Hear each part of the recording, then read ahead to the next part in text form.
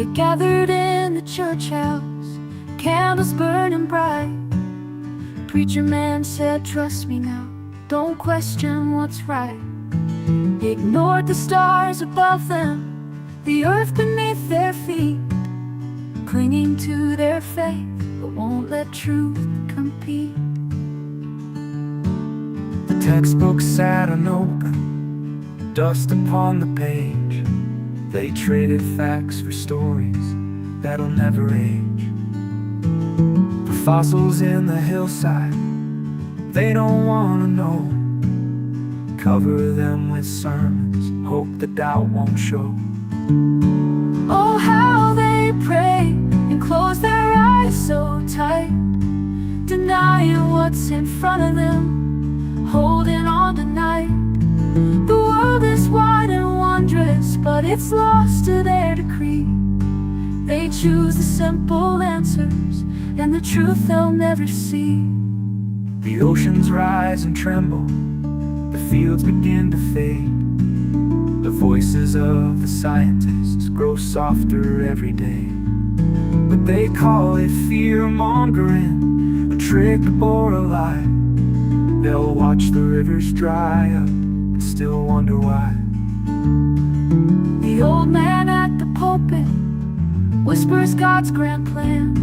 No room for evolution in the making of man. They preach with fire and fury, a message carved in stone, leaving cracks in the foundation that'll break the unknown. Oh, how they pray and close their eyes so tight, denying what's in front of them, holding on tonight. The world is wide and wondrous, but it's lost to their decree. They choose the simple answers and the truth they'll never see.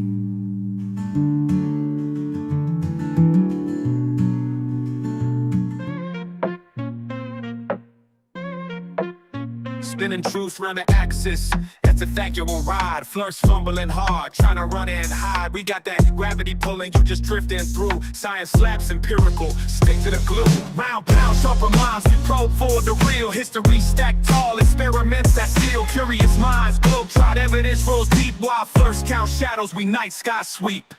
Eratosthenes flex with them shadow lines. Measured Earth's curve, no conspiracy signs. Dropping mics like Newton when his apple fell. Maths to beat, y'all theory stale like a cell. Foucault's pendulum swinging to expose. Rotation so true, no flurf can oppose. Telescopes beaming, Copernican frames. Centuries stacking, flirts out of their games. Round pound, sharper minds, we probe for the real. History stacked tall, experiments that seal. Curious minds, globe-trot evidence rolls deep. While flirts count shadows, we night sky sweep. Launching satellites, proof in the pics. Flirts screaming tricks, we dropping data bricks. Physics and logic on a level supreme. It's a curved reality, splitting flirt dreams.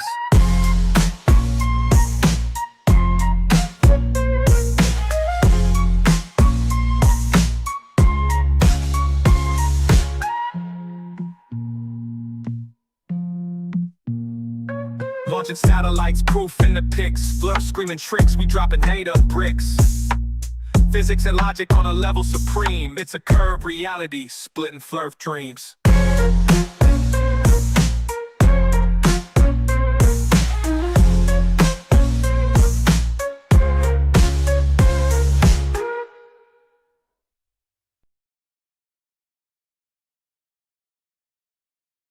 Into Curious UK Debunks. We're gonna have a little fun here looking at a Flat Earth channel that I actually didn't know existed. Well, a few months ago, I had covered the Chester Flat Earth Society, who funny enough, I had before I got into really doing YouTube and stuff like that so much, or I think even TikTok. I happened to notice them standing on the side of downtown Chester, which is like kind of a town that's kind of in the northwest of England. I happened to be there just checking it out. It's kind of a cool little town. And yeah, I seen these couple old fellas sitting there with a little table on the side of the road, just kind of in town, just with flat earth stuff all over. I thought, that's weird. That holy shit, I didn't know.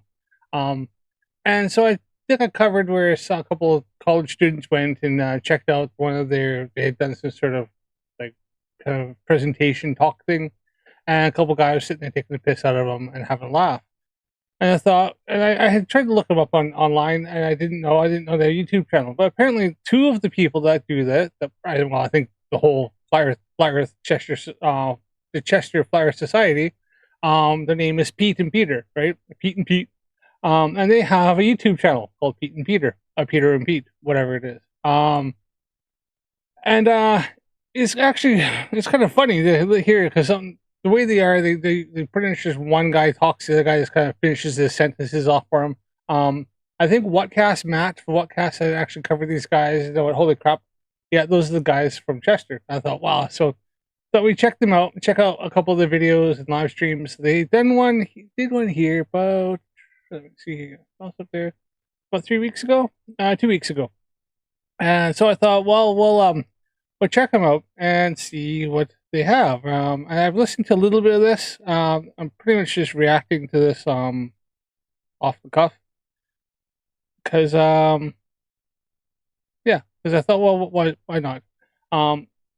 But before we get to that, I'm going to check out something else here real quick. I'll find it here. So, how's everybody doing there? Everybody who's in the chat there or watching, don't forget to subscribe to my channel if you haven't subscribed already. Click the like button, hit the thumbs up, help me push up the algorithm. Still trying to grow this channel a little bit. And yeah, comment down below if you're watching a restream. Just comment down. Let me know what you think. Have you seen Peter and Pete? And what do you think? They're bit kind of boring in some ways, but they're kind of funny in other ways. Like they're hilarious, and some of the shit they say is just ridiculous. I think one claims he was a teacher or something like that. I don't know what kind of teacher, maybe primary school or something like that. Maybe like he's, I don't know. He looks a bit. I doubt it. Well, if he was a teacher, I'm probably like a teacher's aide, and I have no idea. I haven't looked at his credentials. I don't know much about these guys myself. But anybody knows anything, drop in the comments. If you've ever seen Peter and Pete, you know some background to them, because I think they're kind of interesting, but they're definitely loopy old guys, to say the least. So if you notice down below here, the GoFundMe is there for Critical Think. Sorry about that. And I thought I'd just kind of double check here, see what he's up to. So yeah, this is Critical Think, and he's at 41,300 Australian dollars, 69%. Everybody loves that working number. Everybody's favorite number, 69% of his goal. So hey, giggity gig. But yeah, that's well done. So if anybody still wants to donate to that, I have left the comment. Should be down below in my main screen there. I did have a thing up that was showing the progress, but maybe that link is gone or something like that, or not working, because I don't see it there, and I don't know. Yeah, so I don't know why it's not there. So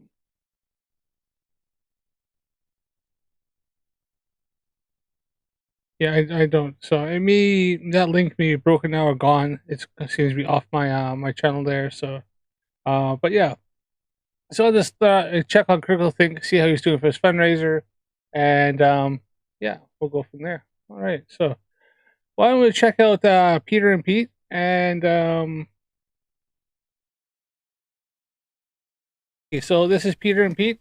As you can see, my live chat isn't working yet. It might start working again. It seems like this app eventually will work if people start chatting, typing. I don't know. It's a bit annoying. So I'll think it's not working, think of turning it off, or just get rid of it, and I'll look in the live chat will be going. So, but yeah, it might pop up yet. We'll see. I will try one more time here. See if we can get that live chat to come up here. Live chat.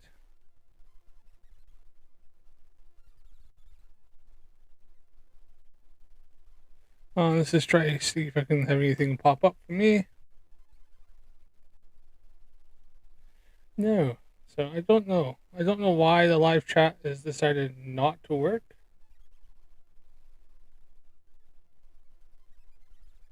I'll try it here one more time. I'm gonna try to reload it, see if it works for me on the Zap. If not, then I'm gonna have to just bin it off. Oh, there we are.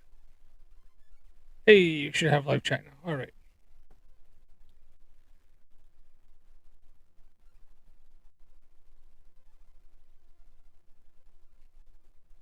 Just need to reboot it again, so it should work again. Let's just try it one more time here.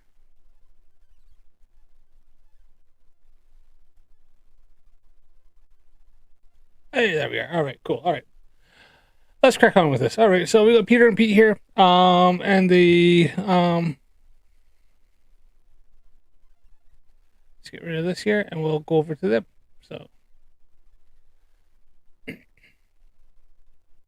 So this is Peter and Pete. This is a live stream they did about a couple weeks ago. I just randomly picked the first thing that was up on their channel, so we'll check them out. I think they cover a few different things here, so not just flat Earth. So it might be a bit interesting. And as you can see, they look like the real go-getter kind of fellas that are in the prime of their life and doing really well for themselves. So let's let's move on here. Fucking flags now! You ever come back here? Mate, what are you doing? What are you doing? Leave it. Leave it. You lefty fuck. Hey, Lindsay, how's it going? Huh? What do you mean? Yeah. Fucking leave the flags. Leave the fucking flags, yeah? Fuck off. Fuck off. Aloha, Aldebaran. You How's fuck off, how's it going there, mate? off. You fucking leave my flags alone, you lefty fuck. All right, so what's going on here is that there was a campaign called Raise the Colors, and people go around putting up either the Union flag, which is the UK flag, United Kingdom, or people put up the England flag, which is the St. George's Cross, a white background, red cross on it. Been around for hundreds and hundreds of years. And if you look at the Union flag, it's a combination of the England flag, the Northern Irish flag, the Scottish flag, and stuff. It's kind of, if you look, it's kind of all mixed together. Right? It's close as a Union flag. They try to kind of put all flags together, except for Wales. Wales is obviously, it's got their the red dragon and it's got the green and white, right? So they didn't put that one on there, which because it's just too cool to try to mess with that. It would be cool if they had the red dragon over top, but whatever. So people go around doing this, and then other councils are going around and taking the flags down. Now there's nothing offensive over it. It's literally the country's flag. So you got the UK flag, the Union flag, or some back of ships called the Union Jack, or you have the England flag, which is called the St. George's Cross. Same thing with you got Scotland has one that's the red on the blue background with the white cross over it, and obviously nobody has a problem with that one. Nobody has a problem with Northern Ireland. Nobody has a problem with Southern Ireland. Nobody has a problem with the Welsh flag. You only seem to have a problem with the St. George's Cross, and I think it harkens back to something to do with the Crusades way back in the 16 or 1700s, right? But that was hundreds of years ago. That's past people, right? But yeah. So there's a whole thing. People trying to get some British pride, British patriotism going up. People putting up flags. Councils going around taking the flags down. People kicking off. So that's just going on in this video here. Some guy seeing them taking them down. So. Fuck! You dirty bastard! Fuck off, yeah? Get the fuck out of here! You fucking tell. Where are the flags? Show me the flags! Give me the flags now! Why are you doing this, huh? Why are you doing it? Council? Are you for the council? Yeah, the council, yeah, yeah. well, fuck off in your van and go back where you fucking come from. I Do you agree. understand? Yes, I You're agree. like fucking trouble. Yeah, Give me the fucking flags. Give me the Oliver, this is the Hawaii flag has the English flap in the left upper corner. Yeah, well, so it probably was part of the British Isles at one point. So the Canadian flag used to have that. Canadian flag had the British flag up at one corner, and then they had I didn't think at one point they had I think it came up and went to 3 different maple leafs until they went Canada got independence by asking for it as opposed to the US who fought for it. And then they developed their own flag, right? Obviously, you still got Australia, still got the Union flag on it, New Zealand, and even like different provinces in Canada, like British Columbia and stuff like that. They have the Union flag at the top, or St. George's Cross. Alberta has St. George's Cross at the top, and different ones sometimes will have that. So, and it's just because it harkens back to obviously being part of the British Isles at one point. So, Yeah, it's kind of cool. If you think about it, British Empire, at one point, the sun never set on the British Empire because it went all around the globe. So it was one of the bigger, one of the bigger, what do you say, one of the biggest, I can't think of it right now, kingdoms or like that in the world at one point. So it was, yeah, the British were quite successful back in the day, weren't they? Give me the flags that you found now. Give me the fucking flags. Empire, that's what I would say. Dirty, lefty, fucks. Get you found, fuck off. Do you understand? This is how you do it. Give me the fucking flags now. You ever come back here, watch what happens. Yeah? You fuck off. Give me all the flags now. See that, boys? It says fucking done. You dirty fucks. You fuck. If anybody's offended, sorry about all the anger. It got really heated at certain points of people with the flags taking the flags down and stuff. Some people got really angry If over you it. come round here again, you get hurt, yeah? Understand me? I'm the cunt, yeah? Not come. Fuck yourself. British and fucking proud, you cunt. Take them. Take them. Fuck, man. Take them. All the brand was if the businessmen didn't overthrow the Hawaiian monarchy for the U.S., we would still be part of English England right now. All right, yeah, that's interesting. I didn't know that. Hey, CJ Limericks, nice to see you. Welcome in. I know. Bro, you fucking don't take flags down. It's fucking England. It's British. No, fucking you're doing the job. Fucking flags now. Oh yeah, there you go. Look, well, looks like someone's got out of bed the wrong side in the morning. Oh right, well, anything I can say is welcome to Britain. Yeah, welcome to Britain. I mean, I've been in this country for 15, 16 years. I still don't know why people get so offended over the country's flag, right? When I lived in the States, obviously, I lived in the States for 3 years as a little kid. Obviously, I had the Star Spangled Banner, right? That was the country's flag. Every morning we pledge allegiance to the flag. We sing, like that. That was part of it. And people's attitudes are, if you don't like it, then don't come here. Like, why? I don't understand why people come to a country. Some people do immigrate here, and then they find the country's flag to be offensive. And they say, well, why would you move somewhere that you find even just their flag offends you so bad? Then if I moved somewhere that I find even their flag's offensive, I probably wouldn't want to move to that country. It never gets me. It's not obviously people that move here and emigrate. It's sometimes even locals. It blows my mind. I don't understand why people would find the English flag, which is just literally our country's flag, or the United Kingdom flag, and they say it's offensive. It still blows my mind even to this day. I have no idea why. It just doesn't make sense. It's not. It's just literally a symbol for our country, plain and freaking simple. And people just need to. If even the flag offends you that bad, that perhaps there's if it's such petty things like that, then maybe it's not the place for you, because obviously these ideals and stuff that really really irk you that bad, then maybe perhaps there is immigration programs. There's other places. There's nobody's forcing you to be here. So that's just my opinion. If I was that offended over something like that, then I probably would either leave or I would never come in the first place. That's just me. That's just my thinking. So. You can be very intelligent and very good at what you do, and you can still be stupid.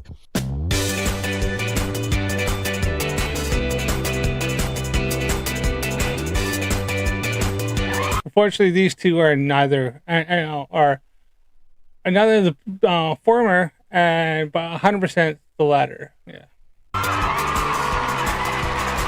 Yes. Yeah. Well, we're back again on people with their views and opinions, and we're got to change it today because we're obviously here to exploring delusional thought. Yeah, and exposing the reality. Yeah, there's a lot of people in walking around the earth who are deluded. They've got delusions. They're suffering from delusions. They think things are true, but they have no proof that these things they think are true are in fact true. Oh. So in other words, they could be thinking a lot of the things they think are true could just be bullshit. Oh, right, yeah. But they think they're true. Yeah. Just like when you talk to politicians or when you hear politicians say, and they give you so much. Provide you with data.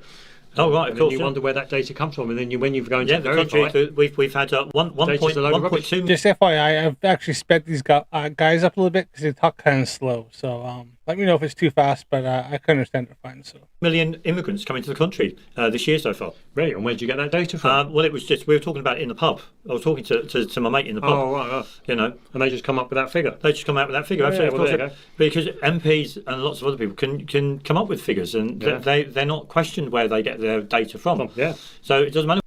Oh no, normally they are questioning the data from. Usually, if a politician cites a number like that, they normally cite the study or or where they get that from. And a lot of times, it's obviously a politician, like the government cites it, but they kind of know because they're the ones who deal with that, so they know how many numbers of people immigrating in, leaving. They have these stats. They control the borders. They kind of know this stuff, right? It's kind of funny you saying that. Projection, yeah. I know where they get their data. It's all there to influence people. Well, it's all there to create confusion among the masses. Among the masses, absolutely, of course. So they're fighting amongst themselves, you know, and they're not getting on with one another because people don't get on with each other. You know, we clearly see that in the recent events that have happened in the UK. You know, and even in the world when you look at the world events. You know. Anyway, how are you, Peter? Are you well? Are you well? Or are you well? Yeah. Yes, Aldebrand, CultureCast covered these two way back in the day. Apparently, I heard him and Matt from Whatcast were talking about it, and he mentioned that he had covered these two way back in the day. So I just thought they sound kind of interesting, and they're kind of local to my area. So I just thought it'd be interesting to cover them and see what they're up to.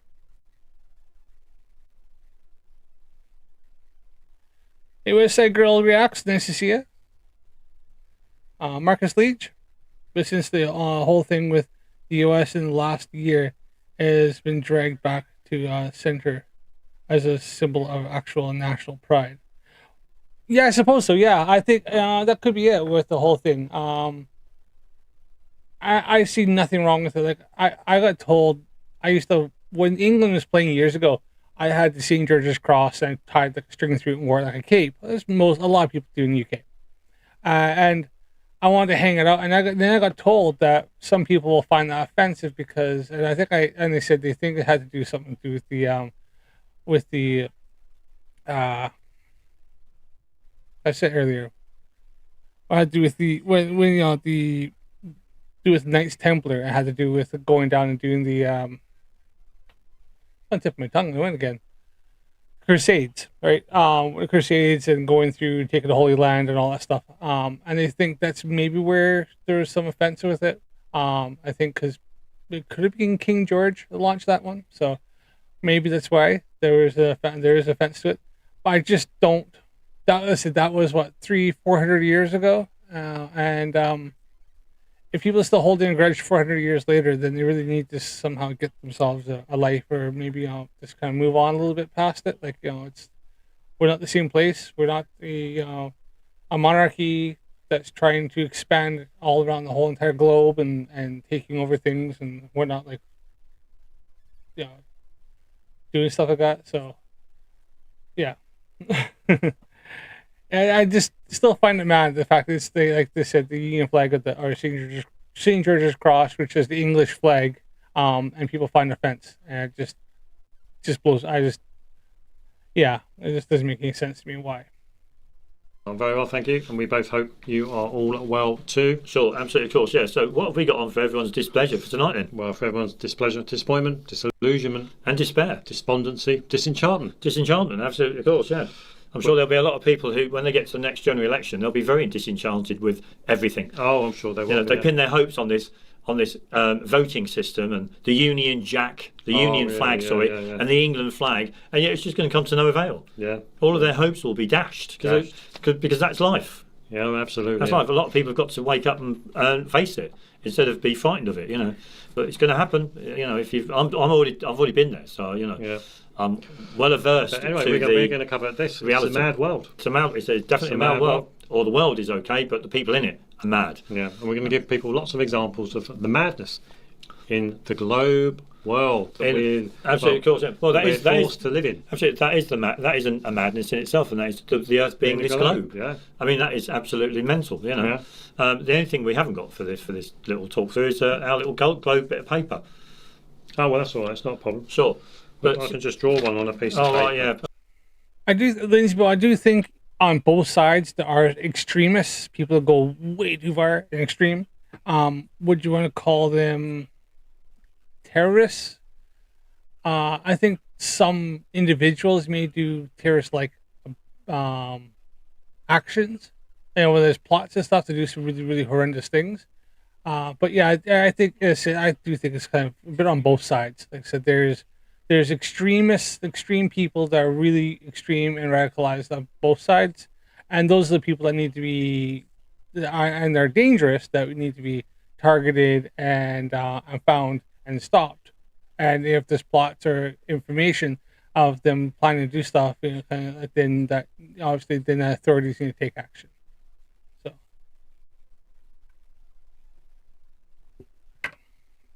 Unfortunately, Antifa does things, then the other ones do things, it goes back and forth, tit for tat, and then everybody's gonna get hurt, right?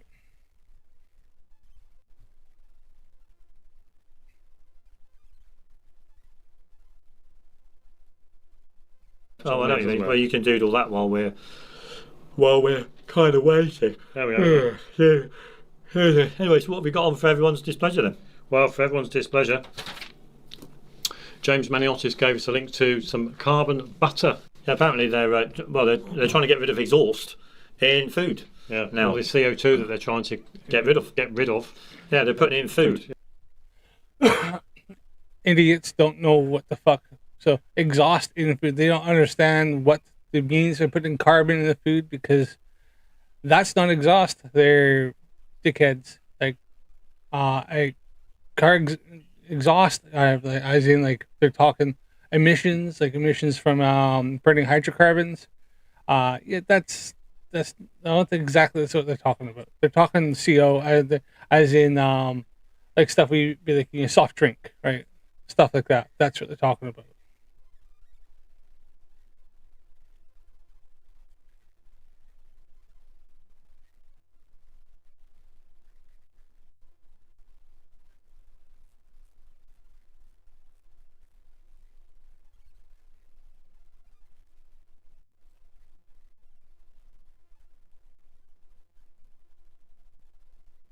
Yeah, so I suppose that's one way to get rid of it. We eat it all. Absolutely. So, we eat all of the CO2. We'll have a look at that. We're going to revisit the nuclear reactor and have a look at those Cherenkov radiation. As I said, they said CO2, but don't know what it is, because it's not fucking carbon. Yeah, just one more time, because we've all. Did I lose my? Hold on. Test 1 2 testing. Test. No. Yeah. All right. No, it's working. Sorry, I thought my microphone went for a second there. Also come to some idea on where the white light comes from. Well, It's emitted. where the Cherenkov radiation colour comes from. Yeah, and there's that as well. Sure. So we're going to have a look at that. We're going to have a look at someone doing blowing into lime water. Lime water test. You're going to put forward a proposition. Yeah, absolutely. We're going to have a look at a couple of examples of free speech.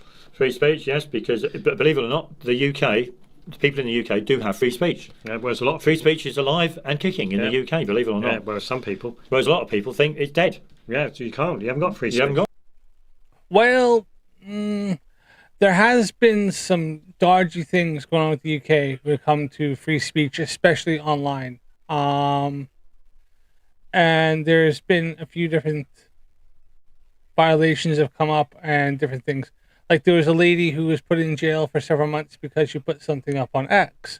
And it had to be, she was upset over a trial where it had been some young children had been attacked and had been had the lives taken by a 18-year-old fella from I think his parents came from somewhere in Africa to come up here. He was born here. And he had some extremist, they found that he had some extremist ideologies and stuff. the kid was looking into stuff to do with like what is his name? What is it? Like some terrorist organizations. He actually had some produced some sort of like a poison, and then he went and went in with a knife and slashed up a Taylor Swift dance party. And she was really upset over this, right? Because of these little kids and stuff like that. And she said something online out of anger, kind of, and was actually arrested, tried, and put in jail for nearly a year. A mother of two. Just recently, two police showed up and wanted to get a phone off of a 16-year-old girl because she had clicked on something on X. Just looked, didn't post anything. Happened to look at a post. They wanted to drag her in. And it's not seen all the time, but there's some questionable behavior going on here.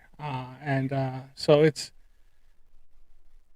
a lot of people are scared to put stuff online because I think we had a comedian put something up that was kind of funny, and then he was suddenly arrested at the airport and taken in for questioning.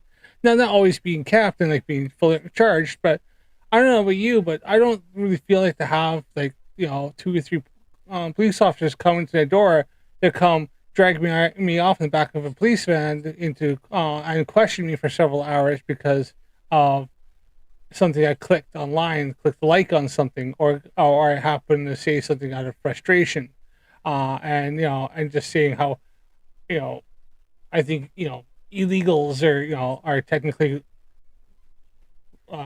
criminals because entering a country illegally is breaking the law, and if you break the law like that, then you are doing a criminal act. So if I put that up online, then or even said it here, and who knows? I might have the cops freaking knock on the door right now because I've said that. What I say isn't wrong, but it's I could get in trouble for just saying something like that or posting it, and if I was big enough, then I could get in trouble.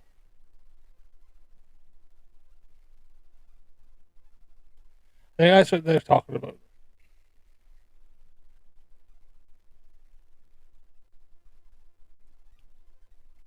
Aldebaran, that's it. These two idiots don't know what they're talking about when they're talking about carbon in the food.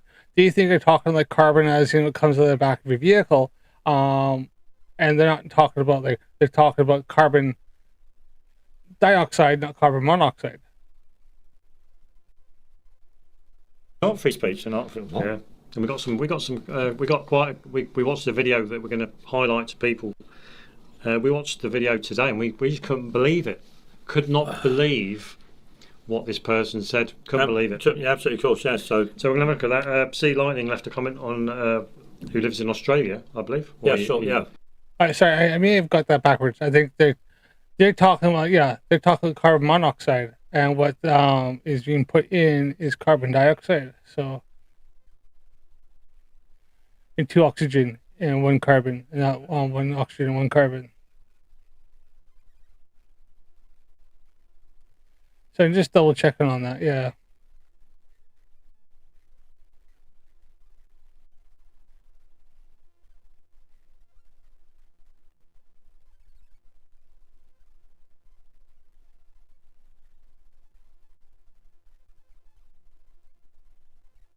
Experiences of travelling across Australia, which is very enlightening. Could it? See, lightning, enlightening. Sure. It's very shocking. enlightening. Yeah, that was to make shocking. you wonder about the size of Australia. Sure. In relation to the Earth, Gleason time and longitudinal calculator. Sure. So, well, the Gleason, the size of the Australia on the Gleason's map is objectively wrong, and that's quite easy to prove by looking at the distance of roads. I think they have quite a long railway that goes from east to west. Or look at flight times going east to west compared to north to south. So look at that one going from Sydney to Brisbane compared to going from Sydney to Darwin, right? Darwin's quite north, and you can look and see going east to west and north to south. They only differ by maybe about half an hour difference, if that. But if you look at the Gleason's map, obviously Australia is like that tall east north to south, but like that east to west, like it's more than double the size going east to west, it is going north to south. So the flight time would not be, that wouldn't work out, because the time would be vastly shorter going north to south than east to west. That's, so easily proven, and you can see how these flights work out perfectly fine all the time. So Sea Lightning's probably going to make some shit up. I think I seen something about, they claims that the train speeds up at night, and so they're trying to fake the distance by speeding up and claiming that it takes this long. But that's quite easily verified. You can probably look and see the data of how fast the train goes and where it speeds up and slows down. And that's it now. And we're gonna revisit the video we showcased people at the beginning as well. Absolutely, The angry man. The angry man. The angry man who wants to throw his toys out of his pram. The angry all man. Over a piece of material. Yeah. So let's get on and let's look at polyester. Let's go and have a look at James Maniotis' absolutely, link to carbon butter. Yeah, so James gave us a link to this video, and it's butter made from carbon, tastes like the real thing. Gets backing from Bill Gates. Whoopie-doo. Wow. Now let's play this video because it's only 3.5 minutes long or so. So we'll play this video and we'll have a little chat about it afterwards. Well, we'll ask people. Well, what we can do now, this can be give if people who have a scientific mind, they can identify any flaws in the video. Absolutely, yeah, because we actually noticed one yesterday, didn't we? Absolutely. Oh yeah, so let's just play this video. It looks, smells, and tastes like the butter we're all familiar with, but without the farmland, fertilizers, or emissions tied to that typical process. And this butter breakthrough? Yes, 100% Aldebrand, yeah. Exactly. The speed would make the trip faster, it wouldn't make it wouldn't make distance change. I think what they're trying to claim is that they're trying to claim that it takes so long, say, I don't know, 18 hours to go the distance. And then they're trying to say, the claim is, no proof, they're just speculating. They're saying that they speed up at night because it's actually longer, so they try to say it takes 12 hours, but in reality it's so much longer that they hope to speed up and then slow down to say, make it out like they've been traveling at, say, 60 miles an hour. But nobody knows that at night they actually sped up to like 120 miles per hour for 6 hours. And then slow down to make up that time to say, oh, look, it only took us 18 hours because we only traveled 1,000 miles or something like that. I'm making shit up, right?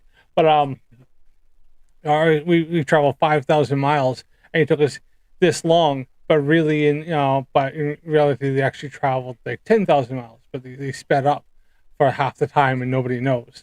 That's the claim. I've heard this. I've only heard a bit of it. I haven't looked into it. It's something I might have to look into a bit more, but yeah.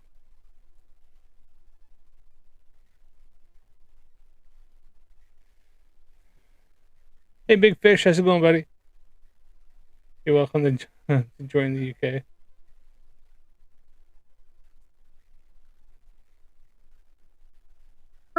It's happening right here in Batavia. In the middle of an industrial park in a suburb west of Chicago, something unprecedented is happening.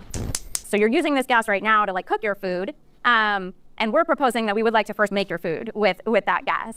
The company is called Savor, and you better believe it. Their pioneering tech uses carbon and hydrogen to make the stick of butter you see on this plate. This is pretty novel to be able to make food that looks and tastes and feels exactly like dairy butter, but with no... And just wait, because just after this video, one of these guys says, one of the most stupidest fucking things I've heard in a long time. No agriculture whatsoever. And no long ingredient list the average person can't pronounce. It's really just our fat, some water, a little bit of lecithin as an emulsifier, and some natural flavor and color. How? Fats are made up of carbon and hydrogen chains. The goal here, replicate those chains without animals or plants. And they did it.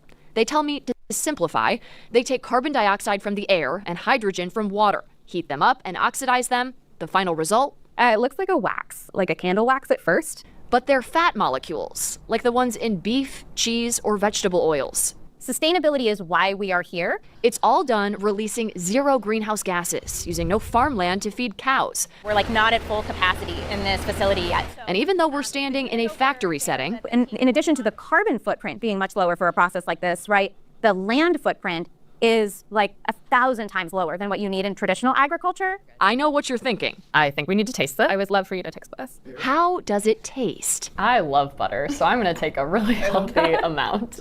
Admittedly, surprisingly, like butter. Cheers.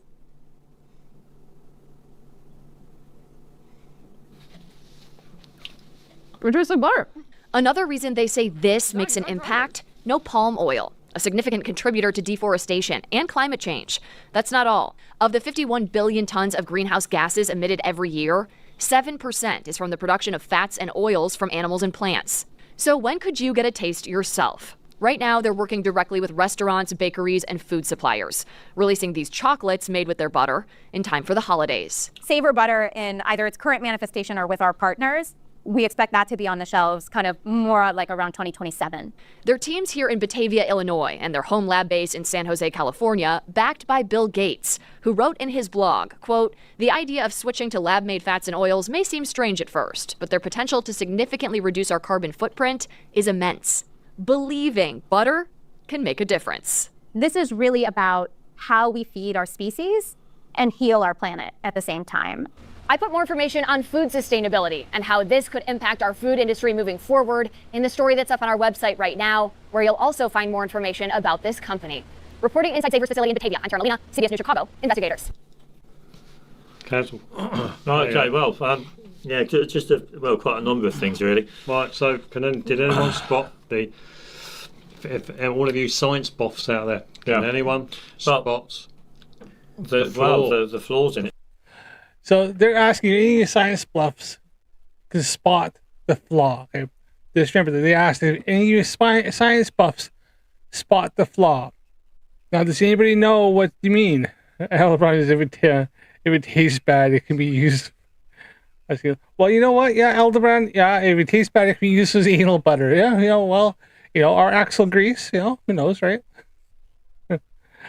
Now, do you know what they're gonna say? Okay, they're asking any science buffs to spot the problem in that video. I'll just give you a minute to think. What are they gonna say?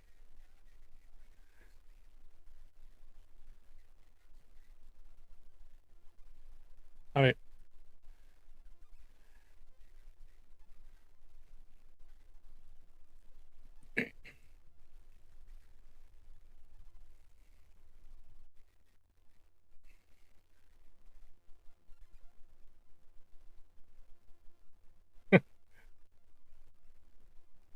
Okay.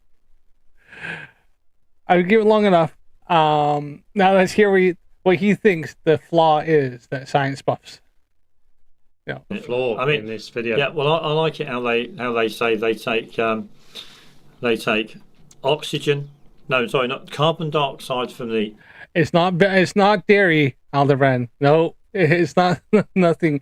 It's nothing actually that clever. No. Just listen. Atmosphere, and they take hydrogen from water. Now, you and I both know there is no hydrogen in water. That's right. They don't think there's any fucking hydrogen in water, right? They don't think there's any hydrogen in dihydrogen monoxide. For fuck's sakes. Dihydrogen monoxide. You absolutely fucking idiots. Now, the guy who said that, I'm pretty sure, says he's a fucking teacher.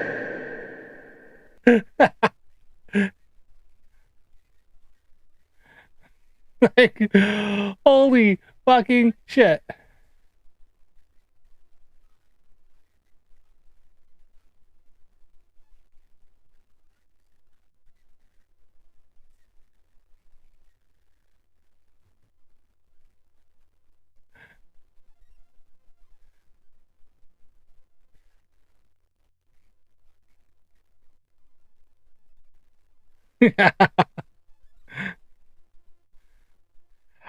Now I'm gonna take these guys in this. Okay, for Peter, okay.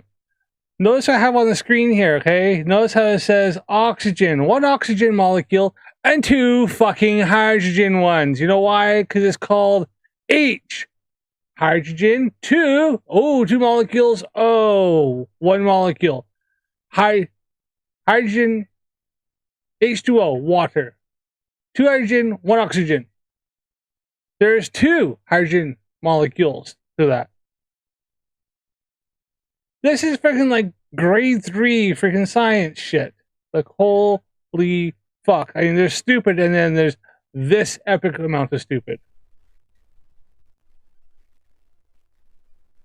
Zach Hyde, yeah, the fact that he doesn't think there's hydrogen in fucking water, there's a reason why I don't think he teaches anymore. I sure as hell hope he doesn't teach. I might have to investigate this, because if this is the case, then I think this video needs to be sent to his freaking to the board of his school that he teaches at. That's holy fucking shit.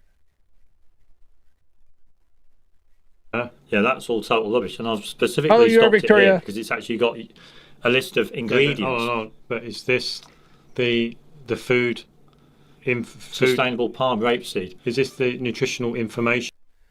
Now these guys think that this here is the they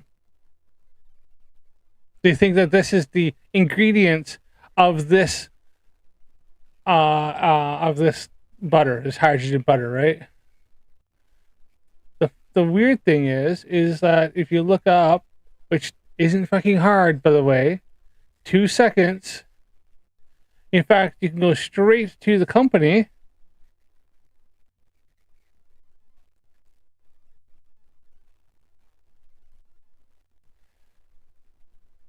So you look at it there, they think this is the ingredients.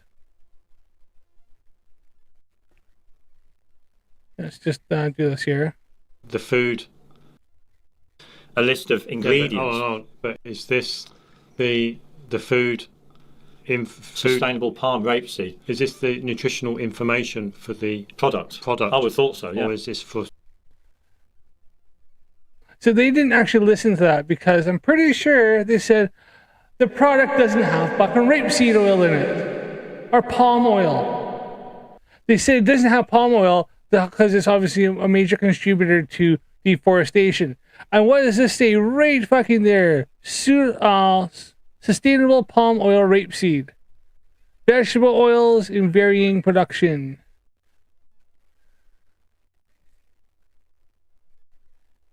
As water, salt, natural flavors.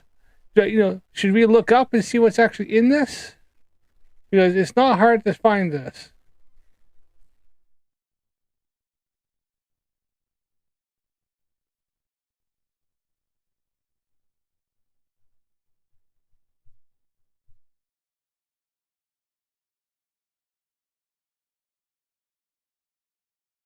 Yeah, hold on here.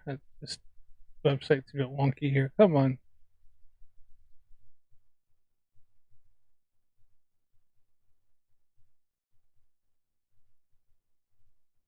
I'm gonna go back actually a little bit here. I had the list up on here. To dairy-free butter alternative made from carbon dioxide, hydrogen, and oxygen through thermochemical processes.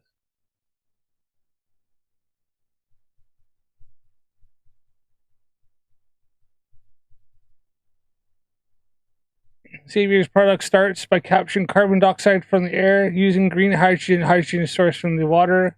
Thermochemical synthesis, carbon dioxide, hydrogen are then combined with oxygen in a thermochemical process to create synthetic fat molecules that are chemically identical to those in animal or plant-based fats. Adding ingredients, water, an emulsifier, and natural color and flavorings are added to transform the synthetic fat into a butter-like substance. It's got water, emulsifier, and natural color and flavorings. So it says in here, sustainable process. Process uses significantly less water on farmland than traditional agriculture. Reduced environmental impact by avoiding livestock and land-intense crops. Butter could no palm oil technically, and taste function. I'm not advocating for this. I'm only saying is that these guys here didn't bother to fucking look. Another I don't know, but produced in the UK. Oh no, so it's So not. it's not. This is produced This is in the something UK. else. So it's just ridiculous that they're putting this. Sure, better than no dirt in the middle. information in the video. But anyway. No, but they might just be putting this. Yeah, Aldebaran. Yeah, that's a good point. Yeah, another new song for someone. No hydrogen in water. Yeah. Information in the video to show that, because if you heard her what she said whilst they displayed, yeah, I know, yeah, she said that it doesn't have a lot of all this stuff, this rubbish that a lot of other stuff has. Sure, but they do. But with no agriculture whatsoever, no long ingredient list. Absolutely, yeah, sure. That you'd see on the package. There you go. So it's got a little bit of water, hydrogen from water, and carbon dioxide from the air. That was the. Yeah, but they're saying, but why do you need the carbon dioxide from the air when it says fats are made up of carbon and hydrogen? So you only need the fats. Absolutely, yeah. Of course, you only need the fat because the fat contains the carbon and the hydrogen. Yeah, that's what it says here, isn't it? You know, how fats are made up of carbon and hydrogen chains. Yeah. So, maybe they're making them out of nothing. Water, just water. No, they're making it out of the hydrogen and then carbon taken from the air, and not using animal products or using plant products. They're using a chemical process to combine the chain to make the fat chains out of that instead. Fuck, these guys just don't listen, do they? Holy shit, it's amazing. It's dumbfounding, really. In the air, they're mixing the air with water. Oh right, and they're just coming out with this buttery. No, but they use fats. Produce. They use fats. They've got to use fats. Absolutely, of course. They make the fats, sure. the Anyway, fucking bell ends. They make the fats. Because they say, oh, there you go, yeah. Carbon from the atmosphere, hydrogen from the water. Yeah. And you and I.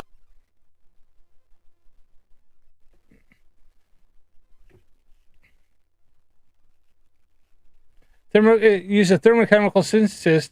The carbon dioxide and hydrogen are then combined with oxygen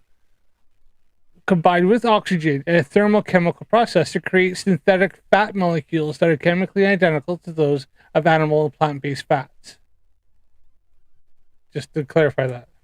I both know that there's no hydrogen in water. There's no carbon in the atmosphere. There's no carbon in the atmosphere, unless of course you stand.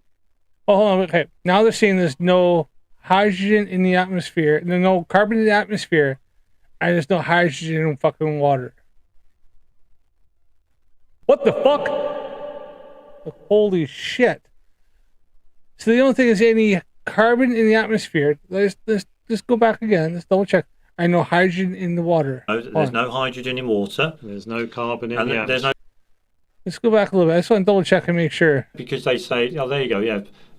Carbon from the atmosphere, hydrogen from the water. Yeah. And you and I both know that there's no hydrogen in water. There's no carbon in the atmosphere. There's no carbon in the atmosphere, unless of course you're standing next to a smokestack. Yeah, from a furnace. How the fuck do you think that plants grow? Do not realize that part of shit. Do not realize when plants, part of photosynthesis is that they actually draw the carbon dioxide out of the atmosphere and convert it into oxygen. They remove the carbon and then release back to the O2. You remove carbon out of it and release the O2 back out. Or unless you put it in there, in the atmosphere. Unless you're near combustion. Yeah. Sure, if you're near. No! Fucking volcanoes make fucking CO2 and kick out loads of stuff. We breathe out fucking carbon dioxide and carbon monoxide. We breathe it out. We breathe in oxygen, and part of our process is that we absorb the oxygen, but then also part of it attaches then some of the carbon, and we breathe out. Like, holy fuck.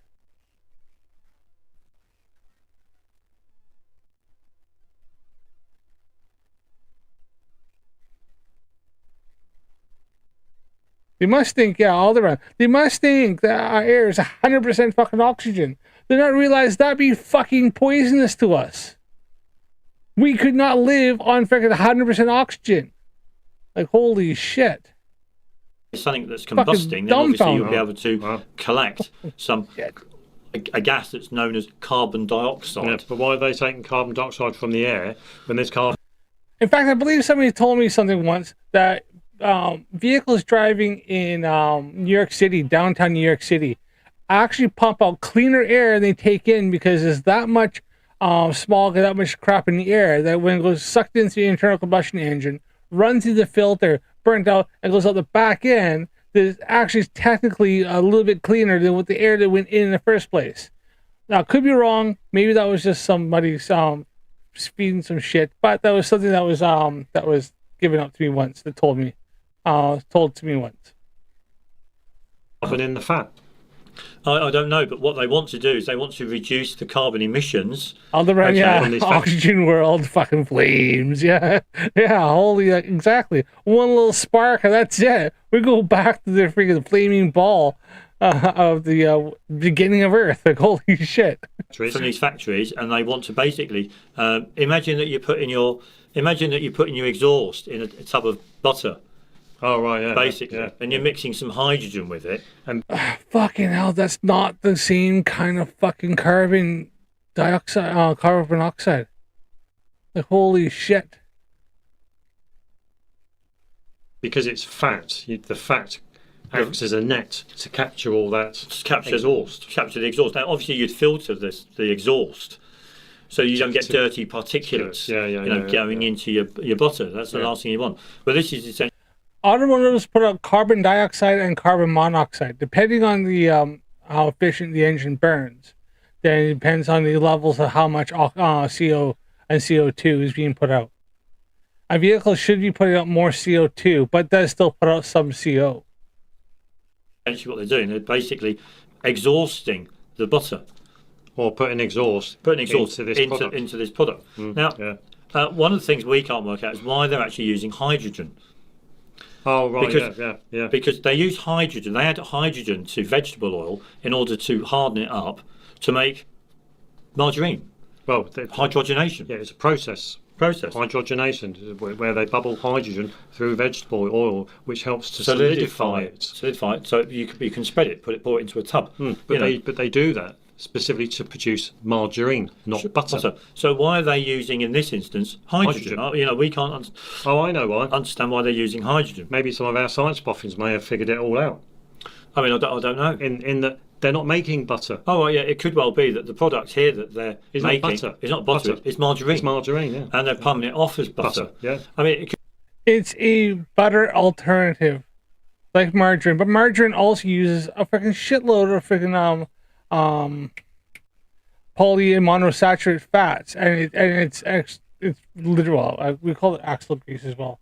And it uses a lot of freaking oil in it as well. Hey, Real Cygnus, how's it going, buddy?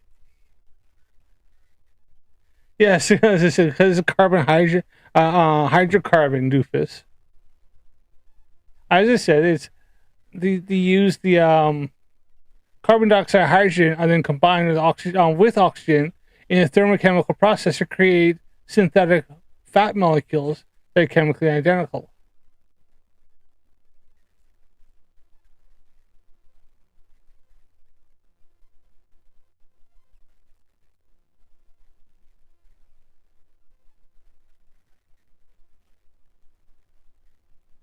Yeah, it's exactly, Aldebrand. What makes it so funny is that they're so confidently stupid.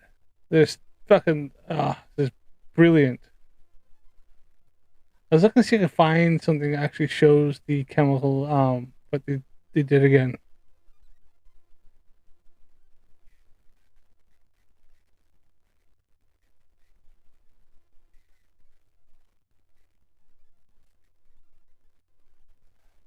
They think they're so right, but they really fucking aren't. Could do. I mean, it looks like but it's wax. not butter. But it's not they butter. They don't hydrogenate butter. Sure. Now, we have actually been on the website. Because butter is manufactured from cream.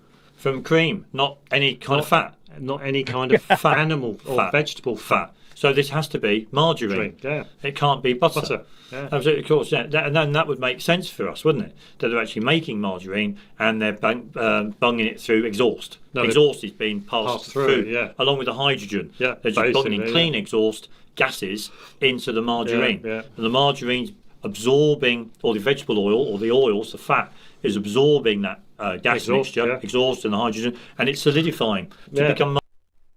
But there was no fucking vegetable oils or fats in that. They were making molecules that are identical to animal or plant fats, proteins, is what they're fucking doing. Like, holy shit. This is already explained in this video. They literally are looking at the video that actually explain that, and they obviously went off in la la land. I got thinking about freaking flat earth pizzas and their freaking salad bowls. Like, holy shit.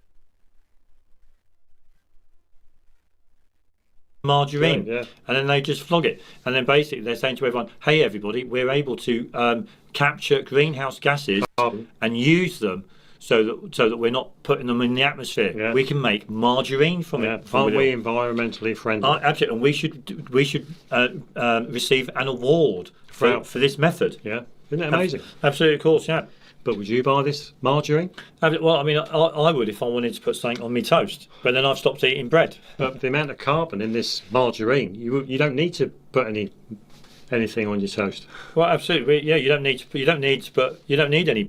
burn your toast anymore with this margarine if you use it, because there's enough carbon in the margarine to have you going for a long time. But even their knife is. I think that's what we want. Their knife comes from China. Noble. Oh yeah, their knife stainless China. Yeah, absolutely. Yeah.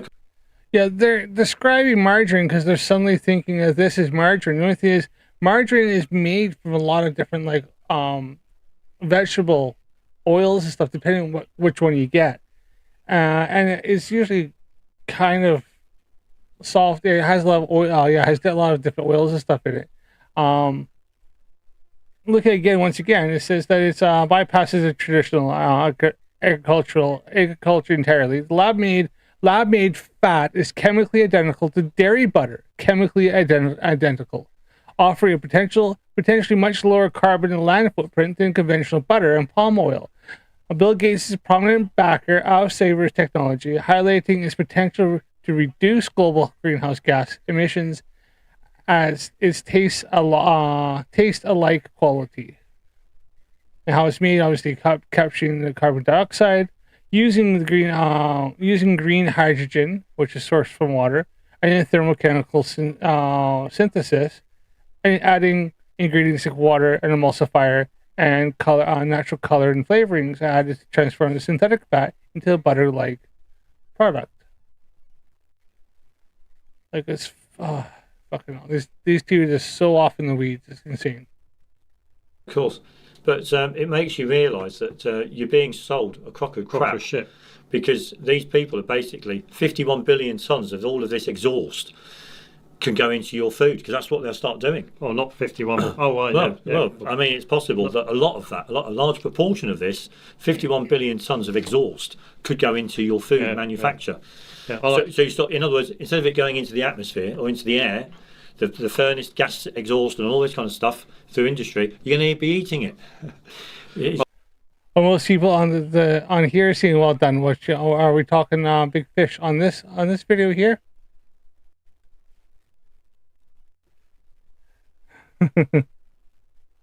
Yeah, unfortunately these two are not satire, Victoria. I like how they say just play it without the volume. Yeah. I like how they say that there's no palm oil here. There's no palm oil added.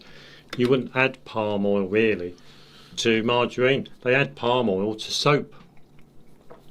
That's why they call it palm olive. Is it? Yeah, because palm oil from the palm tree. Why would you add palm oil? No, they add palm oil. You add to butter. Add palm oil to a lot of things. I don't margarine. Know. Fucking hell. So I mean, it does make you. Come on, computer, catch up. They add a lot of palm oil to a lot of different products, and it is used for a lot of different things like chocolates, and butters, and a lot of other things. Yeah, palm oil is widely used, but I do believe something to do with the farming methods of it. It can be destructive. It uses a lot of farmland, and a lot of times it can be farmland used in like in rainforests and places like that. You realise that it does make you realise actually what in this video is true, doesn't it? It's questionable. Well, it's not butter. Absolutely, yeah. We don't think it's butter. Well, I mean, it could be wrong, but we don't think it's butter. Made from. It's not butter. It's a butter alternative, as Aldebrand has said. It's a fucking butter alternative, kind of like margarine, but might be a bit healthier. I have to look further into it to see. I know margarine can have a lot of trans fats and isn't supposed to be the best for you. But from what I've gathered, but this is supposed to be a alternative that is low impact on the planet, and it's supposed to be better for where you don't have as much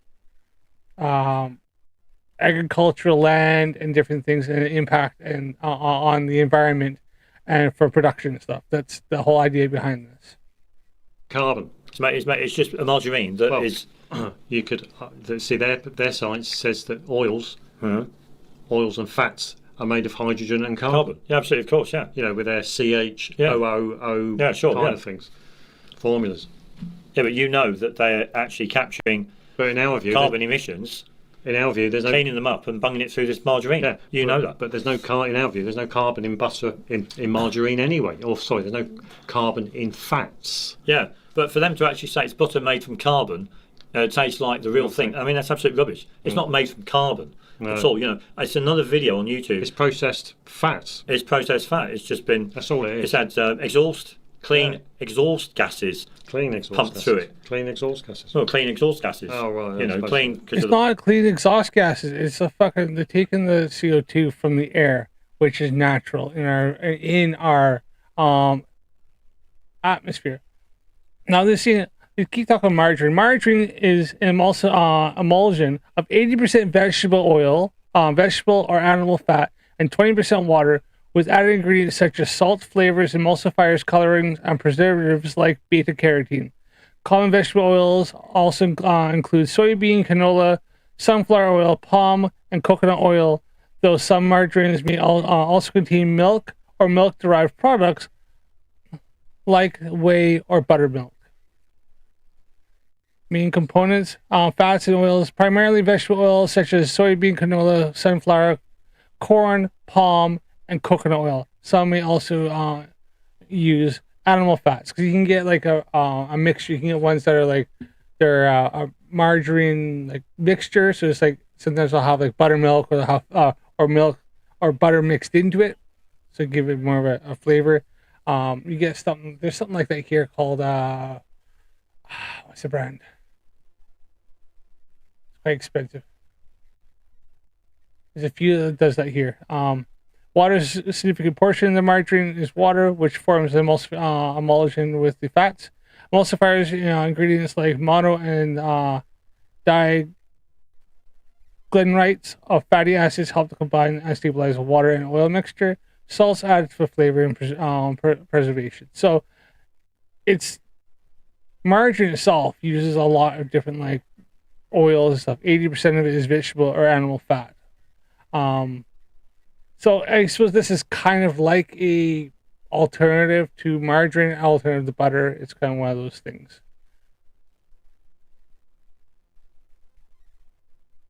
It's taking the particulates out. Yeah. Anyway, kind of stuff. But another video with bullshit title. But as Elderbrand said, as long as the chemicals in the product match the actual product, it's the same. Our taste buds wouldn't be able to tell the difference. And in this product here they're talking about, they're literally using a thermochemical synthesis to combine the molecules together to make synthetic fat molecules. Which, as Elderbrand said, we wouldn't know the difference. Fat comprises of both hydrogen and carbon. What are these two on about? Yeah, exactly, yeah. They are, yeah. It is literally stored in our tissue. We have some carbon based and hydrogen in us. Yeah, it is exactly. Fuck. The big thing with this, but it's on YouTube. What do you expect? But the big thing with this, and that is, you won't get a choice whether you get it or not, because when you go down to your restaurant, you will not know whether they're adding they're adding margarine. So notice how they're palming it off as butter. Sure, but they're adding margarine. No, I'm pretty sure if you go to a restaurant, they will literally ask you if you want margarine or butter. And a lot of times they'll give you both. You can choose. They'll give you, if you want to have different things on, they will give that. And then You want to talk with the cooking with, normally they cook with like oils and stuff like that. You're going to have other, what a restaurant uses for its grill and stuff, if you haven't, stuff like that. A lot of times it's just like a vegetable oil or something like that. Cooking oil. Being to the foodstuffs in restaurants, Yeah, 'cause you might- they're adding yeah. it into their chocolate, how they make their chocolates. Oh right, yeah, sure, yeah. Yeah. So they could they could start adding it in chocolate bars as well. in lots of Yeah, foods. lots of foods. Food Absolutely. And you manufacturing. won't know You won't have a because clue. all it will just have on the ingredient. Now you will know because you can look at the freaking list of ingredients and look them up.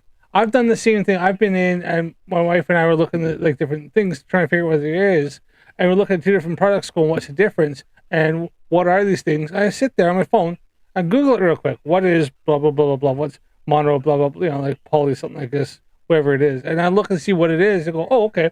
And then you look and see in the explanation, it goes, "Oh, it's using this, this, this. This is what it is." Oh, okay, all right, cool.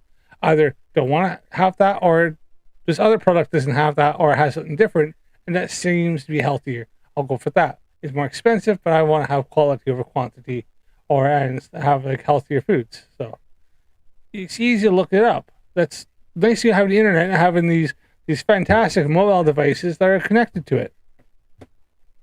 You don't know what it is? Look it up.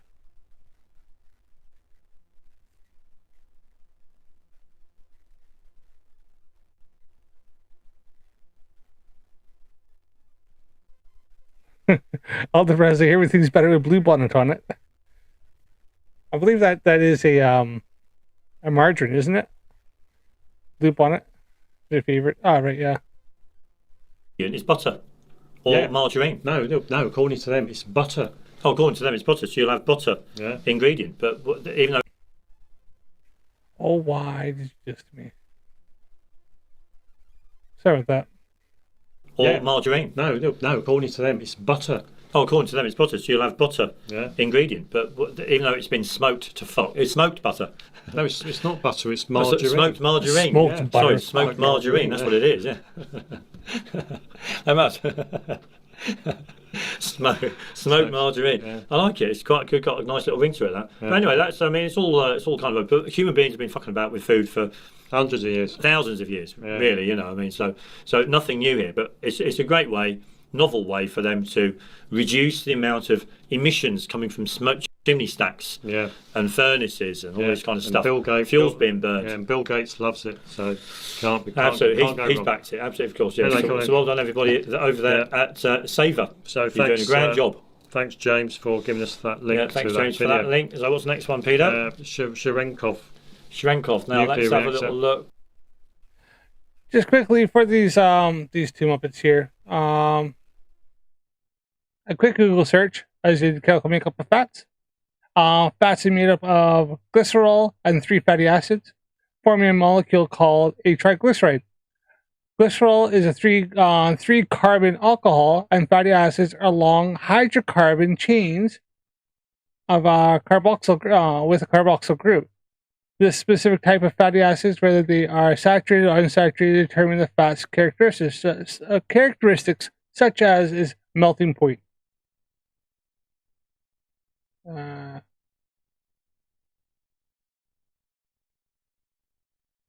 So glycerol is a small alcohol with 3 carbon atoms and 3 hydroxyl HO groups. Fatty acids, long hydrocarbon chains, are carboxyl group at one end, and there are 2 main types. So, as I said, there's hydrogen and carbon in fucking fats. You can either have glycerol or like fatty acids, and have saturated or unsaturated fatty acids, stuff like that. 2 fucking seconds, and then you can see hydrogen, carbon. Holy crap.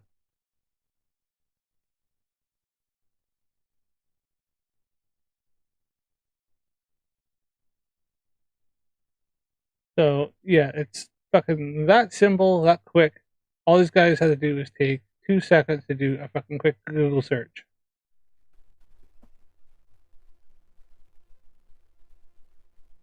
Sorry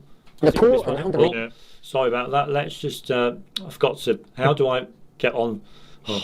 How do I get on to the? Don't know, just refresh. I've forgotten how you do it. Oh, there. From the middle. Yeah. Yeah, where? No, I want to get on the bit that minimises it or maximises it. Anyway, press escape. No, that doesn't work. I can't remember. Even we haven't got. Oliver, I think I do remember those. I can't believe it's not butter adverts where they had Fabio in it.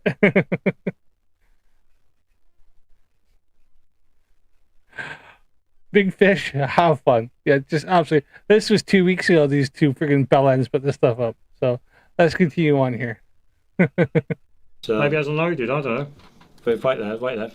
No, that's not. It's playing it anyway. Just leave it. Anyway, but we got on this video because we wanted to show. All right, we're gonna move on to some more stupid derp that these two fucking absolute freaking wallies are putting up. This should be awesome. Cherenkov radiation. And as you, I think that's the end of the video, isn't it? It is. Yeah, that's just. Oh, they're talking about freaking nuclear freaking fusion and a nuclear reactor. This should be fucking awesome. They don't understand how fucking fat is formed, and they don't think that hydrogen is in freaking water called fucking H2O. They should be freaking fantastic. Oh yeah, they also don't think that carbon is in the freaking atmosphere as well. That's right. You know, because like CO and CO2 doesn't fucking exist apparently. Just should we just play it and see if we can get it up? I don't know. Play it, right? Yeah, here we go. Let's just play this. No. Oh. Big fish. I'm gonna have fun with these two when next time I'm in fucking Chester. If I happen to run into them, I'm gonna have to make sure I have my phone's got a lot of memory on it for the video I'm gonna record and I'll be putting up as I ripped in the fucking shreds. I think it would be fun. Oh yeah, it's because I can't get the. Don't worry about it. Yeah, I can't get the buttons up. But anyway, because it's on mute, isn't it? That's why. Anyway, this is at the start of the video. They're just giving you a bit of theory as to what's going on here. You know, the electrons move through the water. Yeah, the animation. Yeah, so that electrons can move through water. Water is literally conductive. There's a bloke who does use it, and there you go. It's switched on there. I really don't know how to get the things up. Don't know. But as you can tell from the end of the video, you saw bright white light, as if when the reactor was switched on, and then it kind of faded down, and then you just saw a whitish glow, and then it went to the weight, and then it was switched off, wasn't it? Yeah, and from my understanding, a lot of these videos that show a startup of a nuclear reactor are always showing a test. Yeah, reactor. I'm just wondering if they're all showing a test reactor. They're not actually showing you a real reactor.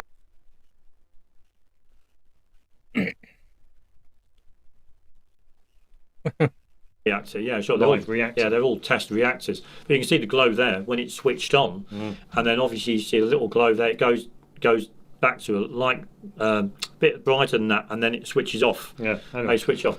And now we think this is the good thing that we've come across, or that we thought of, and that is it's possible that in these pools, we haven't got one here, have we?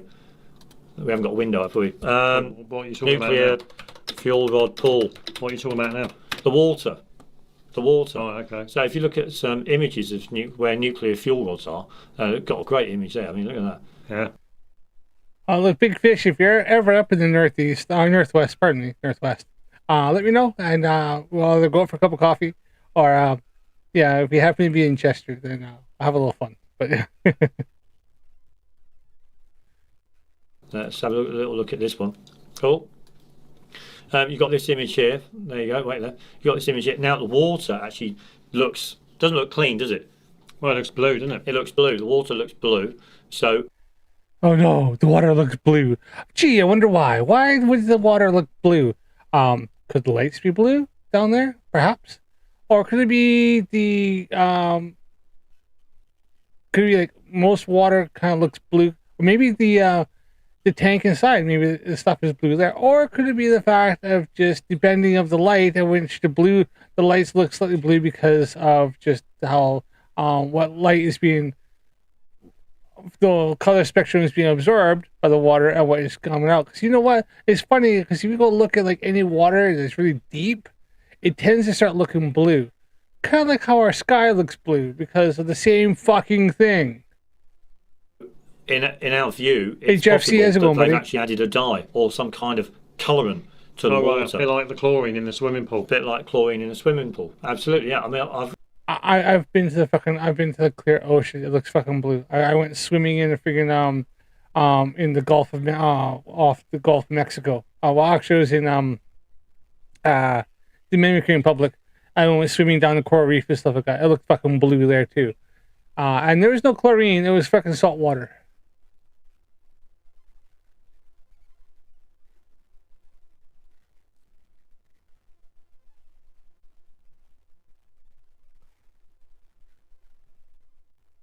All right, in Preston. I've been in Preston a couple of times. Yeah, that's kind of a little bit more north and inland for me. But yeah, I've got to go with it. I've got to think. Yeah, it's more than possible. Yeah, we've also got we've got these two here. So we've got these two here. Let's have a little look at this. You've got these here. They're very blue. Yeah. And we've got. How is it possible that they're so blue? wow, really? Okay. I'm gonna close a few things here, because my thing is getting absolutely cooked here.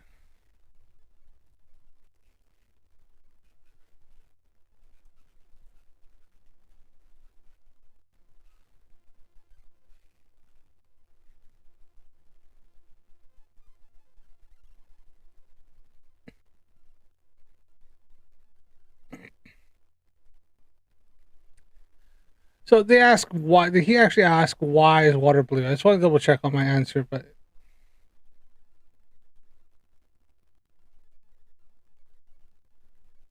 they're very blue.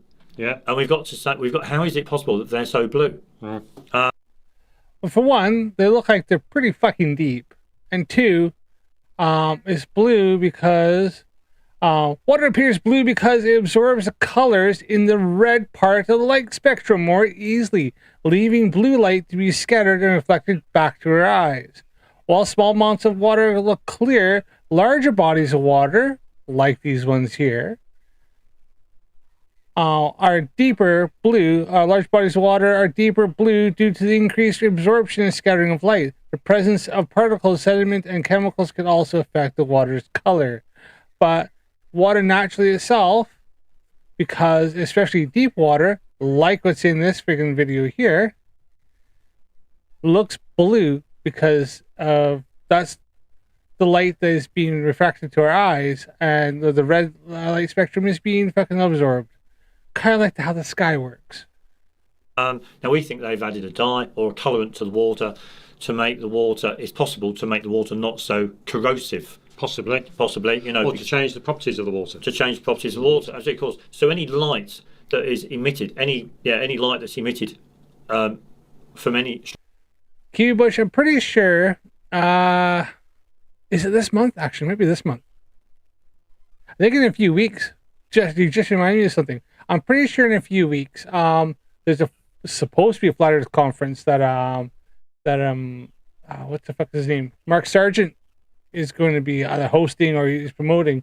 That's going to be in like South Wales. It's a bit far for me to go, but I'm pretty sure it's like the 26th of this month. There's a Flat Earth conference. I sure hope Creaky Blinders goes to it. I sure hope. I can't tell me Creaky doesn't know about that. I sure hope he does. If he goes down there, that'd be some fantastic content for him. So I really do hope he goes. That would be quite fun.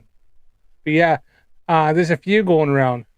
At least Sargent's trying. Now it might be like, 3 or 4 Flat Earthers meeting in a pub somewhere. That may be their Walsh conference, but who knows?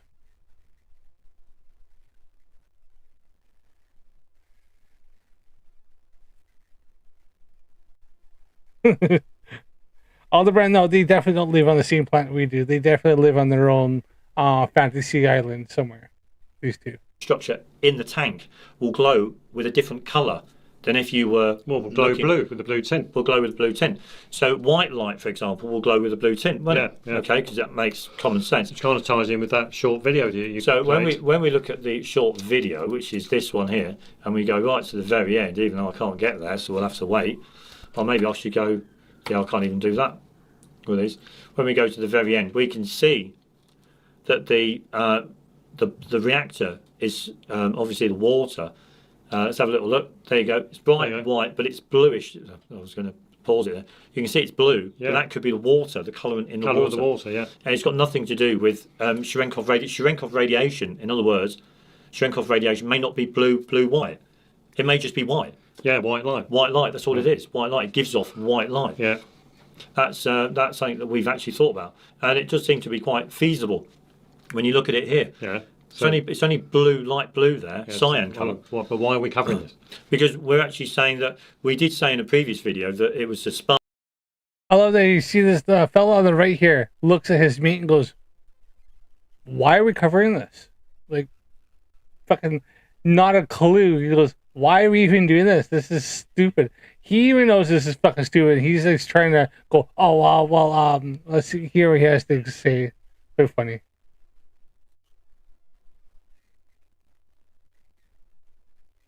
There was a spark gap because somebody left a comment, and we thought, well, it's possible it's a spark gap, but we've kind of come back around to thinking that these fuel rods essentially heat up and glow. Yeah. And they give off this white light. Yeah. But it's seen as being blue because of the colourant in the water. Yeah.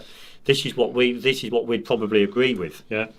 Yeah, and it's not a spark as such at all. And another thing that I'd like to promote, and that is if you get the temperature of the fuel rods. Yeah, don't go into the white light. Yeah. I think it's. We did have some information about temperature. How? Yeah, this one here. Temperature within nuclear fuel rods go up to 1400 degrees centigrade, so reasonably high. Yeah, sure. Oh, you want to have a look at zirconium? Yeah, and then you got to look at what zirconium. You'll have to tell me what the fuel rods are made of. Zirconium alloy. Yeah. Alloy.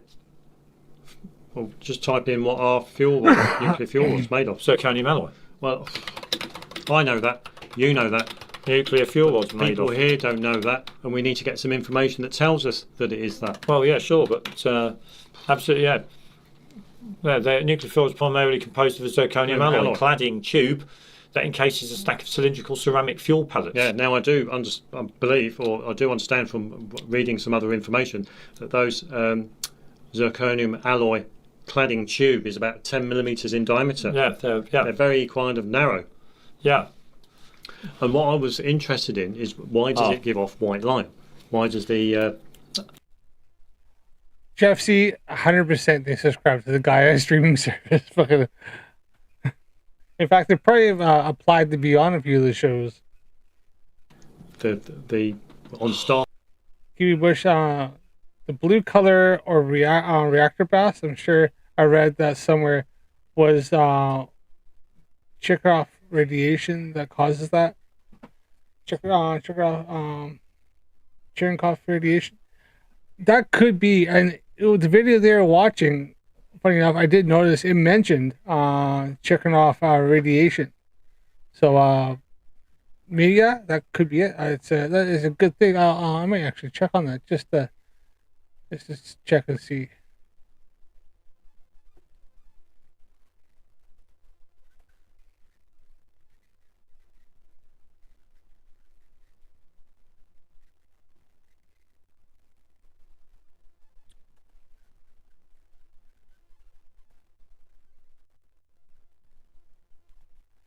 I probably misspelled that, by the way. I do apologize if I misspelled that. Radiation.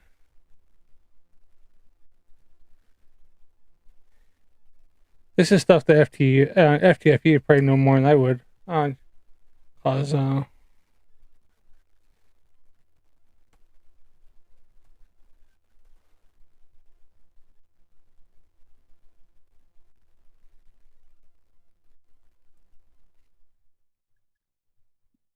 So as Kiwi Bush had mentioned, about the Cherenkov. Yes, Cherenkov radiation often causes the blue light because it produces photons with a high frequency and short wavelength, which appear blue to the human eye.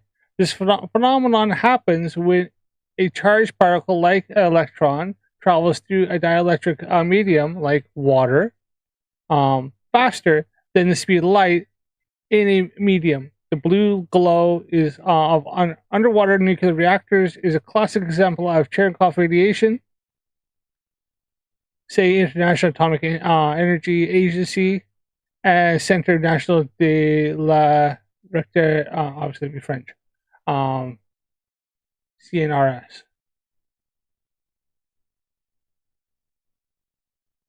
How it works, as the charged particles move, it disrupts the electromagnetic fields of the medium. If the particle is moving too fast for the medium to respond, it leaves behind a wake of polarized atoms that release energy as light. Why is blue? The energy released is concentrated at higher frequencies, which correspond to a blue or violet light. This is why the glow is often blue or violet. Whereas the seen most famous examples of blue glow in the water of nuclear reactor cooling pools, where it caused by fast electrons from radioactive decay.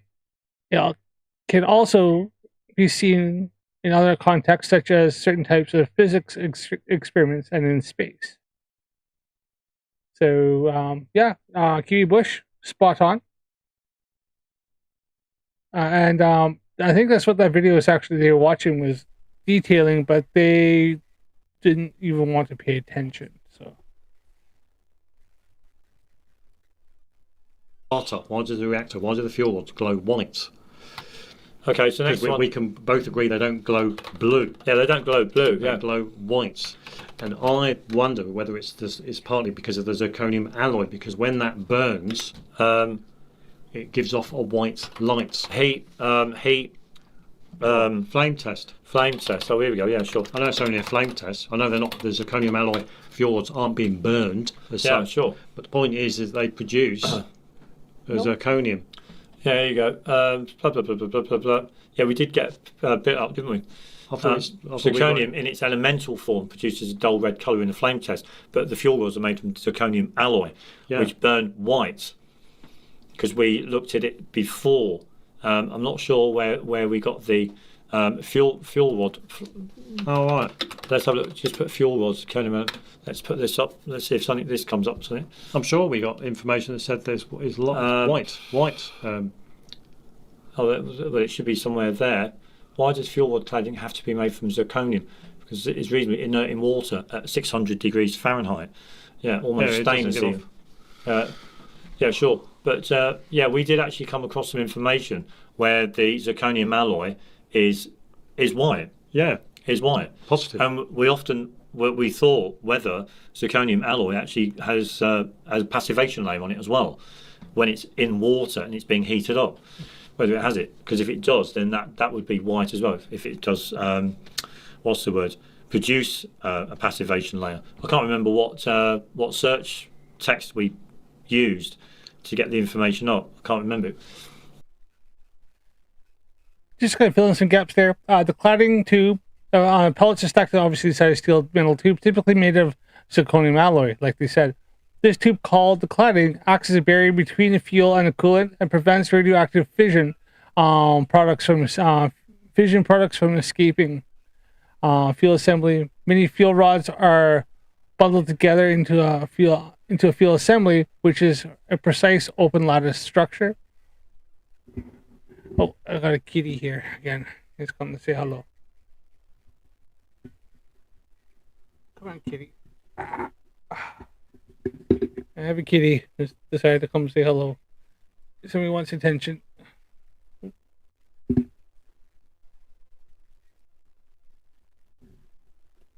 Are you happy there? What are you doing? You butt down.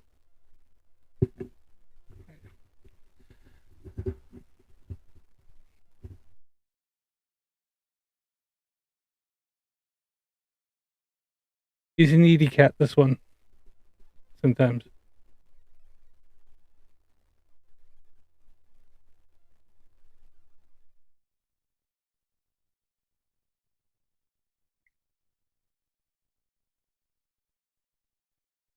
Hello, yes, hello. Are you done? What are you doing?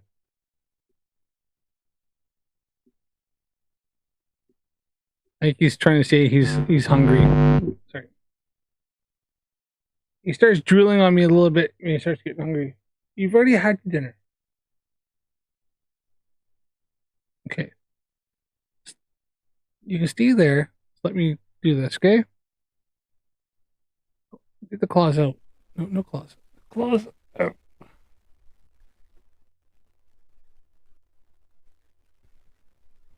No, my cat isn't nearly as loco. He is a tuxedo, yes, yeah. His name's Salem, and he's a little buddy.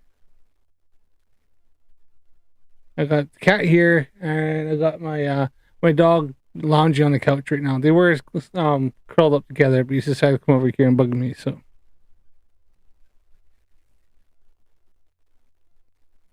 yeah, my cat loves me, unlike Max's. I'm pretty sure Max's wants to kill him. Oh right, yeah. No, it was Yeah, it's not there. an AI.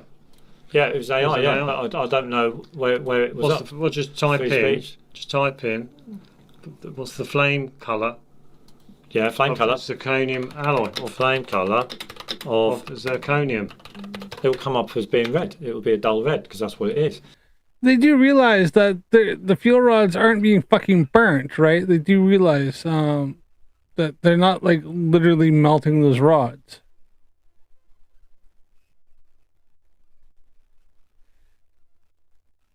Well, he tries to, Aldebaran, he does try to talk. He's quite a chatty cat. He usually, chats and meows and makes all sorts of chirping noises and everything else, especially when he wants something. Zirconium in its elemental. Zirconium metal produces a bright white flame when burned. So why is that one got? I don't know. I'm not interested. We got this It's just information. ridiculous. Yeah. So you're going to get to a point with this AI that you'll just type in AI. You'll ask specific questions to get your specific answer. Yeah, the solid form is less prone to ignition, but when it does burn, it produces a flame with one of the highest known temperatures for a metal, reaching 4,460 degrees centigrade. So it's understandable why they use zirconium in a fuel rod, because it can withstand high temperatures. Yeah, this intense white flame is due to the formation of zirconium oxide, which is white in colour, and the zirconium oxide would be the passivation layer that could be formed with the tube under the water. Yeah. As it's. But no, isn't the whole point where they show that it has such a high temperature, a burn rate, is because it does get really hot. Ooh, Salem's decided to bugger off now. He's got fed up. All right. And that's why they use them, because zirconium has such a high rate before it actually goes critical. That would make more sense, that wouldn't it? As zirconium alloy. It's being heated up, and it's glowing. Yeah, there you go. So that's my understanding why it glows like that. So we can understand why this is the case, can't we? It's very similar to a tungsten filament in a bulb. Yeah, sure. Why that glows so brightly. Yeah. White. Because of the temperature it's actually heating up at. We can understand. Also, because tungsten has a high freaking rate of impedance. Like, do you realize there's a reason why, like, a filament of they're talking like old incandescent bulb, it has tungsten inside, because obviously it can take quite a bit of heat, but also because it's spiraled like that, it has a high rate of resistance, and due to resistance is why it glows and lights up, right? Is that it causes a differential. There's a reason why that is like that. So it's freaking.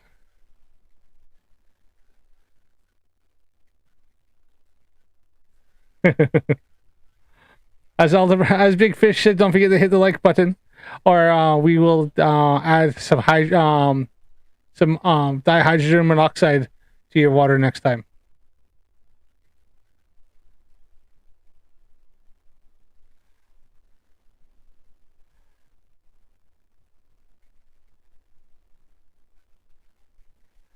Now they are rate light colored depending on R and V in a bulb.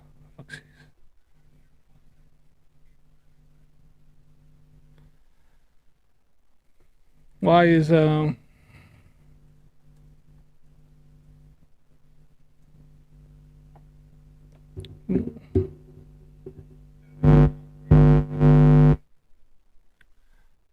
is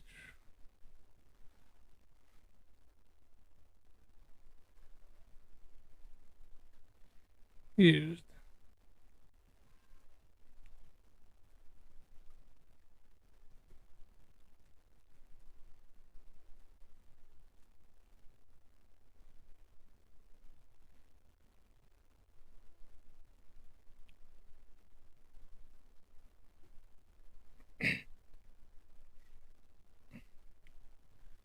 Okay, so just quickly, I looked at the why is zirconium alloy used in nuclear fuel rods? Is because they have a low neutrino absorption rate, high resistance to corrosion, and high temperatures, and provide a mechanical strength needed to contain the nuclear fuel. These properties are crucial for maintaining nuclear chain reaction, protecting the reactor coolant, and ensuring the structural integrity of the fuel rods under extreme conditions.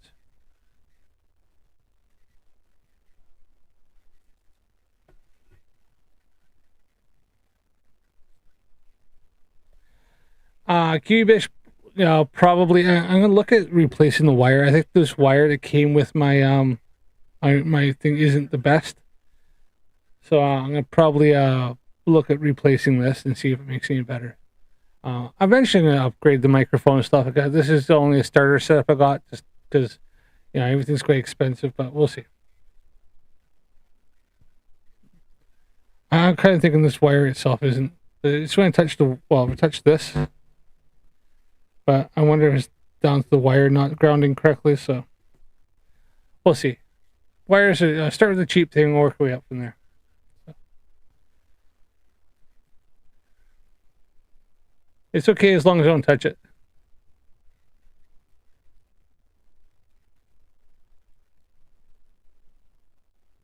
And why we observe this. Yeah. And that is, it's just getting so hot because of the voltage that's being passed through the reactor. The fuel rods. The neutron howitzer. Absolutely, of course, yeah. So much, absolutely, of course, yeah. That's why it's glowing white. Take that off. You don't have to be a brain box to interpret what you're seeing. Yeah. Because whenever you see something and that emits a colour, you have to ask yourself, well, where does that colour come from? Sure, right. Whether it's yellow when you're burning salt. Yeah, the flame test. Sure. Sodium. Well, as we've already established here, it's down to the type of reaction it is. As was brought up by QE Bush, when we're using a Cherenkov radiation or nuclear reaction, then you get a blue light. So that's and that actually says in the video they're watching, but they're too stupid to actually watch. Yeah. Yeah, absolutely, of course. Anyway, so we've done that one. And colours are important because when you react aluminium and sodium hydroxide, and then you look at all the gunk that's left behind after the reaction has finished, you can look at all this and you can see different colours in it. Oh, no, yeah, like black, carbon. You can see a black in there, which is your carbon. You can see a green in there as well. Yeah, you can see. Which is your fluorite. Fluorite, absolutely, of course, yeah, because they use fluorite when they make aluminium. Absolutely. Sure. Well, they don't make fluorite. No, I'm not saying but they use fluorite. That's what I'm saying. They use fluorite or a derivative of fluorite when they make aluminium. But anyway, so I mean, that I think that's it. I think we don't need to go back to that at all. To be fair, I think we're fine on that one. I think we're fine on that. Absolutely, of course, yeah. Go on, then get the guy breathing in his lime water. Breathing his lime water. Blowing into his lime water. Let's have a little look. Yeah, I think Peter and Pete need to maybe just not go back to that at all because they didn't understand any of that, and it's quite easy to see that they had not a fucking clue. There's making up random shit. So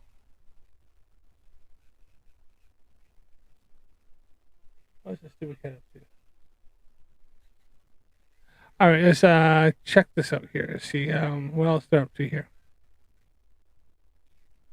No. Hello again, welcome back, and thank you. Wait there, try get. Oh, there. I got it. I think I may have clicked off that one. Yeah, sorry, we don't want the volume in. So we get all of the icons up the side there, Yeah, I'm not interested. But anyway, we've got this bloke. He's just doing a lime water. He's got lime water in the test tube, and he's blowing through a straw, showing to everyone how clever he is. And he's trying to convince everyone that he's breathing out carbon dioxide. Yeah. Okay, because carbon dioxide. Which he is, because we do breathe out carbon dioxide. Yes. Dioxide will turn lime water milky, along with other gases like sulfur dioxide. There you go. Turned milky. Look at that. I've just exhaled carbon dioxide. Now the thing is that allegedly the story goes. It's only a story. 78% of what we breathe out of the exhaled breath condensate that's exhaled, obviously, is supposed to be nitrogen. We absorb nitrogen, 78%, and we exhale 78% nitrogen. So do you not think it's bloody quick it's amazing how quickly he's able to turn this lime water milky with only 4% CO2 that's in his exhaled breath? Yeah, it's amazing, isn't it? When the majority of it is CO2, the majority of it is inert. It's nitrogen, and nitrogen doesn't turn lime water milky. Yeah. But it's amazing how quickly it turns it. Yeah. This is another reason why we do not think that we exhale a gas that is 1 part carbon, 2 parts oxygen, No. and it's carbon dioxide. No. We don't do it. We can't do it. No. Nobody can prove to you that we exhale CO2. People can convince you that we exhale CO2. Obviously, I mean, you go to a school classroom. No, it's not. It's not hard to prove what we breathe out because we can do tests for that.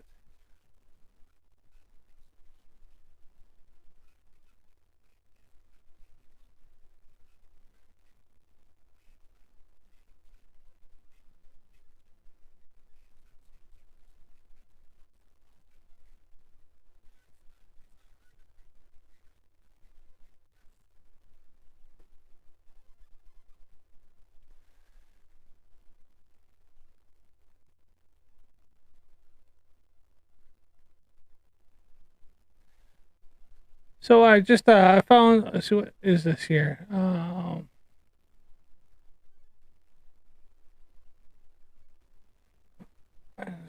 Just give me a second to go deal with this cat. He seems to be having a meltdown. Hold on. Right back.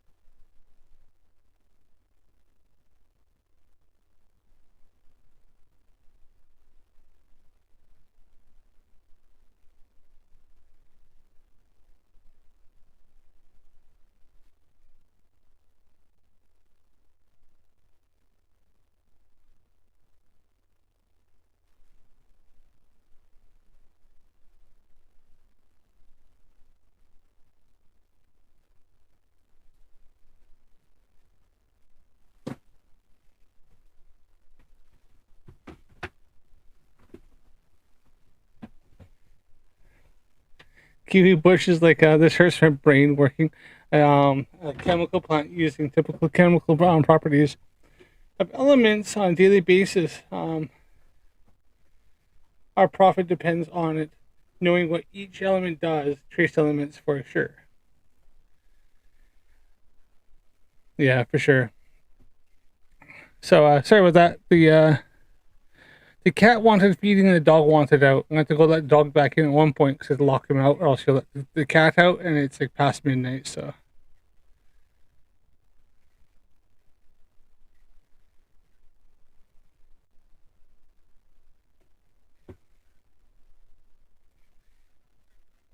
he can work as a catalyst.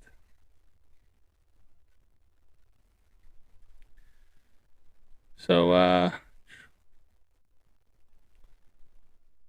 so I found this site here, and it's called BYG's Learning App.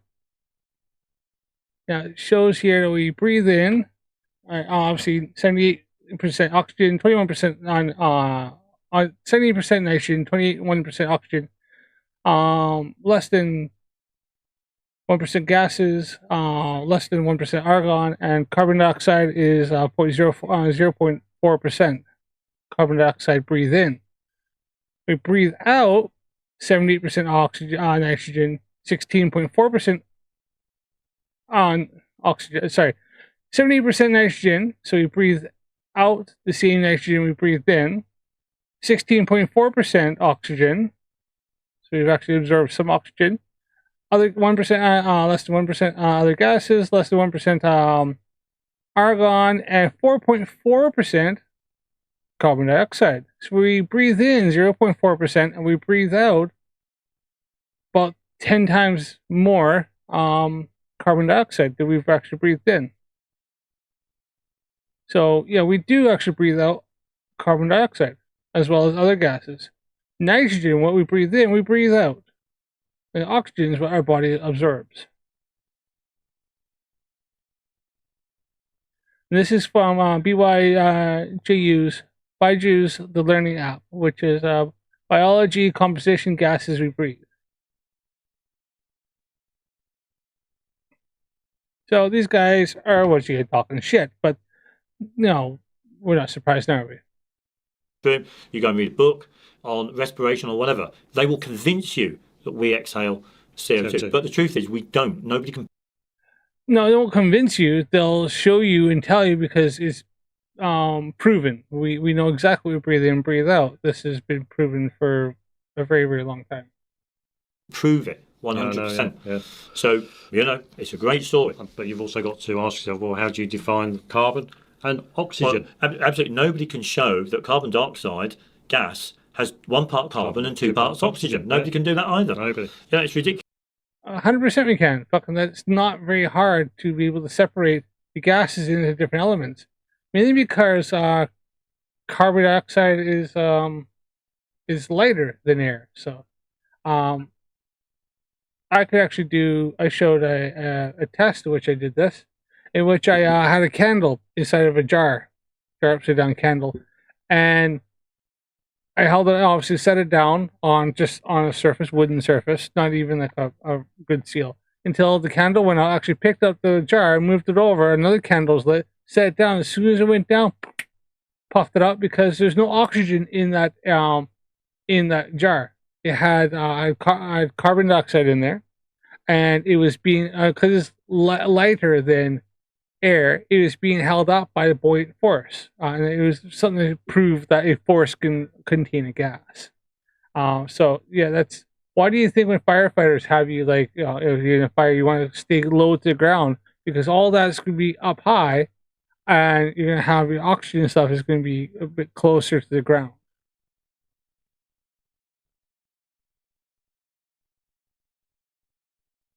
And so a lot of homes and stuff like that will have the carbon dioxide and carbon monoxide detectors. You want to have high. Like in my kitchen, I have it right by a boiler, but it's high up against the ceiling because that's where you're going to first be able to detect the carbon dioxide, not low down to the ground because it's lighter.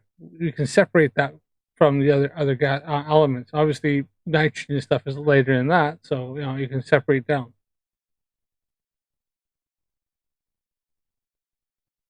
Big fish. You've seen the stats. I rounded the 0.04 down to 0. That must be it. Yeah, I think yeah. Was it 0.0? I thought. I think I found this 0.04. Yeah, 0.04. Yeah. So I said 10%, but it's actually 100% carbon dioxide. We breathe in 0.04% and breathe out 4.4%. Crazy.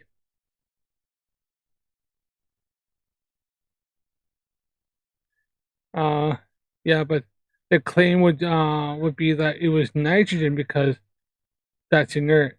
They said that before in that clip. Oh, did they? Oh, I must have missed that shit.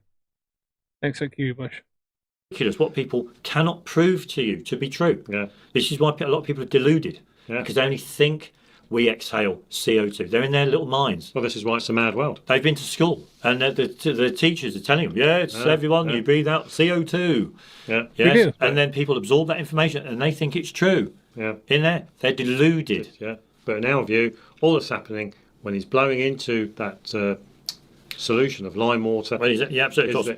In his breath is a salt acid gas. In his exhaled breath is a salt acid gas, and it's the salt that is actually coming. A salt acid gas. So he thinks he's breathing out a salt. Did he see that? A salt acid gas. Can you see that? Really? Well, yeah, absolutely. In his breath is a salt acid gas. In his exhaled breath is a salt acid gas, and it's the salt that is actually. A salt acid fucking gas. What?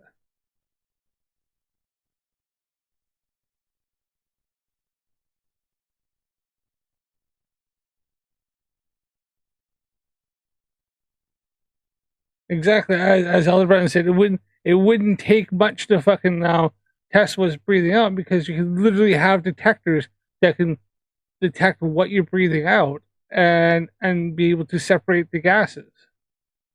Like, fucking not difficult. That precipitates in the lime water. In the lime water, yeah. Absolutely, that's what we think happens. So Absolutely. all he's doing is he's transferring a salt from his body, from his into the test tube. Into the test tube. Yeah, sure. That's all he's doing.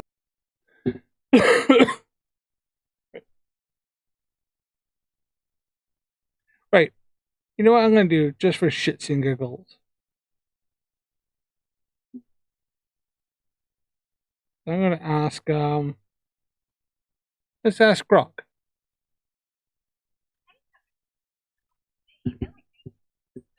Hey, Grok.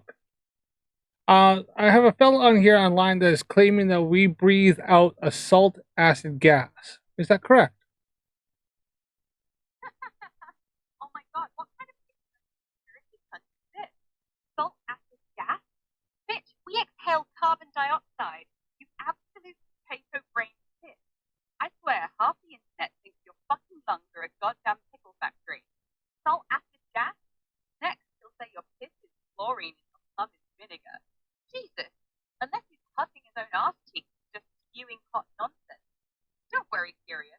He's probably the same lad who uses Wi-Fi using herbs.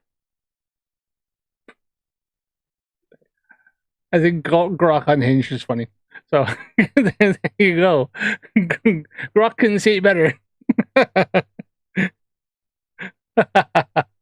I don't know where they got salt acid gas. Fuck. That is crazy. Like, what the fuck?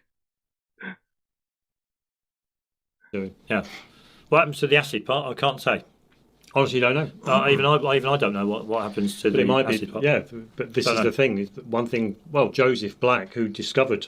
See, an acid would neutralise the. An acid gas would fucking burn the fuck out of me as it came out. Salt acid. I was just making shit up. Right back. Let's got the dog in.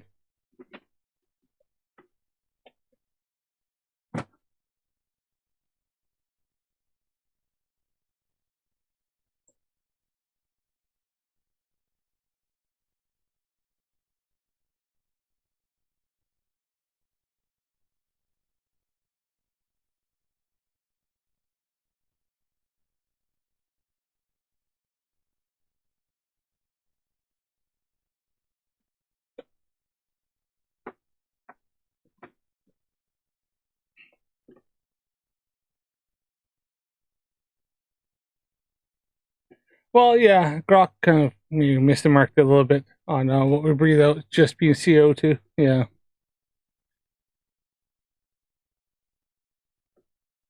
I just like the fact that it's unhinged and called them all sorts of names. It's definitely not salt acid. Well, I mean, big fish. I'd say that at least CO2 is slightly more accurate than a salt acid gas, though. So.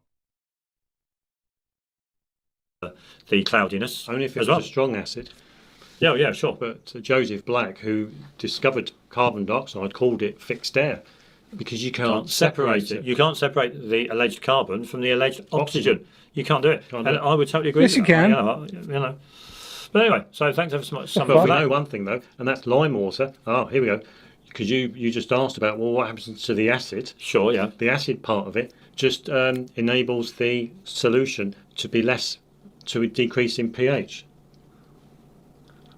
Because lime water, calcium hydroxide has a very high pH level. Yeah. So all the while you're breathing, you're blowing into it. You're reducing the pH. The pH. salt will precipitate all the while it has a pH over, say, 7. Yeah. The salt will precipitate all the while it has. But it would lower the pH. But the acid that's coming out in your breath is lowering the pH at the same time. Yeah. But it won't lower it enough to make the lime water clear. It does though if you keep blowing it. If you keep blowing it, they say that it can do that. Yes. I've never done that. I'm sure I've never done that. Maybe because you don't want to be there all day going. So that's our take on that. Anyway, that's our take. I think that's quite a reasonable take on that. So thanks ever so much, Mr. Asian. Shit. I just realized I had the other one up. Well, here we are. I looked at one more time here. So no humans do not breathe out salt acid gas. Instead, we breathe out carbon dioxide which is a waste product from cellular respiration. While carbon dioxide can react with water to form carbonic acid, which is H2CO3, which is a weak acid, the gas itself is not salt or a strong acid. The primary gas that is expelled from a body is carbon dioxide, which is exchanged for oxygen in the lungs.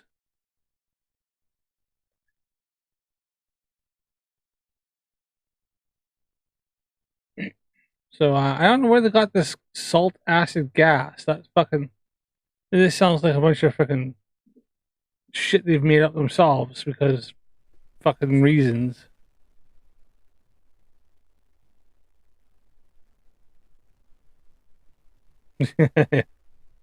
Yeah. We've got that. I'm not sure whether I've just lost that. I'm not. Have I lost that video of those two didgeridoos? I don't know. Yeah, I've lost the video of. Let's just go on the history. Wait there. Let's just go. Yeah, I think it's further It'll be back. on the history there. It'll be a short. Oh, that one there. Yeah, there you go. Yeah, that's the one. Yes. Yeah, sorry about that. Yeah, I lost that one. It went on to. Anyway, go on. Anyway, so thanks ever so much for that one. What's the next one? Let's go on sea lightning.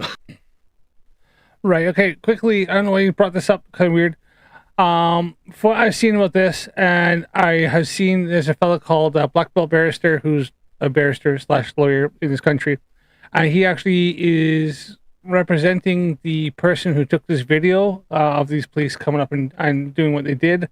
And it is, and what was is what I was talking about earlier in the stream, where the lady's daughter had looked at something, a post online, didn't post anything, but happened to look on it, and it somehow flagged up somehow. And these two came up, these two police officers, well, they were sent down to take the phone for evidence off the girl because she looked at a post that they didn't agree with.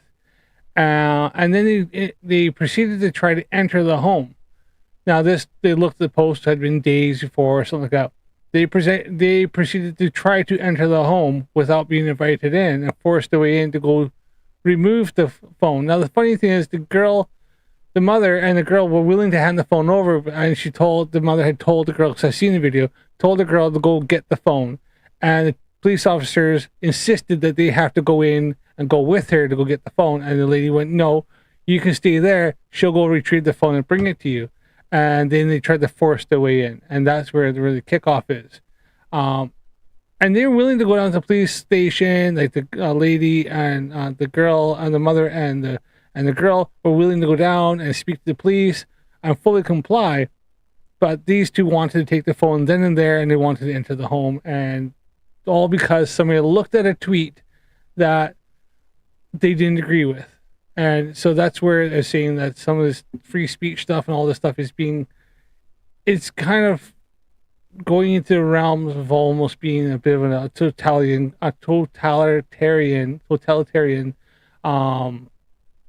government, and like where we're kind of getting where you having the police roll up because you said something naughty that they didn't like. So free speech is kind of starting to falter a little bit in this country, at least in my opinion.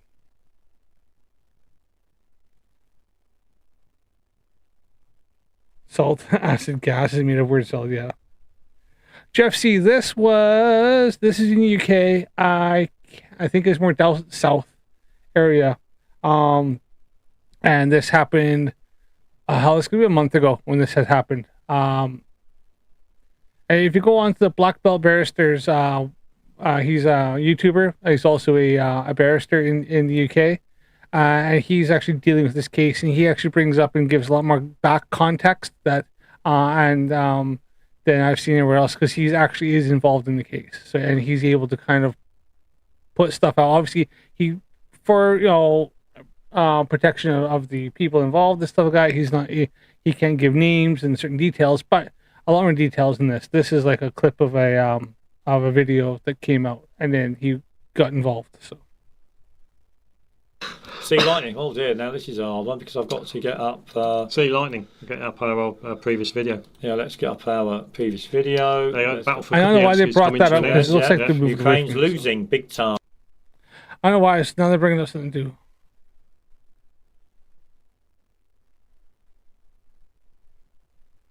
Yeah, fucking hell. Aldebaran, yeah, don't tempt them.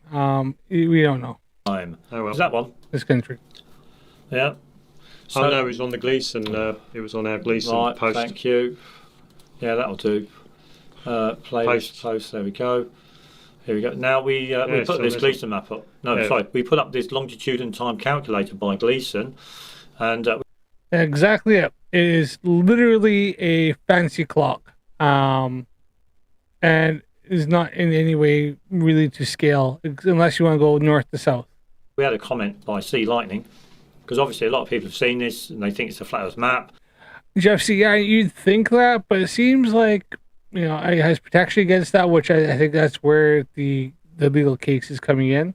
This is while the UK has protection against unreasonable searches.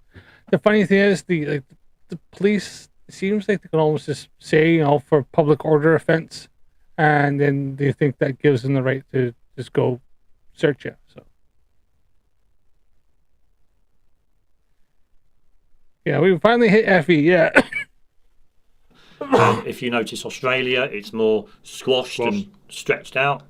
Yeah. And he wrote, I took the train across Australia's Nullarbor Desert. We'll make it bigger. First off, this is the one I was talking about, where they're claiming because it went faster, they're trying to hide the distance they covered. Yeah, because something like, I don't know, fucking GPS and tracking how far you went doesn't exist. You know, legit, you can do Google Maps and look at your history and see how far you went from one point to another and see how much distance you covered. Because, you know, that's a thing they can fucking do whenever you like. First off, we got a sleeper to cross the desert, as I thought it was odd, as the desert isn't very wide on a map. People told us the train travels slow and breaks down. Well, it travelled fast. My guess, between 50 and 70 miles per hour. After it got dark, the train kept speeding up.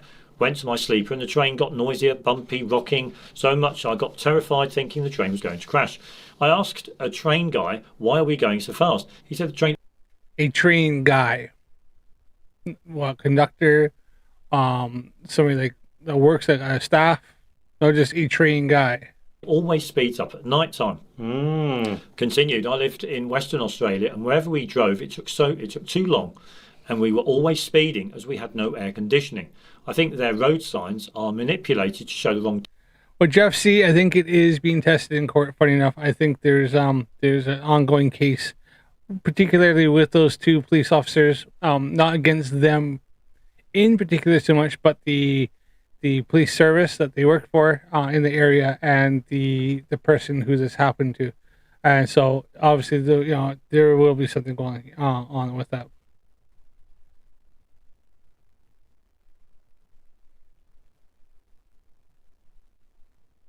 And they call him the train guy. Yeah. And Aldebaran brings up the thing, what weighs more, 40 pounds of feathers or 40 pounds of lead? I would like to know what Pete and Pete think, because it's always an interesting one to hear what the people like that would say. Obviously, if you're asking me, they both weigh the same because they both weigh 40 pounds. Now, if you want to say which one takes up more space or which one is more denser, then it's different. But 40 pounds is a weight, and 40 pounds of feathers or 40 pounds of lead weighs the same. It's the same weight. Distance in kilometres. Maybe even their odometers are manipulated to not be accurate. I believe Australia... Oh, yeah, okay. Oh, of course, yeah. So the odometers and everything else they're all manipulated to fake the distance that they covered. Like I said, not hard. The Sea Lightning could have easily just used his own tracking. Could have got himself a GPS. Could have got himself, there's other ways of doing it. Fucking drive it for crying out loud. Get it calibrated get a car. Make sure it's calibrated, that the odometer, speedometer is all calibrated, and then drive the same distances and check them up. You say the desert isn't very long. Then find a stretch of road that's around the same along the same claimed distance. Travel the same speed and see how long it takes, or travel the distance of what they say they've covered and see if it checks out. Fucking can check it out, no problem. Australia's width is stretched like the Gleason. So thank you ever so much, Sea Lightning, for posting on that one. But I mean, yeah, you could be right. I mean, who knows? You know, all I'd suggest to do is actually go on use something that's a reliable measure of.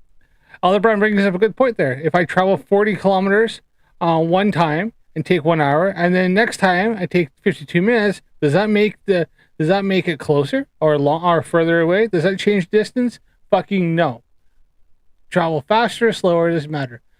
I have a theory as why if they said the train went faster at night, it's probably because there's less traffic. There's less traffic where you have to change tracks or slow down at that time of night, or there's less traffic at different train crossings, so they can pick up and go because at a certain time during the day they probably have to travel slower in case there's an emergency, or they have to slow down for if something like somebody goes across a uncontrolled crossing, or if something breaks down, that they have enough time to slow down and stop before they hit something like a lorry, like a semi-truck trailer or another vehicle or something like that, or if there's other tracks, so they have to switch tracks to slow down and wait for the track to clear.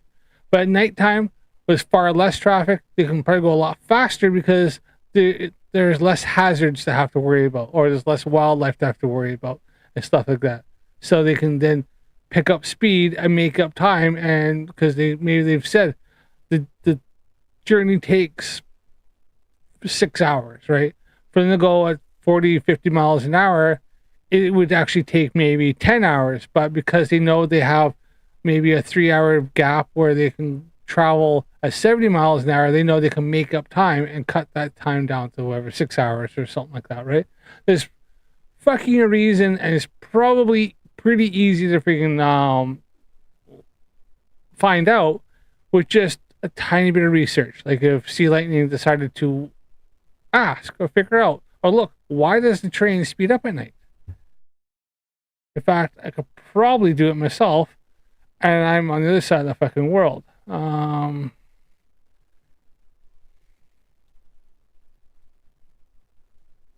Train,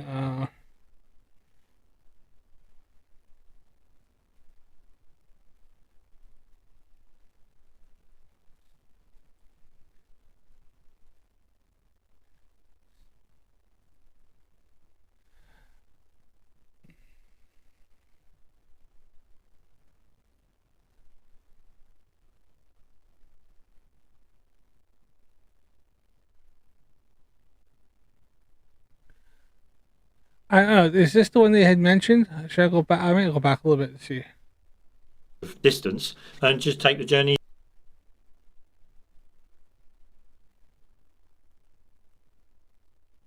Yeah, or I said, funny that millions of people don't experience that, but they found one of it. So it must be true.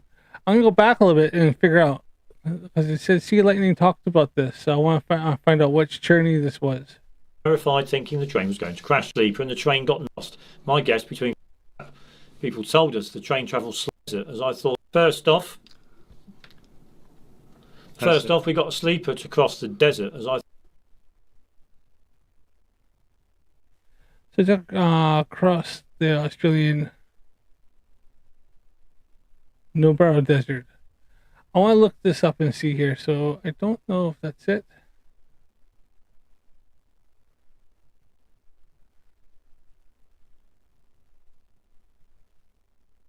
Hard to see this one, what they're talking about.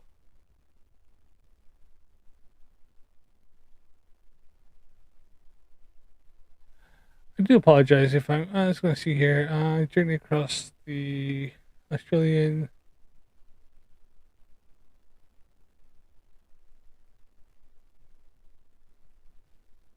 I probably spelled that wrong. Let's see if I can come up with here. Nullarbor Desert. Train crossed journey that crosses the Australian Nullarbor Desert, traveling between Sydney and Perth. Iconic trip takes about 4 days. It includes crossing the world's longest straight railway track in Nullarbor Plain.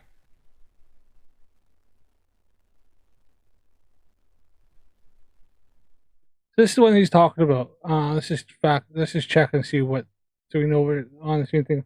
So, across the Noble Plain, experience described as a profound sense of Australia's immensity. The journey offers luxury cabins, all-inclusive dining and drinks, and optional off-train excursions at stops like Broken Hill and Adelaide. The route of the train travels east to west from Sydney to Perth, or vice versa. Duration of the journey typically takes 4 days. Landscape features diverse scenery, including the Blue Mountains. See if it mentions anything about going faster. Okay. You will travel the world's longest stretch of straight railway track, a 478 kilometers, 297 miles segment across the Noble Plain. So maybe that's why I sped up, because they're going across the world's longest stretch of straight railway track. Maybe.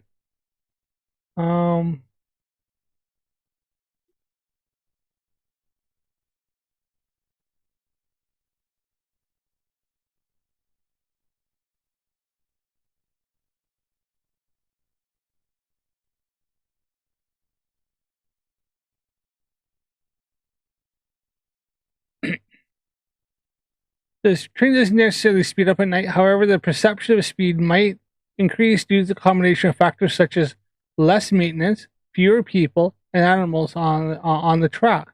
The lower nighttime temperatures, which reduce track friction. Some long-distance trains across the Nullarbor, like the Indian Pacific, are scheduled to maintain consistent speeds and may not increase speed significantly at night, though their average speeds are typically lower than modern high-speed rail. Less maintenance. Many track maintenance activities are scheduled during the day, meaning fewer disruptions and greater availability for trains to run at their maximum authorized speed at night. Reduce friction. Lower nighttime temperatures can reduce friction, making it more efficient for the trains to move at higher speeds. Note India TV News. Fewer obstacles. The risk of encountering people, animals, or other obstacles on the track is lower at night, allowing for faster and safer operation, according to Indian TV News.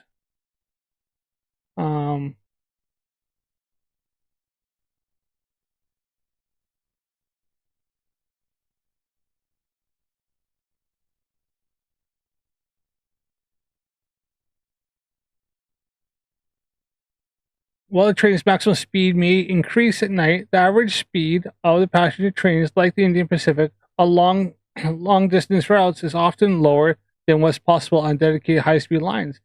The Indian Pacific, for example, has a maximum speed of 115 kilometers an hour and an average speed of 85 kilometers per hour, notes Journey Beyond Rail. Some of the world's longest and straightest railway tracks on the Nullarbor Plain, which can support higher speeds, but these are generally reserved for freight trains or during tests that are not typically for passenger service. So as I said, it's mainly down to the fact of either fewer obstacles, obviously less friction, and then there's less maintenance work going on, so they're able to actually go up to the maximum speed. But typically, it's not significantly faster. I thought it was odd, as the desert isn't very wide on a map. People told us the train travels slow and breaks down. Well, it travelled fast. My guess, between 50 and 70 miles per hour. After it got dark, the train kept speeding up. Went to my sleeper and the train got noisier, bumpy, rocking, so much I got terrified thinking the train was going to crash. I asked a train guy, why are we going so fast? He said the train always speeds up at night time. Continued, I lived in Western Australia and wherever we drove it took too long and we were always speeding as we had no air conditioning. I think their road signs are manipulated to show the wrong distance in kilometres. Maybe even their odometers are manipulated to not be accurate. I believe Australia's width is stretched like the Gleason. So thank you ever so much, Sea Lightning, for posting on that one. But I mean, yeah, you could be right. I mean, who knows? All I'd suggest to do is actually go on use. Well, like I say, flight times are similar, north to south, east to west, and they pretty much have to know how long it's going to take, unless you think that they're flying slower in the air. The same kind of plane, say a 757 or something like that. Or whatever, Airbus A380 is flying slower than the one that's going east to west. And it's both ways, east or west, north or south. this flight time is about the same. Something that's a reliable measure of distance, and just take the journey yourself, north to south, and then east to west, kind of thing. That's all I'd suggest to do. Motorcycle, perhaps. Yeah, but get an independent measuring device. You could probably make one.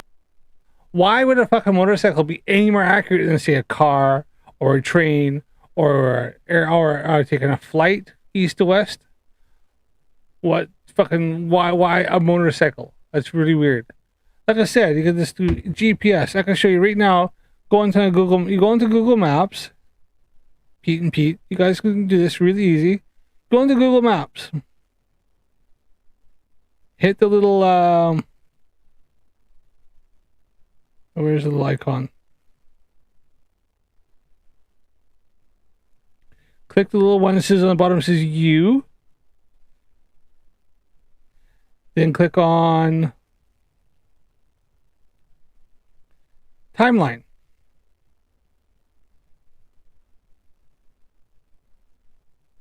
The timeline.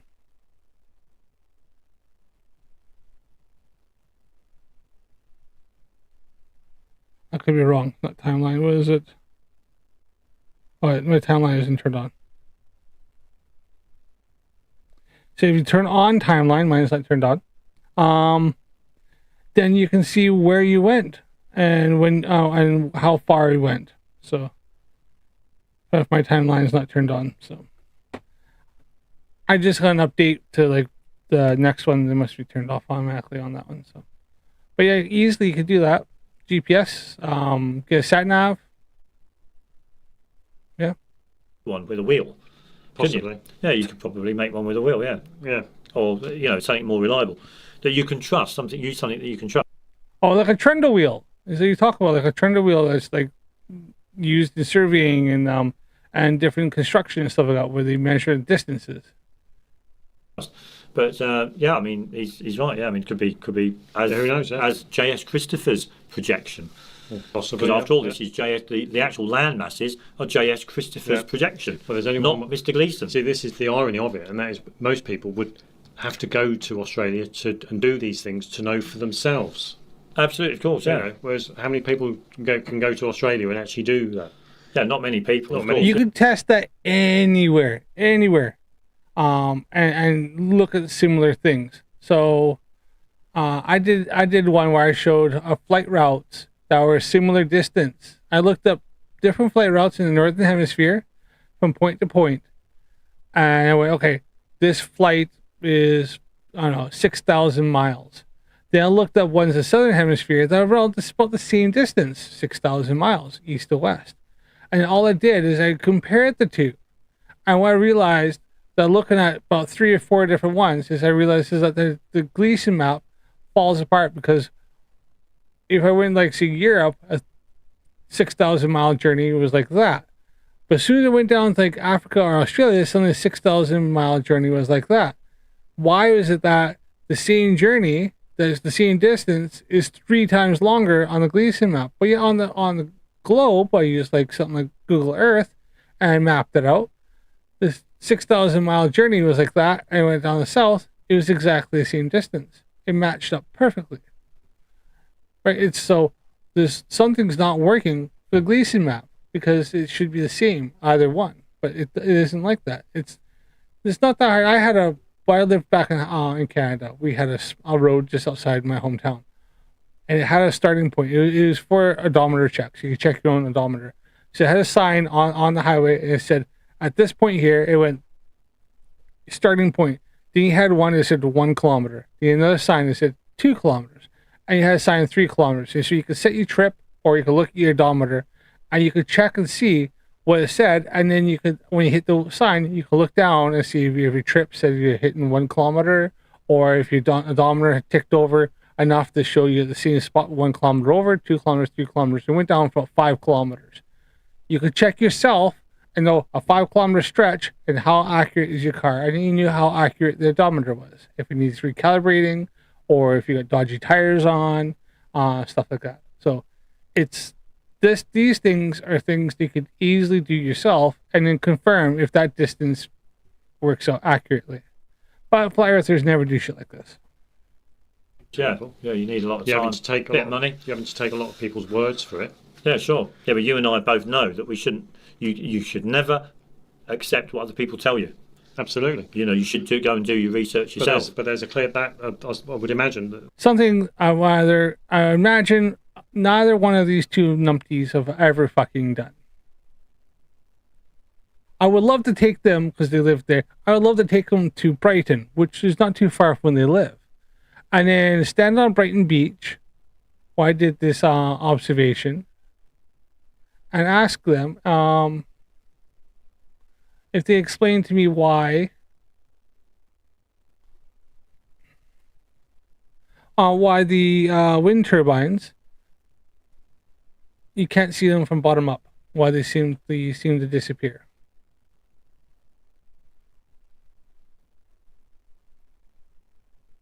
I've gone on to, oh, that's the wrong thing.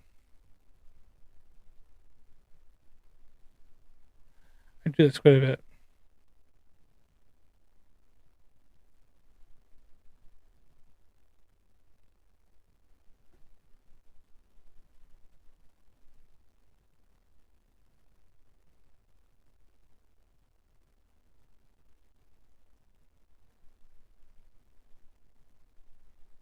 with this Gleason's longitude and time calculator and the Mercator projection, the Australia is the different landmass that is different. significantly different. Sure, yeah. But then even you used to know someone who took a flight to Madagascar. No, he went to Mauritius. Or Mauritius, and he was saying that flying over Africa felt like he's going forever. Yeah, because it's so big. Yeah. Yeah, sure. And on this projection, it is. Yeah. Africa is big. Yeah. But anyway, I mean, it's something that's you know. So thanks for that. Yeah, sure. You know, I'm sure it could well be. Australia could well be. I mean, who knows? Who truly knows? Need some better information, I suppose, to do that. What's next then, Peter? To verify that. What's next then? Come on then. Let's go. Yeah. Let's go on the. Let's go back on the video we showcased at the beginning. Video at the beginning. Right now, yeah, we showed this. I mean, a lot of effing and blinding here. But I mean, to be fair, I mean, I've got to admit, over the past few months, obviously in the UK, there's been lots of people putting up these Union flags and the England flags. Yeah. You know, because I mean, I don't know why. You know, I don't particularly need a reminder of where I live. You know, I live in the UK. Yeah. This is England, where I live. Yeah. You know, I don't need to see the Union flag everywhere, and I don't need to see the England flag. You know, I don't need. Yeah. And they've hardly ever been flown, the flags. Well, yeah, they've only been up. They've only been going up over the past 6 months or so, haven't they? 6 months. Months. Yeah, because people fucking kick off when you do, because people get all offended because they don't like what the flag stands for, I guess. I don't know, it's really weird. But what's wrong with putting up the Union flag? What's wrong with putting up the England flag? We live in England and we live in the United Kingdom. I think we should all I think every government building should fly both flags in England. And in Wales, they should fly the Welsh flag and the UK flag. Scotland should fly both flags. And Northern Ireland should fly both flags. And I think every single government building should fly them all. I think even schools should fly them. When I went to school, we had the Canadian flag was up every morning. It was raised, and at the end of the day, it was lowered and put away and raised every single morning. And you know, we sing, you know, Pledge Allegiance and all that stuff, because Canada doesn't have that. We did actually used to like sing "O Canada" in the morning. Monday morning, my principal would have us do the Lord's Prayer, because this when we were still allowed to do that stuff. It wasn't hugely religious. I was in public school, and we'd sing "O Canada," and then we'd have a public, school assembly. This is in like elementary school, and then we go on. And then obviously in high school we didn't do that stuff anymore, and then you weren't allowed to have things like on Lord's Prayer and stuff in school. And fine, fair enough, whatever. But at least the flag was raised every morning. I don't see why you couldn't do that. I don't see why people don't have that up. You know, you go to Canada, you go to the States. Man, like how people have the American flag up inside the house, outside the house, have a flagpole off the front of the porch, out that, and people are just proud to be who they are. And in Canada, a lot of places, a lot of houses that had, like a Canadian flag outside their house, hang off something or like this and that. It's fine, whatever. It's great. I see no problems. I don't know why there's an issue here. People want to fly it, let them fly it. We should be proud to be British. I am a British citizen now, and I'm proud to be one because why not? It's a good country. At least, still is. We got our problems like every other country.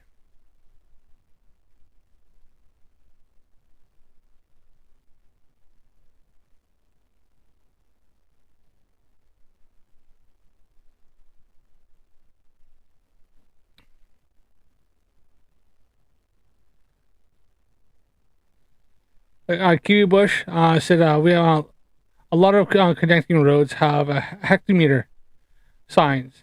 You can check your odometer any day. Yeah, there you are. And thanks for verifying that. Well,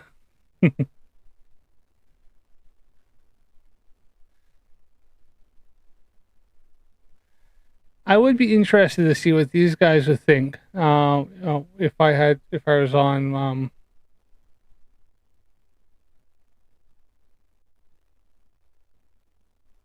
it's not loading here. But I'll show you something here in a sec. We'll go to this and see what they have to say.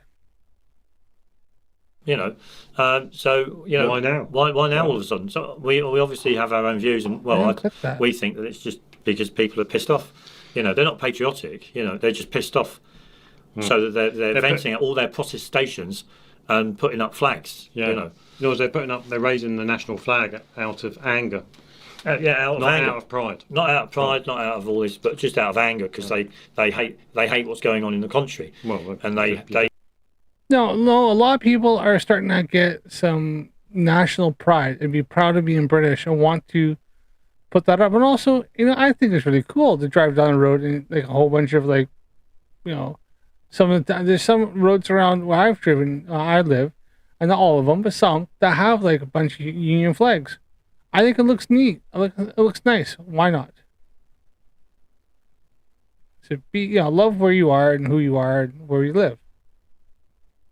They got shit lives. Well, you could argue they hate themselves, couldn't you? And they just like themselves as well. Do you think this guy's really that happy in his life? Yeah, I don't know whether to. Let's just. We'll just play the video, but you get a gist of this. The guys walking down the street. Oh, you fucking! What you doing? Yeah. What are you doing? Leave it alone. Leave it alone. And like the people there, to be fair, the guy comes across being very aggressive. Yeah. Okay, that's a fact. Even you would agree with that.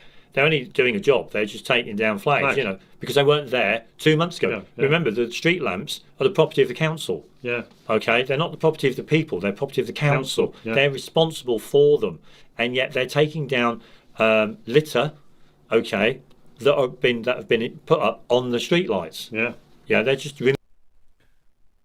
Did this fucking dickhead just call the Union flag litter?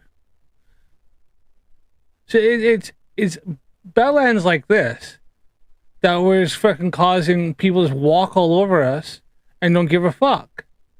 It's bellends like this why freaking Keir Starmer was freaking snubbed at the peace talks just this week or the weekend by freaking Donald Trump, because just this weak fucking calling a country's flag litter. It's that kind of fucking attitude why we are now considered one of the laughing stocks of the fucking world, and just seen as a bunch of freaking weak freaking limp-wristed freaking idiots.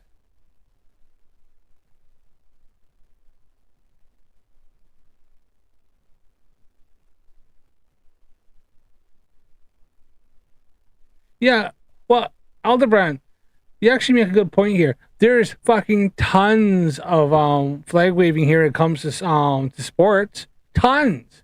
Nobody has an issue if you put up a Manchester United flag or a Chelsea flag or a freaking Wolverhampton's flag or a freaking wherever else, Arsenal flag. Nobody gives a shit. Put them all up there. Everybody's going, oh yeah. But no, don't put up your country's flag. Oh no, can't do that. Somebody might get offended. Well, hold on, wait a minute. My wife is from Liverpool. I support Liverpool Football Club because, I don't know, they're red, and I came from Calgary and there's red, and it just made sense, right? And they win because if I supported Everton, I'd be crying all the time because they just don't do very well. Right, here and there. So if I got offended if somebody put up a Manchester United flag, should I get offended because they were the biggest rivals, or should I get offended if somebody puts up an Everton flag? I don't give a shit, right? Who cares? I don't have a Liverpool flag. If I put one up, great, right? And if somebody put up an Everton flag next door, I'd be like, whatever. It'd be a bit of banter, having a little bit of fun. Who gives a shit? Nobody gets offended. Man, if I put up a England flag, then suddenly my neighbor across the street gets offended because they don't like that flag. Well, you know what? It's not your flag. I don't give a shit. There's a guy over that I walked by my dog past that has the Hamas flag, with the fist like that, and has the Gaza. Yeah, is it Israel and Palestine. And his Palestinian flag with like the fist from the like that. They have it lit up there. Now, there's some things. Do I think you need to fly some other country's flag? I don't even think they are Palestinians. I think they're like white British. But they got that flying up there. Okay, you know what? Some people don't like it, but you know what? They're allowed to have that up there. But if I put up a freaking St. George's cross, I'd probably have some people pissed off at me, even though it's the country we freaking live in. It's just mind-boggling. I don't know. I'm going to rant. Sorry about that. Moving them, and yet this guy, what are you doing? This is our fucking country. Oh, you fuck. Yeah, right. Yeah, can you not do that? I mean, I've got to admit, it's quite intimidating, rude, aggressive. Yeah. Unnecessary. Unnecessary. It's totally unnecessary. Oh, look, the council will take the flag down. Oh, well, what we'll do is we'll buy some more. Do you know what I mean? Now, I kind of going to say the way the guy approached him, because at the very beginning, he was really aggressive, angry, and the fellow who was taking him down was probably just doing his job. He was told by his bosses, go to this road and take down all those flags off those poles. And the guy has gone, all right, boss, yeah. That's our job. We gotta go take this. Do that, go take this down, move on to the next thing, right? I wouldn't be so aggressive to the guy who's probably just doing his job to feed his family, right? And if you had a massive issue like that, maybe you should go to a local council meeting and kick off there at the people who probably told this guy to go take them down in the first place. So go after the ones who actually told him to do it down, not the guy who's just simply just trying to make ends meet to feed his family and just doing his job because his job is to do what he's told. He's been given this job to do from his bosses, from the council. He's going off and doing it. So, I wouldn't kick off so much of the blue collar worker who's trying to make ends meet. I'd probably more have a word with the people who told him to do it, his bosses in the first place. I think you get much more effective means, and maybe I get, probably get a lot further with that than just some guy who's just doing that. So yeah, I kind of go there to be reasonable. Oh, come on. And we'll put some more up. Do you know what I mean? Oh, he doesn't.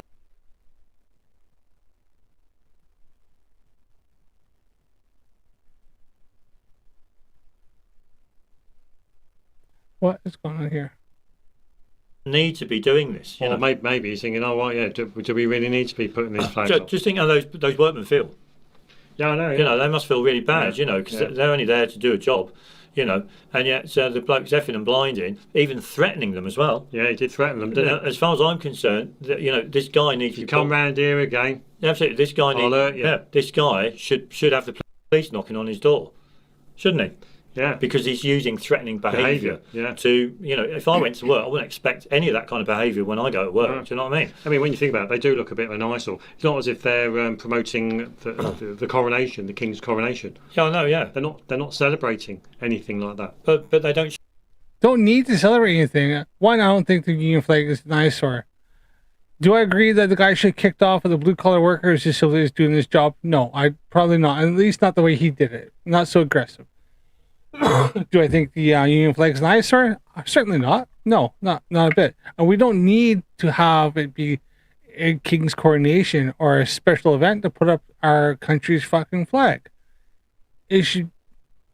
I think you should have probably gone to council and petitioned to be able to put those flags up in the first place. Then they're not being taken down. But, you know, yeah. It's probably a reason they didn't. But it was like all across the nation that people were doing, like, there was a whole campaign of Fly the Colors. And getting ready for, there was a huge rally down in London. There was over 1 million people that went to that. And it was kind of preparation for that. So it was kind of for an event, a rather big event, actually. A lot of people went there and waved and there's music and there's speeches and talking about like national pride and being proud of who you are. And yeah, that was all what they really led up to.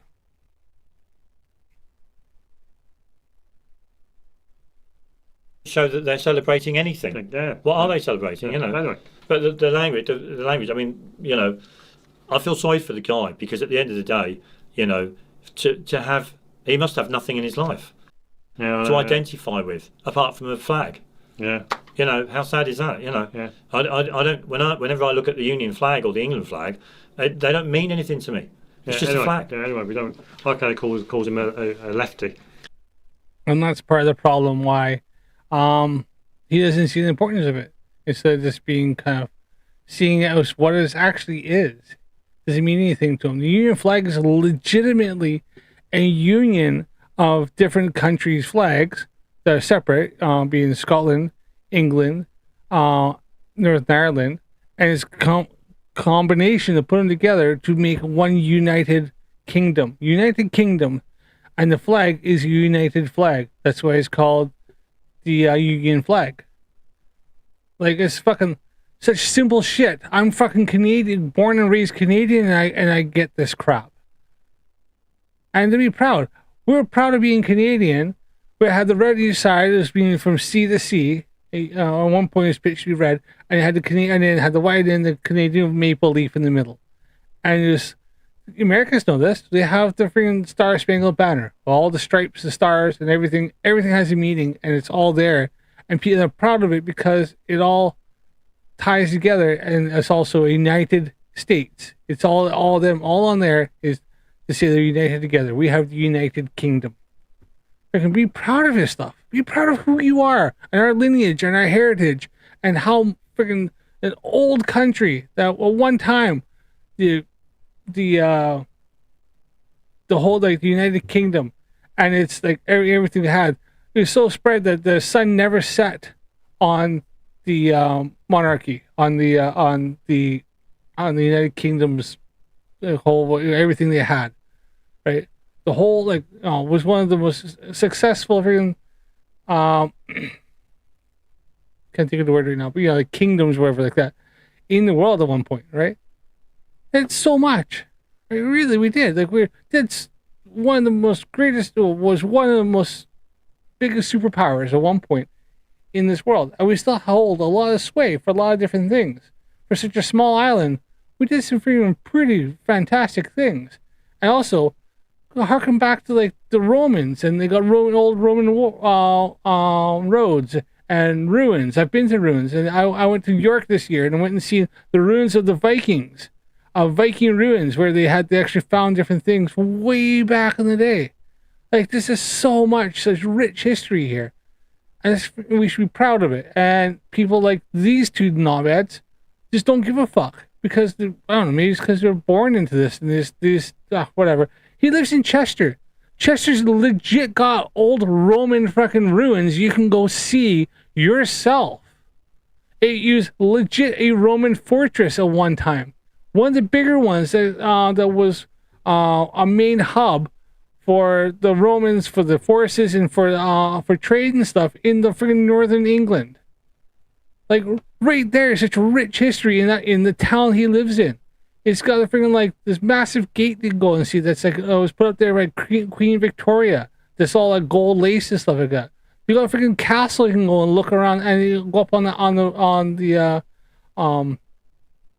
like the gate and the wall around it. Fucking such a freaking fantastic area, like town he lives in. It's absolutely gorgeous. The downtown's all medieval. And yet these guys just go, oh, whatever, it just means nothing to me. Fuck. There's no idea. Just don't even give a shit. fucking just mind-boggling. And he calls him, you dirty bastard. And yet he might vote for the same party as the bloke who's calling him. He might vote for reform. Oh, yeah, you know, he might be a reform voter. right winger. Absolutely, But he just doesn't want to put flags up. Absolutely, yeah, sure. You know, but, anyway.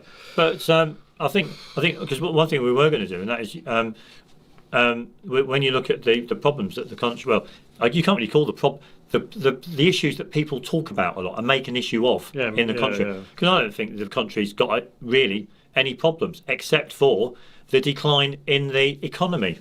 I think that's a big problem in this country at the moment, and yet no one's talking about that. They're all talking about immigration and all this kind of stuff. And to put up flags, try and solve the problem, these people put up flags. Yeah. You know, I mean, it's just ridiculous. It's crazy. And yet all flags do is mark territory.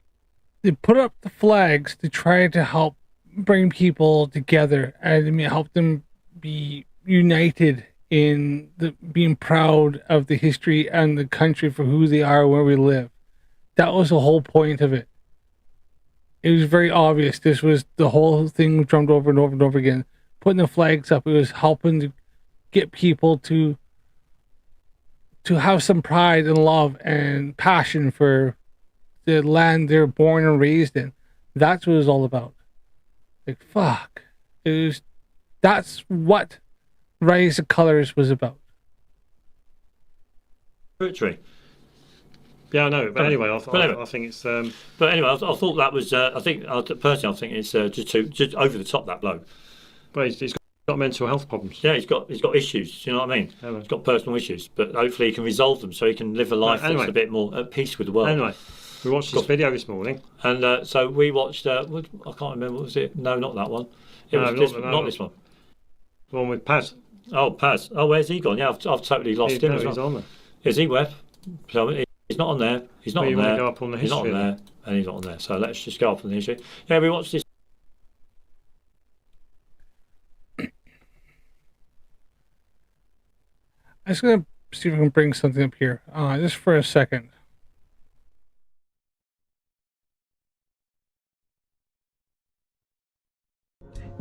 So Pete and Pete. Folks, welcome back. So just this past week here, I was actually on holidays. This is a video I done. Well, I put this up 9 months ago. I've actually did this over a year ago. I did this observation, right? Now I did this from, like I said, New Brighton, which is not very far from where these guys live. They're a bit more south and a little bit inland. New Brighton's like a beach town, but it's from them maybe a 10-minute drive. Down in South Wales, in a place called Carmarthen. Oh, okay. This is South Wales. I thought I'd done. And I was actually able to do a few observations out across the bay, across the estuary. I may not put up my other one. I did have one that's off of. I didn't look this up. I can't remember which one this was.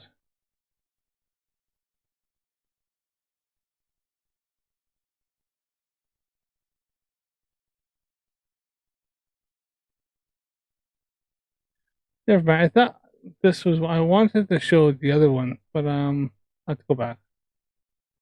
Apologize. I'm gonna see if I look for it. We'll wrap this up soon, anyways. This one particular guy, you'll have to tell me where he is. That one there, wasn't it? Yeah, that's the one. Yeah. Right, let's just. Now this guy, hold on. This guy, he's ex-army, ex-British Army, Paz 49. I don't know what he served in. I'm not really interested in this guy at all, really. Apart from, when you watch his videos, we watch a few of his videos, he comes across as though he's just so depressed, effing miserable. It's unbelievable. Yeah, sure. But he says something in this video, and I thought, I just can't believe he's saying this. Yeah. Just can't believe so it. Let's just have a little listen to the video. Yeah, because we didn't play all of it. Sure. It's only 4 minutes 11. Well, that's all right, because I can't believe that these both numpties said that there's no hydrogen in freaking water. The only thing is need carbon in the air. And they both think the Earth is flat, and they fucking don't understand why water is fucking blue on deep water. Like, there's a lot of things they've said that is completely wrong. So yeah, I don't blame them. I just can't believe both these knobheads. even put their freaking brain power together don't even have enough to freaking cook an egg. We'll stop it when he says what he's going to. So have a little listen. Yeah, as a quick, this guy's a right winger. He's all for freedom of speech. Yeah, sure. He's anti-government at the moment. Anti-government, anti-immigration. Absolutely, of course. Yeah. So let's just listen to him. Hello again, welcome back, and thank you so much for helping out my channel. I really do appreciate it. Now, I used to think the EU was the big bad wolf huffing and puffing at Britain's door, bureaucrats in Brussels with their clipboards and their endless regulations turning us into a nation of sheep with curly horns, but that was child's play compared to the circus we've got under Keir Starmer, the man who looks like he irons his socks. Free speech? Don't make me laugh, unless you're laughing at the approved jokes, of course, then it's fine, carry on. So let me tell you about Katie Hopkins. Now, there's a woman who's been kicking hornets' nests since before hornets had nests. She's sharp as a tack, funny as hell, and twice as likely to sting you if you get too close. She's built this little online haven called the Katie's Arms. Think of it as a virtual pub with a pint pulled with a side of unfiltered truth. And just 3 weeks ago, around late August, I think, while the rest of us were pretending summer wasn't drowning in rain and regret, the Plod came knocking at her door, not for a friendly chat, over a cuppa, mind you. No, they bundled her off in cuffs because of some comedy bits from her show.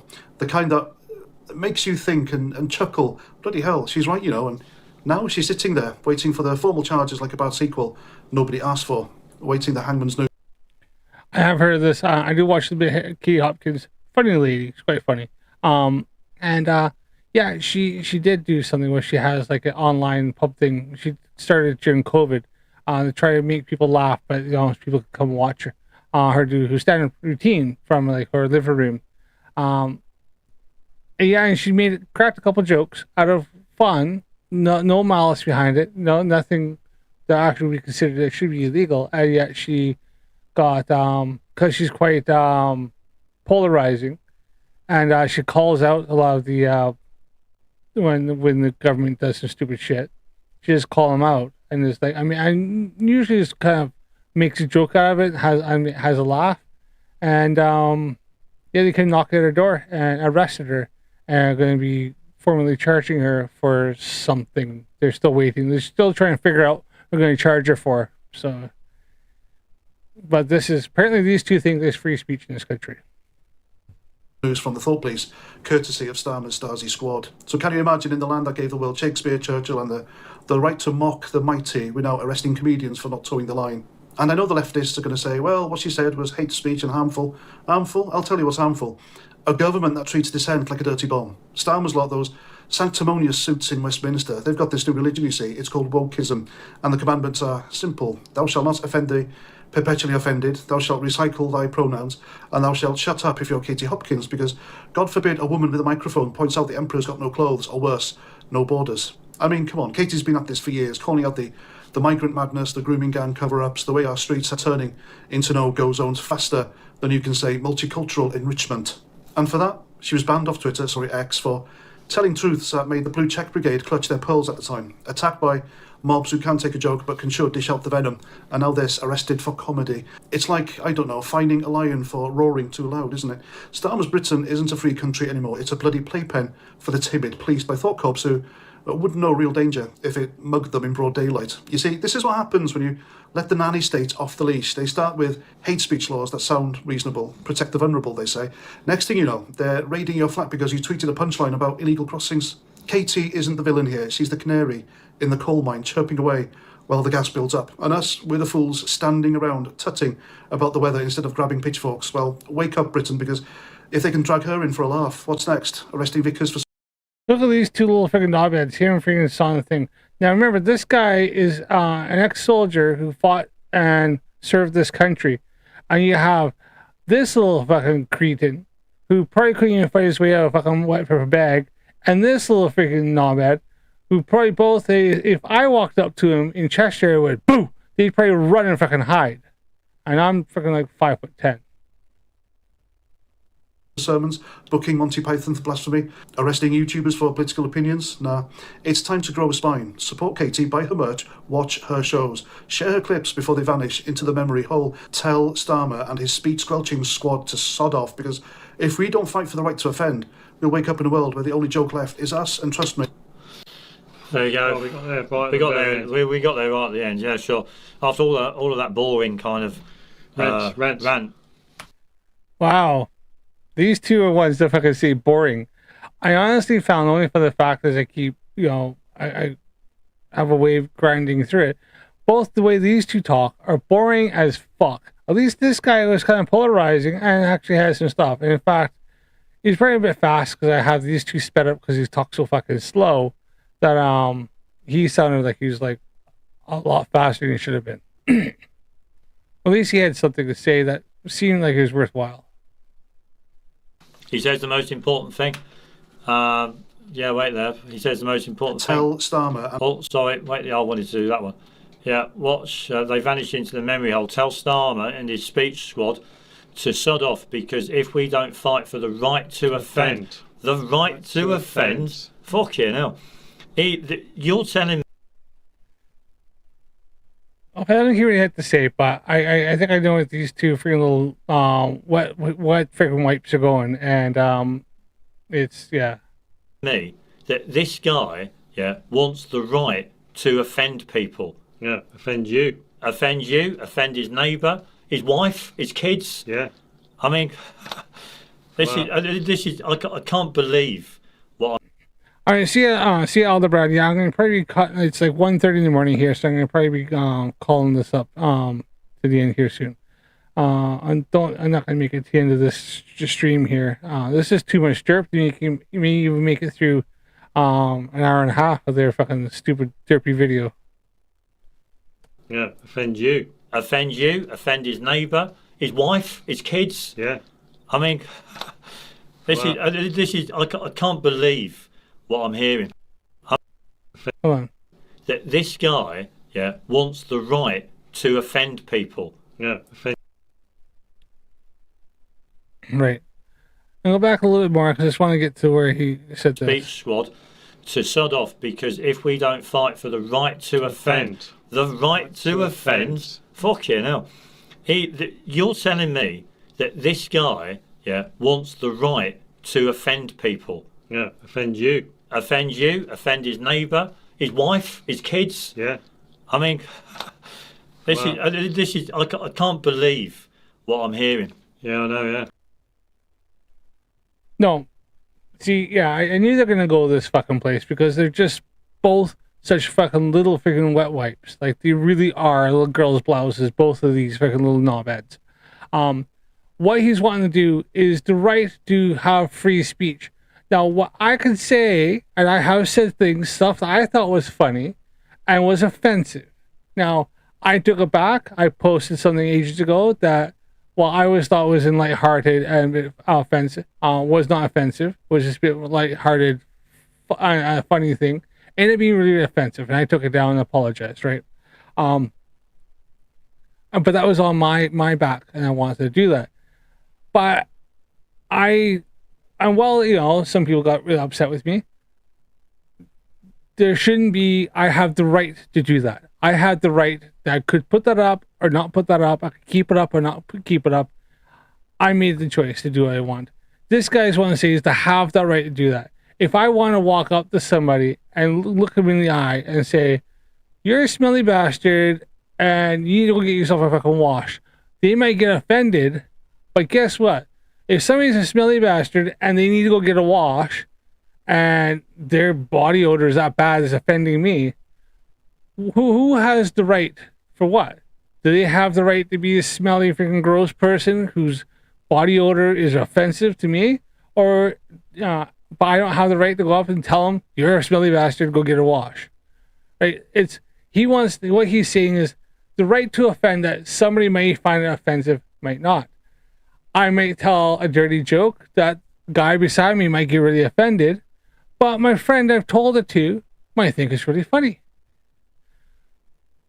That's what he's talking about. The right to, just because somebody had the fifis hurt doesn't mean it's a criminal case. That you have the right to say at least, not have hate speech. Like, that's different. I'm talking about like inciting violence. I'm talking about saying something that's derogatory, stuff like that. But to make a funny joke and say something, if somebody gets offended, doesn't mean something is a criminal case. You're not going to catch a case because some person over there who's can't take a joke properly or take something offensive, take something to heart too much, can go and get you freaking in trouble. That's what he's saying, is that to have Katie Hopkins made a few jokes. A lot of people found it funny. A couple people didn't. You know what? They don't like Katie Hopkins. Don't go on her podcast. Don't listen to her. Don't have to. Nobody's forcing you to freaking go and click on her stuff. Nobody's forcing you to even listen to her. You see her face come up online? Click to move on. Scroll on. That's what he's fucking saying. But these two go, oh, he wants to have the right to offend. No, he wants to have the right to fucking say something. And if you get offended, boo-hoo, move the fuck on. That's what the freaking was saying. Yeah. That's twice today I've heard something like this. This guy here talking about having the right to offend people. Yeah. And Nigel Farage talking about that. A big fish, yeah.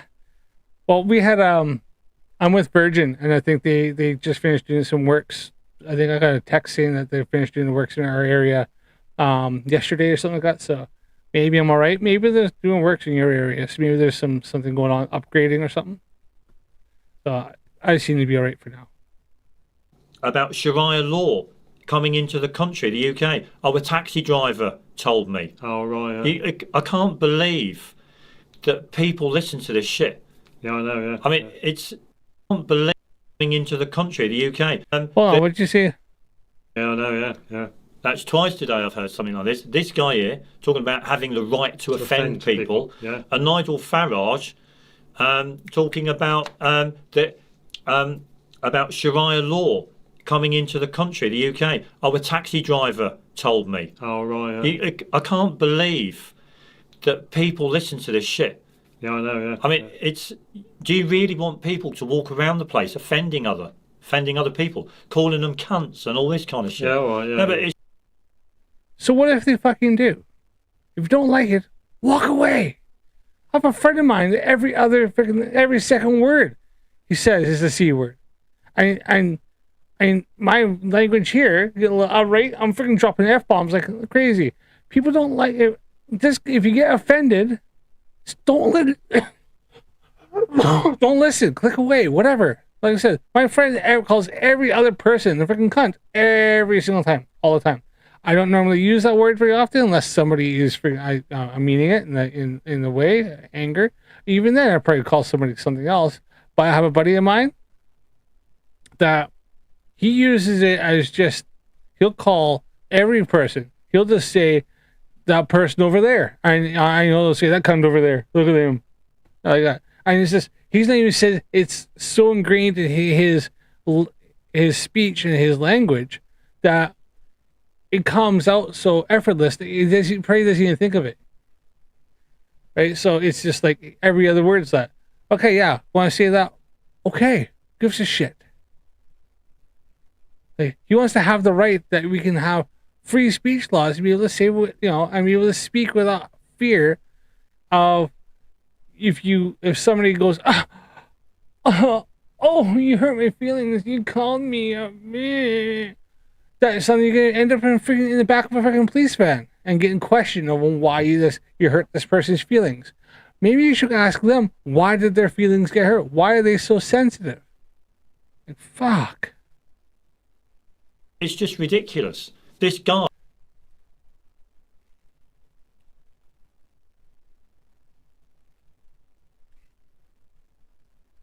Oh, really? 60,000 reports of down detector in a few minutes regarding YouTube. Holy shit, eh? And Big Fish said, offense is taken, not given, in most cases. Exactly. Like I said, I've said things that probably has offended people. Somebody said, I heard a scene once going, I'm not everyone's cup of tea, because if I was, I'd be a mug. And that's usually how it is. I think you just get to the point, like, we have to go around policing our speech all the time because somebody might get offended, right? It's just like the whole, like, if I seen a fella, I had really long, really nice, well looked after hair from the back, and it's maybe a bit skinny. If I looked at and went, oh look at that chick over there, or look at that girl over there, and turned around and went, I'm a guy. You offended me. I'm not a girl. I'd be like, oh, sorry, I didn't know. Mistake. But he took offense. Now, am I in trouble? Do I need to? Am I gonna get arrested because because some guy got offended because I called him a girl, or I called some girl a boy? Even I see some girl walk in who's like really butch, short hair, everything like that. Maybe works in construction, bit dirty, like didn't really notice. And I went, and I've seen this happen where somebody's said to a woman, excuse me, sir, or are you okay, sir? And they've gone, this actually happened to my mom a few times. And my mom got a little bit offended. Went, last time I checked, I'm a woman. And they went, oh, okay, sorry. Then she got offended, but that was the end of it. She got offended. They went, oh, crap, sorry. And that was the fucking end of it. There was none of this rage, none of this stuff like that. No, she got offended. That person said something, but they had the right to say that, yes, this and that. Doesn't mean there's any offense. Like as Big Fish said, offense is taken, not given most times. Now, somebody can insult you, and you can get offended, but they have the right to insult you. It's not harming you. It's not causing harm, as long as they're not like calling you using like slander or using hate speech or threatening some sort of bodily harm, like stuff like that, or harm to your property or your person. Then if somebody walks up to you and calls you F and F this and thinks you're freaking nothing but a freaking piece of shit and walks away, okay, well, you know what? Shit happens. Yeah, might piss you off, but you can call them all that stuff back. Right, has he got any friends? Does he want other people to have friends? Or does he offend them all? Or absolutely, does this guy know what dignity is? Civility. Does he know what it's to be nice to other people? Or does he just want to be nasty and vile to other people all the time? They're jumping to conclusions here. There's nothing saying this guy doesn't have a friend, family, and everything else. I know he's not. Why would you think he's nasty? Because I listened to this video these guys did. He didn't sound nasty, but what he did say is he doesn't think that there should be freaking policing speech everywhere, and there should be a thought police in this freaking country. The fact is, you should be able to people should be able to speak freely and not feel offended that if you click something or if you voiced an opinion that was just out of and you weren't being subjecting one particular group, but just saying something in general, that you don't feel like you get suddenly have the police knocking at your door wanting to claim all your freaking electronic devices to investigate you. It's just ridiculous. Yeah, I know. Yeah. It's absolutely ridiculous that people like him want the right to offend. I can't believe it. Yeah, it's just... Yes, we should all have the right to offend. And you know what? People need to that offense is on who takes it. Because what might offend me may not offend these two dickheads. And me calling them dickheads might offend them. I don't really give a fuck. So, and you know what? They need to deal with it. They need to freaking suck it up and freaking that's it. Oh, you got offended. Boo-hoo. Carry on. Just unbelievable. Years ago, I've got to admit, when I was at school, we used to mock people. Yeah, you don't need to say the words. Everyone was there. During the 80s, we're all there. At school, we've all been there. We've all done it. But at the end of the day, when you get older, you start to realise that people can't help the way they are. It's not their fault they're ugly. It's not their fault they've only got one leg. It's not their fault that they've got black skin. It's not their fault that they're whatever. Yeah. You know what I mean? And yet people like him want to persecute these people. Yeah. Never said that. They're putting words in his mouth. Now they're talking about racism, or they're talking about maybe hate speech, or talking about like things against. That's different to say offend. One, you can walk up to somebody who is of African descent or color, and you could, and you're not use anything like that. You can still call them a dickhead to the face, and yes, they may get offended. And so what? You're not using derogatory hate speech or anything like that, or you're not being a racist or anything like that, but you can still, yes, that's what he's talking about, is the offense, not hate speech, but to not have to police about every little thing you say. It's sick. There's no other word for it but sick, you know. But you know. Yeah.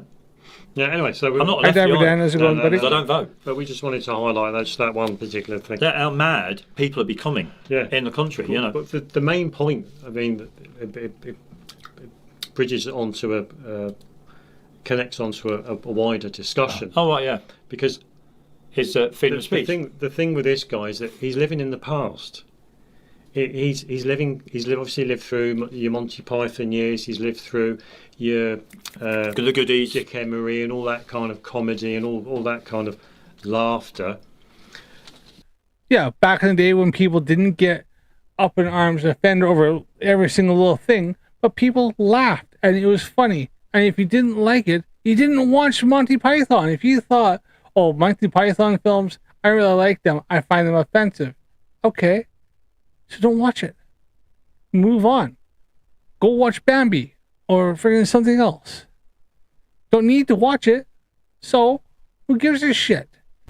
It's back when people had a little more thicker skin or weren't as butthurt as easily and could take a joke and either you liked it or you didn't like it.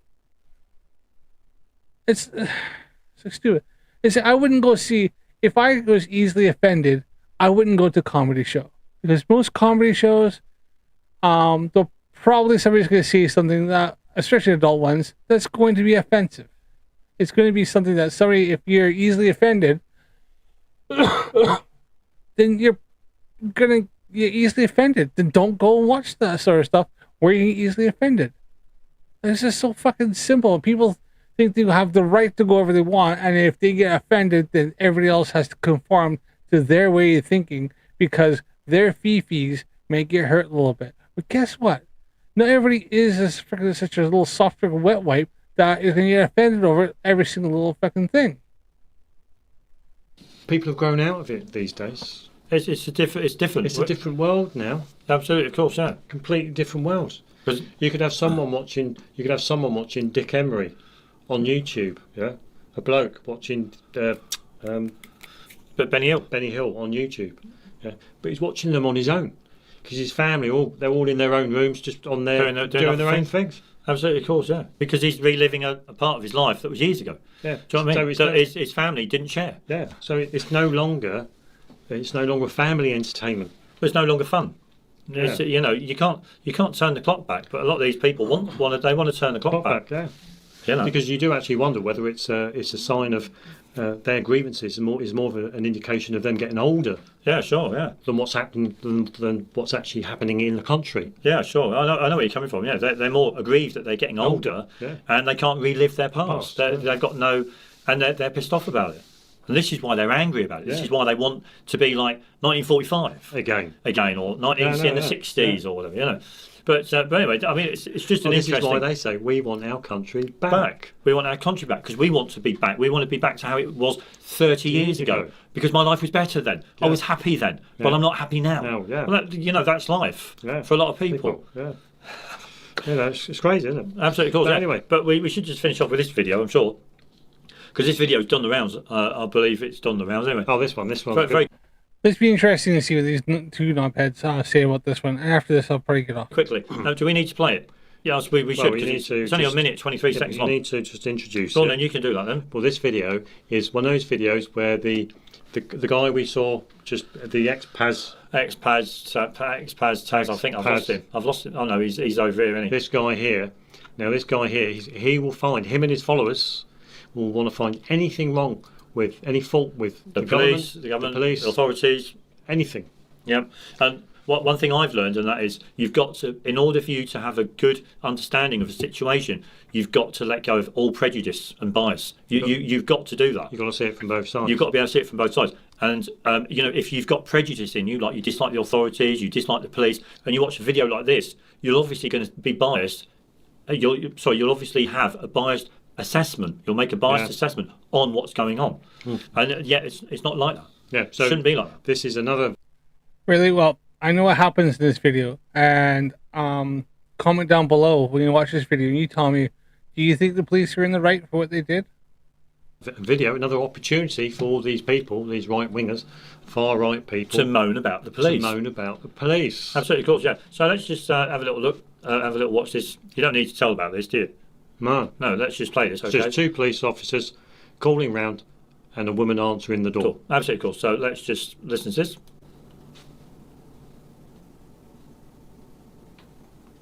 No sound. That's what I was thinking. Where's the sound? It should be there because the sound's up. The sound is up. We're You turned there. the sound That's down. fine. I don't know. I don't know where the sound is at all. Yeah, Flurfs and Tech. There's another one he was on that he couldn't get sound on either. How long have these guys been doing this shit? Holy sorry, shit. it's there. Look, do apologise. That's me. Sorry. Do Fucking apologise. Here we go. You ready? Still no sound. Oh, it's not there. Where's the sound? Oh look, we've got no sound for some weird reason. Just play another video. Yeah, we've got him. Oh no. No. Oh no, here. Oh, It's not funny at all. oh, it's because it must switch off all sound from Right. YouTube. Do apologise. Here we go. Nope. No, it's not there. I wonder why that is. Oh yeah, look, see that? Oh, it's. Can you see it? I just don't like a That's camera. it. Okay. That's it. Sorry, it's because. Oh, Yeah, anyway, let's do it.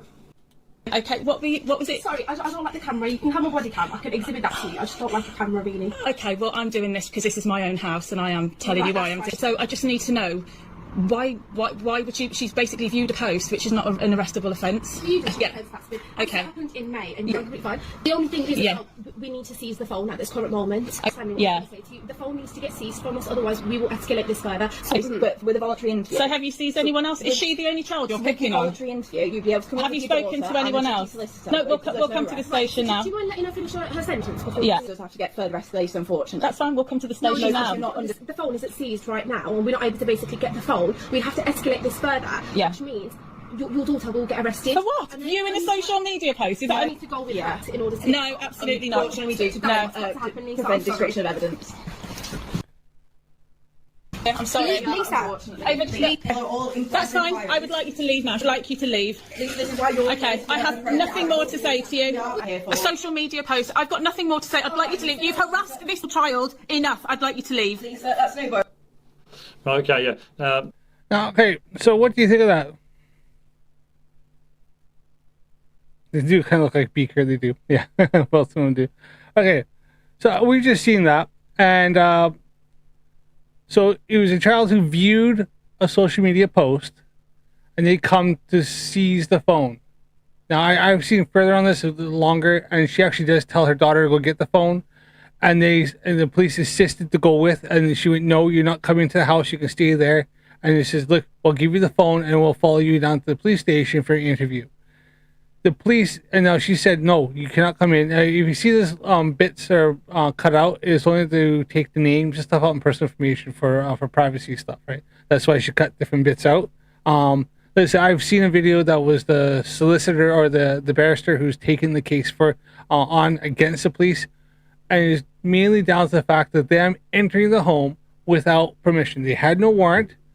They weren't in pursuit of a crime that was currently being committed, and they had no permission from the homeowner to enter that property. They legit broke the law. They had no rights to enter that property. They were told that they cannot come.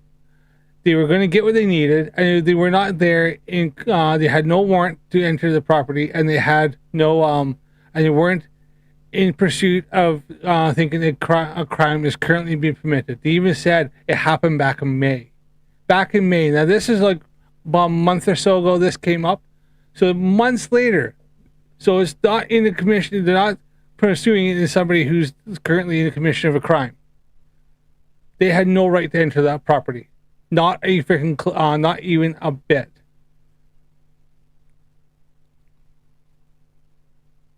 And they tried to force enter. Now,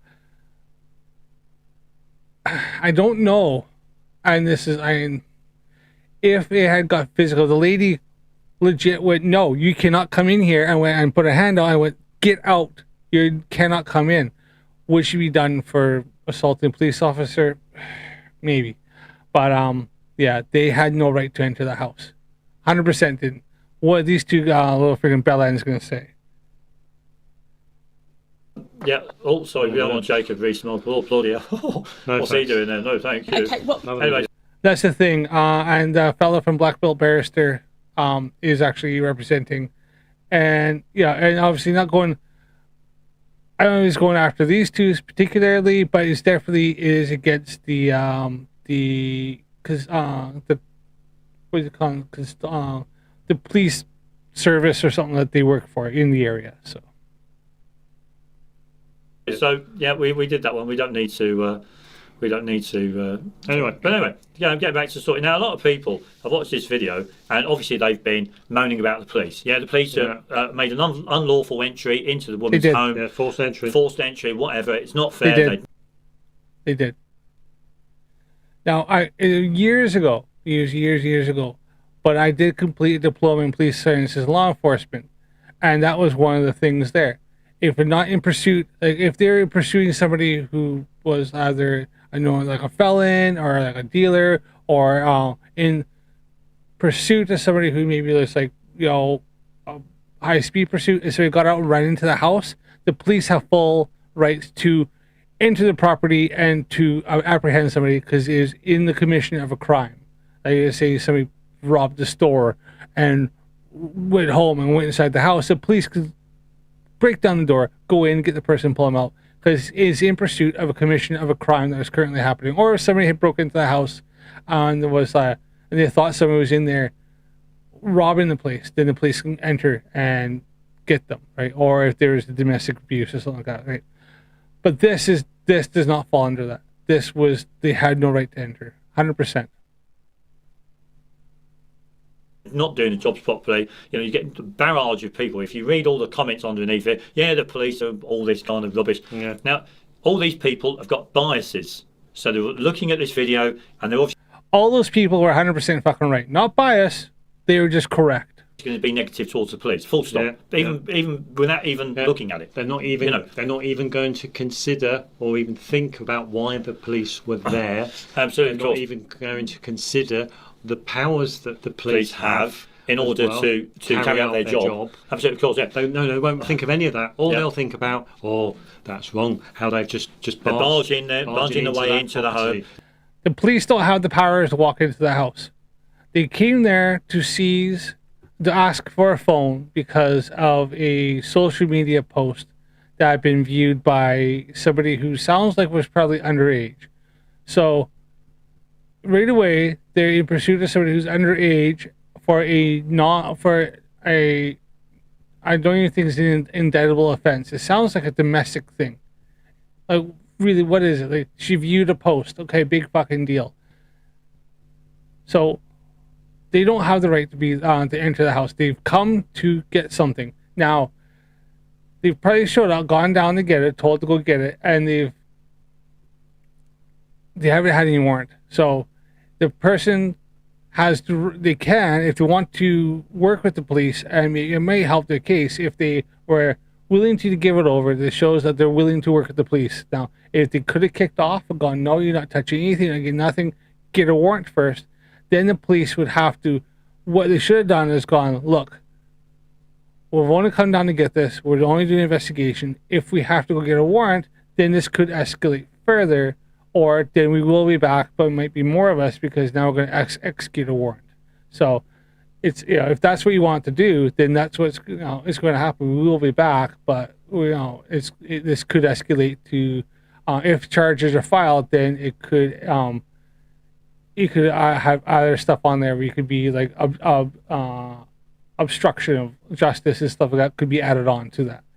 So that's where it should have ended. If they weren't willing to give it over, then they had to get a warrant for seizure of the property, or to enter the property to to look for the evidence of a crime. That's where it fucking should have ended right there. Now, but she was willing to go give it to them, but they wanted to walk into the house. No right. They had no right to do that. Look Should at have done that. The That's woman, wrong. the homeowner said, I don't want you coming in, and yet they've barged their way in. It's unlawful entry. That is trespass. Yeah, It is. It's absolutely ridiculous what people are like. But anyway, it is. Well, it's not surprising what people are like when you think about it. But anyway, it transpires that at the first instance, I think the only thing wrong the police officers did was when she said, "Can you not film me?" No, I thought that was there's nothing wrong with that. Well, you think there was nothing wrong with it, but she should have realised that there's nothing wrong with the woman filming her. Yeah, but she said, "No, I'm quite happy to film. It's my home." And Well, there you go. She said, and that police officer said, "That's fine." Yeah, okay. What is it? Sorry, I don't like the camera. You can have my body cam. I could exhibit that to you. I just don't like camera. Okay, well, I'm doing this because it's my house and I'm telling you why. So I just need to. And she said, that's fine. Yeah, okay. I get your point. Not okay. a problem. It's fine. There's no issue with it, but I don't know. People are making it an issue. Absolutely, of course. Yeah. So it transpires through the research we've carried out that these two police officers went round to the home in order to gather evidence because somebody had made. Well, you may as well click up the Oh yeah, wait there. Where's West Midland Police? Oh, no, that one. This one here. We got a little police information circular come out. We are aware of reports that we are investigating a child for viewing a social media post. And in the video, it was heavily edited. Remember, you've got to remember that. Yeah. This video, I can't remember where it was. Was it this one? Is rejected for privacy issues, and this is confirmed by the lawyer who's representing the woman. No, Number 10. No. It's that one. Oh, this video is highly edited, Yeah. so you don't get the gist of it. And the full length of the video is about 10 minutes. 10 minutes, yeah. So a lot was being discussed. But anyway, we are aware of reports that we are investigating a child for viewing a social media post. This is completely incorrect. Yeah. Okay, we are investigating after a complaint from a member of the public that a fake social media account had been created in their name and have been used to send indecent messages. Okay, well, the offence being investigated is one of malicious communications, sending indecent or grossly offensive communication to cause distress or anxiety. This sounds quite serious. The messages are of an incredibly serious nature and of course serious concern for the victim. So if we get back to Paz, he wants the right to offend. So what happens when somebody commits suicide? Because of the continual bombardment of offence that they're receiving, and they commit suicide. He's happy with that, isn't he? He doesn't give a fuck, does he? Of course, because he just wants to offend everyone. He wants the right to offend people. But anyway, officers, the messages are of an incredible serious nature and have caused serious concern for the victim. Officers made a number of attempts to speak to a suspect, a teenage girl, at her home address in Walsall earlier this month as part of the investigation. On 13th September, we spoke to the girl's mother at her home. And I've forgotten which one it was. This one here. This is the one. They spoke to her at the home. And explained we needed to speak to her daughter and recover her mobile phone as part of the investigation. The following day, the girl attended a police station for a voluntary interview, and the investigation continues. We are aware of a brief and heavily edited video clip showing part of the 13th of September visit. The clip is misleading, and we have reviewed a 10-minute body-worn video recording showing the full exchange. So they've obviously looked at the body cam footage, and it shows a completely different story. It puts everything into context. Puts everything into context, and it clarifies any misgivings, shortcomings given in this video. Whereas the thing is that a lot of these people who are leaving comments who have looked. Well, that is 900% certain. True, actually. And let's see if I can get down to it here. There's more to that, and these two, obviously, I've seen this, and I'm only going by somebody who actually has done this. See if I can find the video here. When was this done?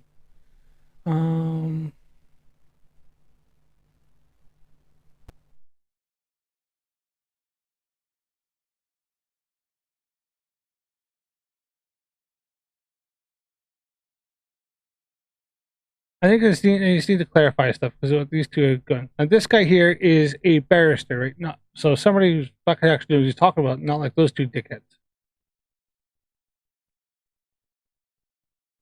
Let's see if I can just get to the part where he talks about this. Okay, so it appears that we have the social media police doorstepping somebody for social media posts. This appears to be in relation to a child and visiting them at their own home, both of which aggravate the situation from my perspective. And I would be very interested for the lady who filmed this video to contact me because I'd be very interested to see what the police have to say about this. Obviously pro bono, so if anyone watching this knows who they are, ping them a message, get them to contact me. My details are below. And for that matter, I'd like to spend... And just a bit of a... spoiler, she did. A lot more of my time doing pro bono work on cases like, I'll link my other channels. I will also do a couple, and I'd like to this video because I know lots of you have asked me about this by email, on X posts and so on. The caveats are these. Firstly, this appears to be a real video, not AI generated, so I reserve the position to change that if that turns out to be AI generated, but I don't think it is. Secondly, there appear to be bits that are clipped out of this video, so it doesn't necessarily give 100% of the facts here, so I'm going on what I see, and generally as the law applies here. And finally, this is not intended to be legal advice either to the people in this video or anyone in a similar situation, because if I'm not sitting down with you and I have all of the facts and I ask you questions and so on, then I can't give you legal advice. That should be clear. Hey Sean, how's it going? Nice to see you in there, buddy. I see you were on live earlier, but I was already on live, so yeah. Clear by now, over 2,500 videos, but I say it nonetheless. With that in mind, let's take a look at this video. I will be stopping it part way along the way because there are things that I don't agree with, obviously. But first of all, let's take a look at it and we'll tear it apart. Okay, what was it? Sorry, I don't like the camera. You can have my body cam. I can exhibit that to you. I just don't. Pausing straight away. Officer says, I'm sorry, I don't like the camera. You can have my body cam. I will exhibit that for you. So let's break that down. First of all, she says, I don't like the camera. Well, tough. You can film the police, especially if you're in your own home. There is absolutely no reason you cannot film this interaction, not least of which is a contemporaneous record of what happened, what was said, and exactly how it unfolded. Which is also why I made the caveat, because there are bits that are snipped out. There might be privacy concerns there, or there might be bits that they don't want us to see. So that's why I make the caveat. Oh, maybe Sean, I just seen you post a video. I just seen your I got a notification of my phone showing that something came up. So maybe you post a video, buddy. I don't know. I was just I had seen something come up. So you don't see the bits that are snipped out or appear to be snipped out. But filming it is generally not a problem unless you're outside and you're filming some event or whatever, and it's going to cause some issue of privacy, and that's a completely different story. This is not the case. If the person's in their own home, they are perfectly entitled to film. Secondly, the officer says, you can have my body cam, I can exhibit that for you. Well, first of all, you are entitled to a copy of that video by making a subject access request, because you have the right to access any data that captures you. And if the officer films you with their body-worn camera, you can absolutely file a subject access request and obtain a copy of that video. There are no third parties likely to be in this video, so there's no likely to have any privacy concerns. So, but exhibit it, the officer's mixing her words here. Exhibit it to what? There is no court case yet, so far as we're understanding it. So that would just be a simple request for the video, and they should hand it over. So wrong on the first count for not liking the filming, and wrong on the second count in that it's not an exhibit to anything. You're entitled to a copy of the body-worn footage. Let's watch on. Okay, well, I'm doing this because this is my own house, and I am telling you why I'm doing it. So I just need to know why would she's basically viewed a post which is not an arrestable offence. Yeah. Okay. It happened in May, and you're completely fine. The only thing is, we need to seize the phone at this current moment. Okay. So you can see there's little bits that appear to be snipped out. I couldn't find the original full version video, if there is one. I can just find lots and lots of examples of this one. All I can determine from that is that something about the child viewing a social media post and the officers wanted to seize the phone. So dealing with those in turn, unless the post is something to do with terrorism and downloading materials for terrorism, which might be a terrorism offence, which would be an indictable offence, and then they could force entry to the property for the purposes of arrest, and they'd have a general power to seize something. But I don't think we're quite there with that. But let's watch on regardless. I'll come to the law in just a minute. Yeah. The phone needs to get seized from us, otherwise we will escalate this further. So, but with a voluntary interview. So have you seized anyone else? Is she the only child you're picking on? Voluntary interview, you'd be able to come. Have you spoken to anyone else? No, we'll come to the station now. Do you mind letting her finish her sentence before? Yeah. She does have to get further escalation, unfortunately. That's fine. We'll come to the station now. The phone isn't seized right now. So you can see from the bits that are snipped out there, it's not really clear what's being said here. They are saying something, the officers are saying something about a voluntary interview, but then it sort of gets snipped out, and the lady says, we will come to the station. what the lady's doing is snipping out, because I'll show you later if you want, or you can check out Black Belt Barrister. They're snipping out the names of the girl, and names have been given, so the officers are seeing the name of the girl, and seeing, so she's snipped out her daughter's name. And they seem to say, no, you don't understand. So it's hard to say, but I think broadly it seems like the officers don't understand, because if they're inviting them for a voluntary interview, then fine, you know, arrange the voluntary interview. And then all of it would need to be a PACE compliant interview, meaning you've got the right to free legal advice, you've got the right to examine the PACE codes and so on, all of these sort of things. So it would have to be a fully PACE compliant. Exactly, yeah. They said viewing a post. And I think he actually addresses the letter in the next video. Interview, even if it's voluntary. But it appears that they are leveraging the threat of an interview and escalation to seize the phone, which it appears that there's no real power to do. But I'm going to come back to that in just a moment. Now, you'll have probably realized from the news just recently that there's an alarming increase in the activity of this. That is why I can hold in today's dangerous online world. We're not able to basically get the phone. We have to escalate this further, which means your daughter will get arrested. For what? You see there, if we don't get the phone, we'll escalate this further and your daughter will get arrested. This sounds to me like it's starting to be an abuse of power, because this should not be used as a threat of any kind. There is either an offence for which they want to arrest and therefore obtain further evidence, and therefore, if they did arrest, then it gives rise to a power of seizure and so on, which I'll come back to in a minute. But it appears that it's an escalation of language designed to threaten this lady into compliance, which I think she does in the end, to give up the phone, which is all a bit strange. If there is an offence for which they would be arresting somebody, then that's really what they should be here for. But let's watch the rest of it regardless. You in a social media post? Is that I need to go with that in order to... No, absolutely not. What should we do to prevent destruction of evidence? I'm sorry. Lisa. That's fine. I would like you to leave now. I'd like you to leave. So it appears that somehow they've forced their way in without a warrant, which I'll come back to. It appears that everyone's upset about it. It appears that they've managed to seize the phone, and also their body-worn cameras are still illuminated, meaning they're still filming. I, for one, as guidance to anybody, this can be guidance to anyone that's watching it, I would absolutely 100% want to obtain the body-worn footage for both of these officers, not least of which to prove from both of their perspective everything that was said, not just relying on your own personal filming of it. Okay, I have nothing more to say to you. A social media post. I've got nothing more to say. I'd like you to leave. You've harassed this child enough. I'd like you to leave. Lisa, that's no worries. Okay, so that's all we have. So you can see why I say there's a little bit of missing context along the way. We don't know the bits that were said in the middle, whether they were of any relevance or whether they're just bits of privacy that the filmer of this video doesn't want us to see and hear. Nonetheless, let's deal with these issues in turn. Let's deal with the entry first of all, because I think that is quite possibly the most severe here. And if it is not upheld as a lawful power, then they've unlawfully entered the premises here.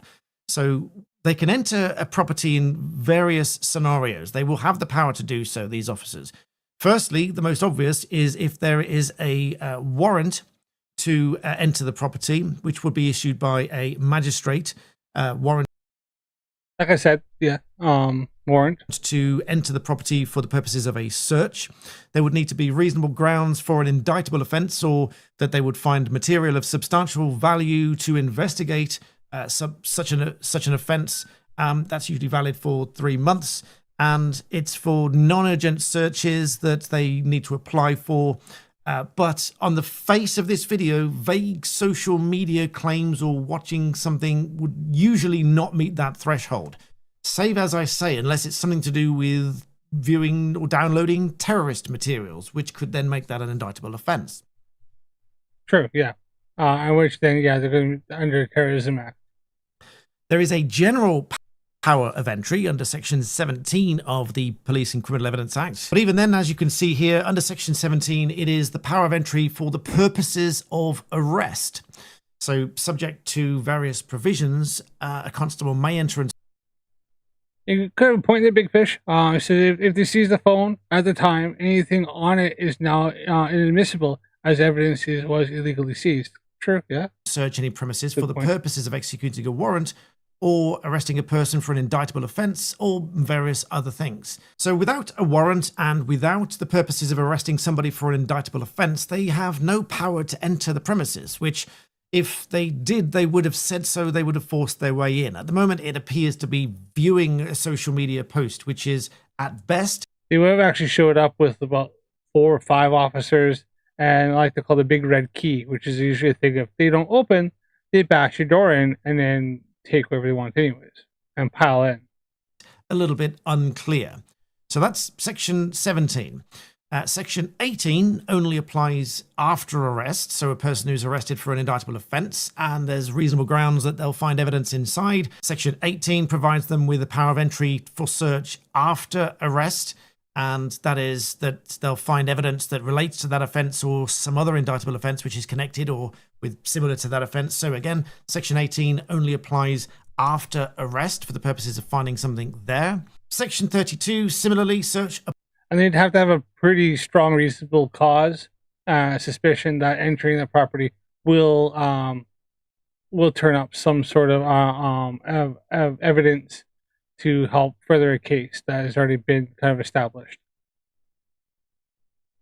Upon arrest, a constable may search an arrested person and, subject to other provisions, also have the power in any such case to search the arrested person, or in the case of an indictable offence, to enter and search any premises in which he was when arrested or immediately before he was arrested for evidence relating to the offence. So again, all relating to an indictable offence. So these powers of entry to search apply either to a warrant or a power of entry to search for evidence on an indictable offence. But then we look at the power to seize the device, which is also in question here. Section 19 of PACE provides a very broad general power of seizure, but there is a caveat. Right from subsection 1, the powers conferred in these subsections below are exercisable by a constable who is lawfully on any premises. Now, it appears from the video, although there's bits snipped out, so I'm not really sure, it appears that the lady reluctantly allowed her into the premises, which means that they may be there with her permission. But if it turned out to be the case that they've abused their power to enter the premises and she felt oppressed by doing so, and therefore she felt under threat of escalation and that was wrong, then it may still be the case that the police were trespassing on that premises. Because if she felt that she didn't voluntarily give them permission to enter the property, they are not lawfully on the premises. If they are not lawfully on the premises, then this power does not apply. So they are not allowed to seize the phone if they are unlawfully on the premises. And as I said, as Big Fish said, yeah, if they seize that and they were, and she's told them they're not allowed to go in, which looks like she said no, you cannot come in, and then they just started walking in anyways. The lady with the headscarf just went to walk past her, and the lady actually had to step back further and stop them from entering further into there. So she had to actually reposition herself in a position so that they could not advance any further after being told no, you cannot come in, no, you cannot come in. They went to come in anyways, and she felt she needed to reposition and block the way from making further any progress onto the property. Said, unless they've arrested somebody for an indictable offence, which then gives rise to the powers to enter and the power to search and the power to seize, then they just simply cannot seize the device. So whilst I rely, and I reserve the right to rely on the caveat and change what I say, but on the caveat that I'm just going by what I see here, it appears to me that they've somewhat abused the power to gain access to the premises and then seize the device, which quite arguably they would not be allowed to do, because if they forced their way on by abuse of power, then they are not lawfully on the premises and therefore they cannot lawfully seize the device. And so in short, based on what I can see in the video, I don't think there was a power of entry, I don't think there's a power of seizure, and I don't think there's any real power to do anything else. If there was a reasonable ground to arrest somebody for a specific offence, they should be doing so. If it's less serious, they should be, as they did, invite for a voluntary interview, but not sort of force entry to the house by threat of escalation and then seize the phone. I think those are both potentially abuse of power and unlawful here. And I would be very interested for the lady who filmed this video.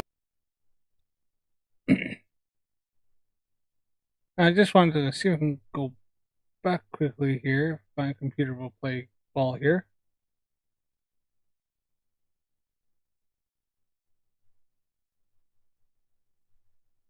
Oh crap. Oh, where'd it go? Come on. Oh, what are we doing? Oh.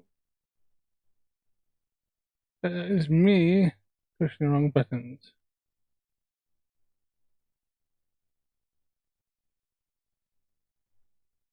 I just lost it. Where is it now? 2 months. It's 3 weeks ago, wasn't it? So, went past it.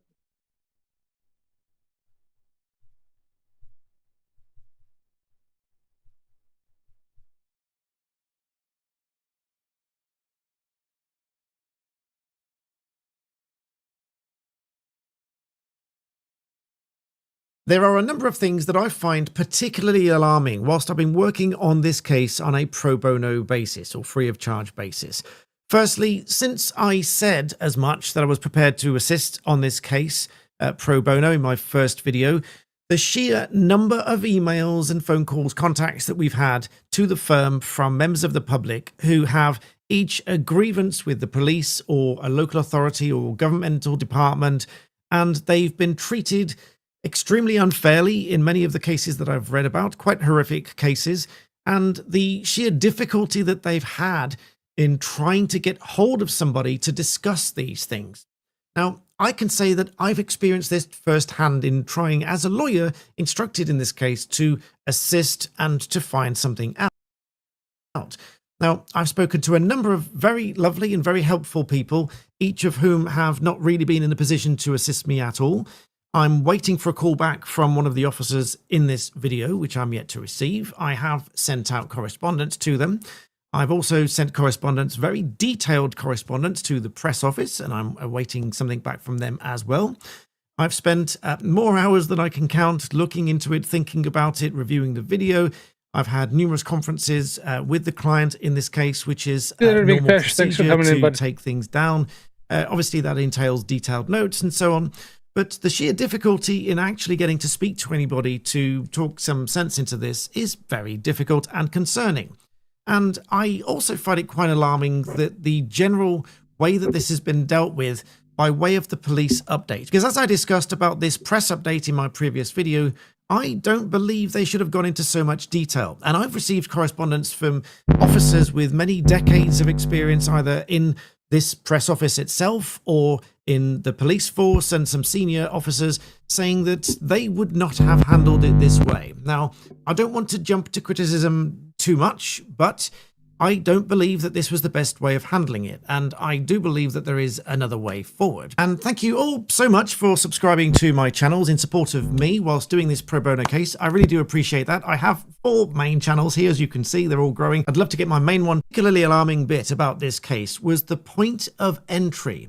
Now, each of us should feel sort of safe in our own home. We have a right to privacy under Article 8. And of course, if you are being arrested for an indictable offence, there are powers to enter to arrest you for said indictable offence. I'll come to those in just a minute. And also, if you've already been arrested, there is a power to enter your property because you've been arrested to... Which we have already seen before anyways. Then carry out a search and seizure and so on. And there are various other grounds within the legislation, for example, saving life or limb, preventing serious damage to property, or such things like that. Now, with those in mind, I'll come back to those in a moment. But first of all, remember, I did actually mention that they can, if they think that somebody's in danger, or if property is going to be damaged, or there's, like I said, indictable offense or commission a crime, then they can go in. I'm going to play you a short snippet from this video.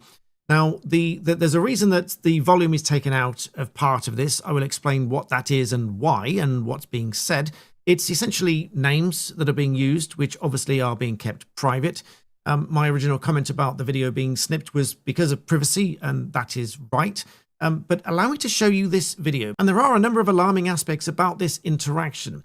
Now, whilst I can't play the whole video for you and I can't tell you every detail, I can tell you some specifics and about how the officers acted generally, because police officers should be held to the highest standards. But this particular bit here is about the entry to the property, which, as I've said before, was done without consent. And it's quite clear from the video. Take a listen to this. So why is this? What evidence have you got that she's a suspect? But that can be all discussed in an interview. Yeah, and that's why we're saying we're happily to go to the station now. Yeah, but you're not understanding what we're saying. We need to seize that phone now because to prevent this. And so this is where I've lowered the volume and I've paused the video. But by this point in the interaction here, I can tell you, having made a transcript of the full video, which I can't show you, but there are at least that I can count 15 separate occasions where the police officers threaten some sort of escalation or threaten arrest or threaten a demand and a seizure of the phone, etc.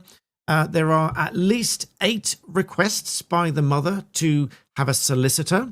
And there are at least 9 occasions where the mother said that she'd be prepared to attend a voluntary interview. And despite all of that, at the end of this, all of those interactions, the mother then felt so oppressed that she had no choice but to call her daughter to fetch the phone, which is why the volume has been lowered. Not just to change the narrative of the video, but it was, as I said, for reasons of privacy. But after all that, then have a look at how this entry takes place. Just get the phone. One of us needs to go with her in order to. No, absolutely not. What should we do to prevent destruction of evidence? No, you're not allowed in here. I'm sorry. Now, that last point there, it's muted by me because the officer was shouting the lady's name into her face and then physically pushed her way through. So you can quite clearly hear from that video that one of the officers said, one of us needs to go with her. The mother says, no, absolutely not. You are not allowed in here. So if this were to go to court for claims of unlawful entry, for trespass and so on, it would be for a court to determine whether or not, based on what you've just heard, and obviously any body-worn footage from the officers, whether or not that was a lawful entry. Now, I'm going to come on to a case in just a moment in the second half of the video about entry to a property that was deemed unlawful. Now, my last few... And I think that was definitely unlawful because the police had no right to enter there. They were told they can't go on there. They had no warrant to have on there, and there was not any indictable offense or proof of there being any threat to life or property, or that there had been, or there is currently, or in pursuit of somebody in a commission of a crime. Few videos and stories have highlighted how facts and events can get distorted and twisted, misinterpreted, or even misrepresented, depending on who's telling the story and what your perspective is. And so that is why I partner with a company on this channel. I'd like to show you an example. So let's take a look at this headline here. It shows dozens arrested around the UK at protests to support the proscribed group Palestine Action. Now, depending on whether it's a left or right-leaning outlet, you might get a different headline and you might be told the story slightly differently. Ground News has a biased distribution on the right-hand side here, showing you who is covering the story. And you can see that 51% is central, and there's a left and a right-leaning split. Let's take the bias comparison provided by Ground News here to get an idea of the differences, an idea of the bias breakdown, the ownership breakdown, and everything else that matters to you. So check out Ground. Let's try to skip his little segue here. News, ground.news/BBB for your 40% discount, and I think you'll love it. Because if I remind you, first of all, under the Police and Criminal Evidence Act, under Section 8, there is the power for a Justice of the Peace to authorise entry, otherwise known as a search warrant, to enter the premises. Which was never given. There's Section 17, which is the entry for the purposes of arrest. And then there is Section 18, which there wasn't. Entry and search after an arrest has been made. And then under subsection 2, Constable may seize and retain anything for which he may search under subsection 1. And of course, this must be for indictable offence. And also there is Section 32, which is search upon arrest, and so on. However, so let's take a look at this case, because I think you'll find this... Section 18 doesn't apply because she wasn't under arrest. They were only wanting her to come in for the interview as part of the investigation. So quite interesting. So in this case, this is the case summary. The claimant here, who was the husband, referred to as F, He sought damages for trespass to the land, false imprisonment and assault from the defendant chief constable. Obviously, as I mentioned, that's just against the police force. And the summary is as follows. The neighbour had called the police after being alerted to a disturbance at this guy's home. During a heated argument, F had squirted suntan lotion and thrown apples at his wife. But he then took an overdose of tablets. The police officer, R, attended the scene and spoke to F's wife. According to the officer, she looked dishevelled and upset, mentioned the overdose to him, and that the husband F had grabbed her by the arms and shaken her. The officer went round to the back of the house with the wife and saw the husband in the kitchen. Now here's a very technical and important point of law here. The officer then opened the back door and went in. So you'll find later that was a technical use of force because he opened the door. So it's a use of force in a technical sense to open the door and then go in. So the question obviously there is, was he invited in or did he have a power to enter?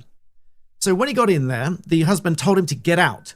A struggle ensued between them and F was arrested and handcuffed. The chief constable, i.e. the police force, argued that the officer's entry to the home had been justified since it was properly inferred that he'd entered the home with the wife's consent, and alternatively that he'd entered the home to deal with a breach of the peace and to prevent harm. However, as mentioned, this man then brought a claim against the police for trespass to land. So you kind of think he would, because the guy, because he reported the guy had took an overdose. Obviously, there'd been something like where the wife, maybe a threat to her bodily harm or autonomy. So yeah, and then obviously she's right there, and then he went to go in because he's seen the fella in there, seen somebody who had just committed the crime or been called, and I spoke to somebody who had something that happened. He had done stuff like maybe she and I guess the question is, did she want to press charges and stuff? Then maybe did he have the right to go in there? And also the fact is maybe to make sure that the fellow's okay because he had took an overdose of pills. And that's a lot more of gray areas there compared to what these two officers walk in when somebody's saying, no, you're not, you cannot come in here, no.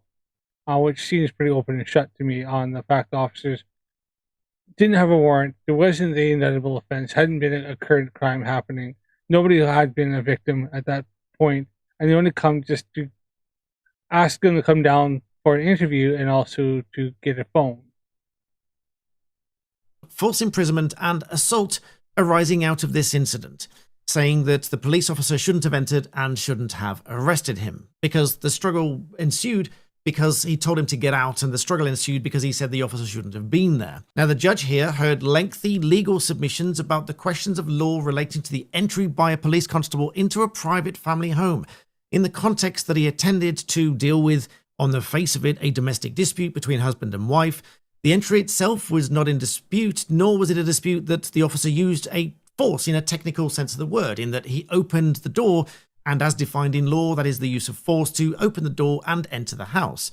Eventually, and our applications to amend pleadings, etc., on the third day of trial, the defendant force then put forward 3 justifications for entry to the house, but the burden of proving the justification would be upon the police force. Now, in analysing this case, the judge here said, in relation to consent to enter the property, clearly, if the police officers were invited into the premises by an occupier who's been told them the reason for entry, then their enter will be lawful.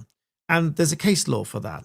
In the present case, as in this case that the judge is talking about here, not my case, but this case here, you understand, the judge said the officer was not invited into the property. He himself opened the door and went in, neither seeking permission nor explaining as to the reasons for wanting to enter. The judge said the police... I suppose I can see that where there is actually no permission given. He used to argue he thought that there's permission implied. The fact is that he walked from the front of the house to the back of the house with the wife, seen the husband in there, and went in to confront the husband. Now, I suppose he could have knocked, maybe opened the door, shouted in, the police for the guy to come out, or can I come in? Or if he turns to the wife and went, seen him and gone, can I go in and get him, or can I go in and talk to him, I suppose. So I suppose, a simple question would have probably solved all this for him. Evidence at its highest amounted to no more than saying that no one had told him not to go in. So he assumed that the wife was consenting, and i.e. he assumed therefore that she was consenting because she didn't expressly forbid him to enter. The judge, however, said an assumption of consent on the part of the police officer in such circumstances cannot in law amount to implied license to enter a private dwelling. No reason for entry was given. In the judgment, the judge said there is, on the police officer's own evidence, no basis on which the jury could properly conclude in this case that he had consent from the occupier to enter the premises. After much legal discussion later, the judge then said it follows that as a matter of law, a police constable does not have the power to enter a private dwelling house in order merely to carry out an investigation as to whether there might or in the future be a further breach of the peace. The judge said, in my judgment, therefore, the decision in O'Loughlin applies in this case. He says the officer's entry was unlawful and the claimant was entitled to take reasonable steps to remove him from the premises. In other words, the police officer was on the premises unlawfully, and he said the claimant in this case had the grounds to take reasonable steps to remove him from the premises. The judge said, even if I'm wrong about that, I take the view in relation to the second issue arising under this head that the evidence advanced in support of this ground is not capable of justifying entry into the premises pursuant to the power contained in section 17. More legal discussion later, the judge said, in my judgment, therefore, there's no evidence upon which this jury could properly conclude that the police officer's entry to the premises was justified under section 17 of PACE. It follows from all the above, the judge said, I agree with the submissions of Mr. Williams on behalf of the claimant that the police officer's entry of the claimant's home in the circumstances of this case was unlawful. I see. So yeah, that I would think that is kind of showing precedence of there being a case against the West Midlands Police Service. So the fact is, that seemed like there's more ground. There would have been more grounds for the police officer to go in there. And yet it was still dubbed as being that there wasn't enough, and so that he wouldn't have been given. He did not have the right, and I think even these two female officers had even less of a right. Therefore follows, Mr. Thwaites accepted that the claimant was entitled to use reasonable force to resist the officer and eject him, and that no issue relating to liability remained to be determined by the jury. Judge did warn towards the end to say that the decision was based entirely on the particular facts of this case, and it would obviously not apply to cases where different circumstances exist requiring very different approach to be taken by attending officers. And so in short, in this case, the officer had entered the property using technical... That kind of answers the question I said, like, if that woman, if the mother had, put a hand out and told the police, no, get out of my house. I said, no, you cannot come in here, get out. And as she would step in, push her back out the door, reasonable force, not saying the freaking soccer one, but she pushed like on her shoulder or middle of her chest and went, no, get out. That's reasonable force. They should go in, no, we cannot come in. Then this shows that that would have been dubbed reasonable force, and she would have had the right to do that. Force by opening the door, assuming that he had consent, or on another ground that it was necessary because he apprehended a breach of the peace or to investigate the overdose. The judge didn't accept any of these and found that the officer was unlawfully on the premises and therefore liable to damages for trespass, false imprisonment, and assault because the officer had technically forced his way into the property and that scuffle ensued. So I've seen all sorts of comments online in relation to my case where people have said, the police are allowed in to do certain things. There are powers of entry, there are powers of arrest, there are powers of search, and there are powers of seizure.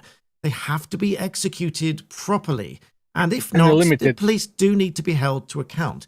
Now, as I've and there are caveats and limits to those powers. Said to the police, and I've said to you on my videos here, I'm very transparent. I don't want to be bashing the police over the head. They have a difficult job. It is difficult to get all of these things right, but with the greatest respect, these officers absolutely must fully understand these powers when exercising them, else they may be liable to trespass, false imprisonment, conversion of property if they've handled property that hasn't been lawfully seized, and so on. And not to mention breach of Article 8 rights and all sorts of other things. So again, let me know your thoughts and comments in the box below. I'm sorry that I can't go into greater detail in this case because it is my case. Whilst it is not live in the sense that she's not been arrested, she's not been charged, but I can comment on it nonetheless within the realms and the bounds of my professional obligations. So I hope you found that useful and interesting. Please do subscribe. So yeah, I thought I'd show that because I wanted to kind of show that mainly for him, for this one here, because this fella here, for Black Belt Barrister, is directly involved in this case, as he's pro bono representing the party of the lady and the daughter, or mainly the lady herself. So I wanted to kind of bring that up. Subscribe to the channels. That really does help my channel grow, and I am enjoying helping. So I don't know why I did that. I move over. So yeah, I just kind of wanted to just bring that up for the simple fact of come on. I'm just bringing a bit of context that these two Muppets wouldn't have. So this video, I will jump in on the bandwagon and say, hey, Copium Emporium, nice to see you. Police are in the wrong. Yeah, it's unlawful entry. They had no right to enter the home. It was trespass. Blah, who does blah, that blah. Muslim police officer think she is? Absolutely, of course. Oh, look, she's wearing a bloody head cover. Look, it's disgraceful. Yeah. You know, I mean, absolutely. Let's go back. These two are being facetious. Police are in the thing into context, and it clarifies any misgivings, shortcomings given in this video. Whereas the thing is that I think if you look at Black Belt Barrister, that letter that press release was not entirely true. They kind of made some assumptions in there, and I think, correct me if I'm wrong, but I think the girl that they actually went to receive the phone off was not actually involved in that particular case. They assumed that she was, but it wasn't. She looked at something, but she was never involved in the bigger case where there was like the falsified information and stuff like that. a lot of these people who are leaving comments who have looked at this video are all jumping on the bandwagon and saying that the police are in the wrong. Yeah, it's unlawful entry. They had no right to enter the home. It's trespass. Who does that Muslim police officer think she is? Absolutely, of course. Oh, look, she's wearing a bloody head cover. Don't care what religion she was. They're both were wrong. Look, it's disgraceful. Yeah. You know, I mean, all that's irrespective at the end of the day. So we had a look at this is our own take on the situation, and we've got the Police and Criminal Evidence Act 1984 PACE.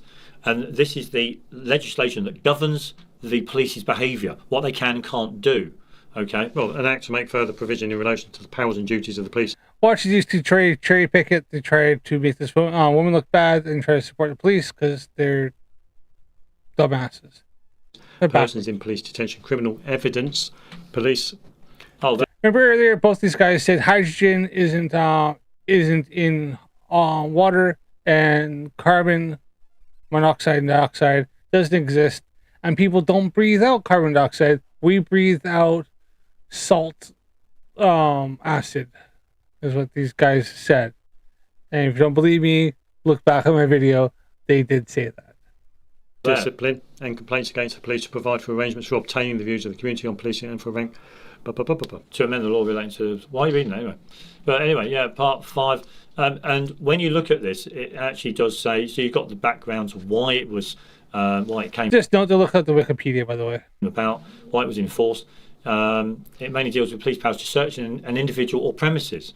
Although PACE is their powers to gain entry to those premises. Yeah, although PACE is a fairly wide-ranging piece of legislation, it mainly deals with police powers to search an individual or premises, including their powers to gain entry to those premises, the handling of exhibits seized from those searches, and the treatment of suspects once they are in custody, including being interviewed. So you can understand why they have this legislation, why the police have the authority to enter premises. No, why they have is to provide some kind of guidance to the police how to perform their job when they're trying to obtain evidence. Yeah, because they need evidence in order to solve crime.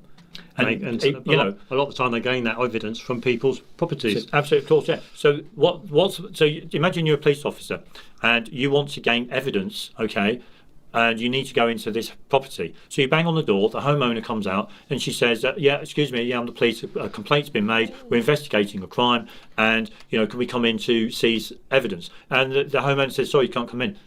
You can't come in. Can you come back tomorrow? I'm having my hair done. Oh, I'm just popping out to the shops. Can you imagine what the job of the police would be? It'd be a laughing stock. Especially if they went back the following day and the woman said, "Oh, sorry, I can't. I'm having my nails done." Absolutely, you can't. Oh, sorry, yeah, you can't come in today. I'm having. And that's where you go and get a fucking search warrant. Fucking dickheads. That's what search warrants were made for. To say, no, we've a warrant to search your property. We are coming in. We have a magistrate's court has now dubbed. We have enough reasonable means to further investigation, and we need to come in. One has been indictable offense, like something like they're searching for if they were looking for something for a terrorist act, or indictable offense like looking for stolen property that they have reasonable means to think that it's there before it gets shifted on and stuff. But that's not it. They were there to seize a phone from a young girl who looked at a online a social media post. Not the crime of the century, and definitely not an indictable offense. Context, people. Fucking context. My nails done. Yeah. So, and by the time the police do actually get in, the whole place is empty. Yeah. Because everything's gone. Yeah, Can you understand the illogicality of withdrawing powers from the police? Yeah. It doesn't make any sense, does it? Anyway, come on. Sure. But Coffee Emporium, yes, they certainly are. These two have said some really stupid, derpy shit. So anyway, we've got entry and search without a search warrant, okay? Because they didn't have a search They warrant. didn't have a search warrant, because usually you can get a search warrant from the Justice of the Peace or the whoever. Get a search warrant, and you've got the authority to enter a property, even if the owner says no, you can't come in. You can break the door down with a search warrant. But this provides that a constable can enter a premises under the following circumstances if they are executing a warrant, which they weren't, arresting a person for indictable offence. Now the thing is, they knew which they weren't. It was not. They weren't arresting the girl. They're asking to come down for an interview, and it was an indictable. It was not an indictable offence. The girl. They knew the girl. It's that one. They knew the girl was indoors at the time, so they were quite prepared to arrest the girl. If you look at no, they said if she refused it, it could lead to furthering the case, in which it could lead to her being arrested. Is what they said. Not they're going to come to arrest her, but it could lead. They're using it as a threat. But these two idiots are too fucking stupid to realize or to listen. Yeah. To the disclosure by the West Midlands Police, there you go.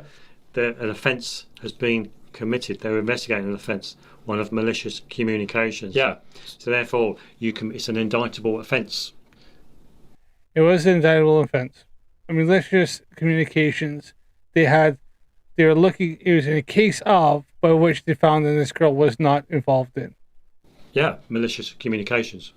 Absolutely, yeah. If you send a malicious communication and you're found guilty of that, and you can be indicted for that. Yeah, officers made a number. A malicious communication. I don't think malicious communications are indictable offence.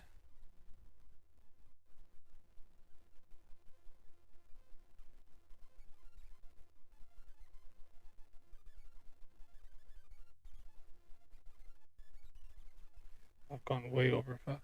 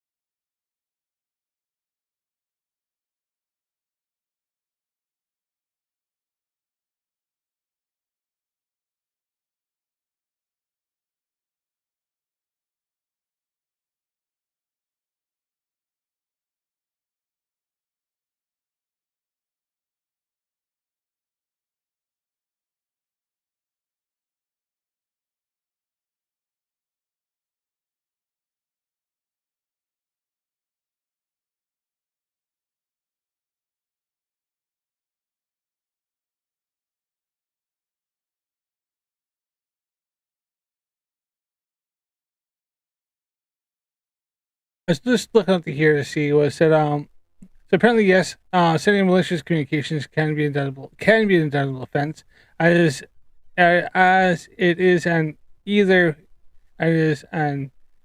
way offense that can be heard in either a magistrate's court or a crown court. If the case is heard in crown court on indictment, the potential maximum penalty is a prison sentence of up to 2 years, a fine, or both. Nature of offense: the offense under the Malicious Communications Act 1988 involves sending a letter, electronic communication, or article that is indecent or grossly offensive and is intended to cause distress or anxiety. Either way offense. This classification means that the case can be tried in either a magistrate's court, summary conviction, or crown court conviction on indictment. So it depends how it's heard. Penalties: crown court on indictment, up to 2 years imprisonment, fine, or both. Magistrate's court, summary conviction, up to 12 months imprisonment, a fine, or both. Prosecution time: both. It is on either way offense. There's no 6-month time limit for prosecution, which allows more time for investigations, especially in internet-related offenses. But she was not being arrested, so they were not there on indictment of this girl, so that was bullshit. Number of attempts to speak to a suspect. So she was. They had tried. They had reasonable grounds to suspect her of the crime. Yeah. They said she had looked at. They came and said that she had looked at viewed a social media post, and they wanted to interview her. She was not a suspect. They wanted to interview her in relation to. They were not there. They never said they were there and arresting her on suspicion of. There's a difference. These two failed to fucking listen. I see. Okay, so it's more than likely that in this. Hey, Steve, 6464. Instance, they could have used pace in order to have entered the property.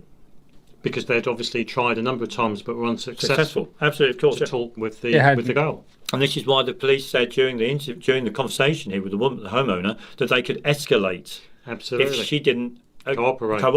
Well, we can escalate it. Escalate it being, well, we'll go and get a search warrant. Yeah, or we could. And which they should have done that if that was the case, but they probably wouldn't have got the search warrant. They knew that because it was an indictable offence. Just come in and arrest your daughter. Yeah, and then you can't stop us from coming in to arrest your daughter. You know, I mean, what's it going to be? What are you going to do? I mean, at the end of the day, I think. In other words, the homeowner is in a place between a hard rock and a what's that? Oh, I don't know. A rock and a hard place. She's in between a hard rock and a rock and a hard place. In other words, she can't say no to them. You can't come in because it'll make things worse. She can't say that because they didn't have grounds to be to enter the property. And it was not an indictable offence, and they didn't have a search warrant or arrest warrant. Make things worse. It'll make her look. So she might as well let them in. Yeah, sure.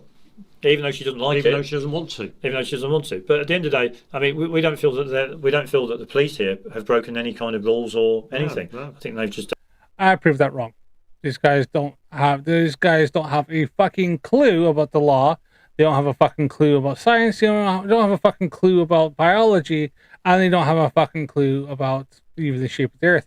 In this one thing, this hour and a half, I have showing that these two don't have a fucking clue about anything.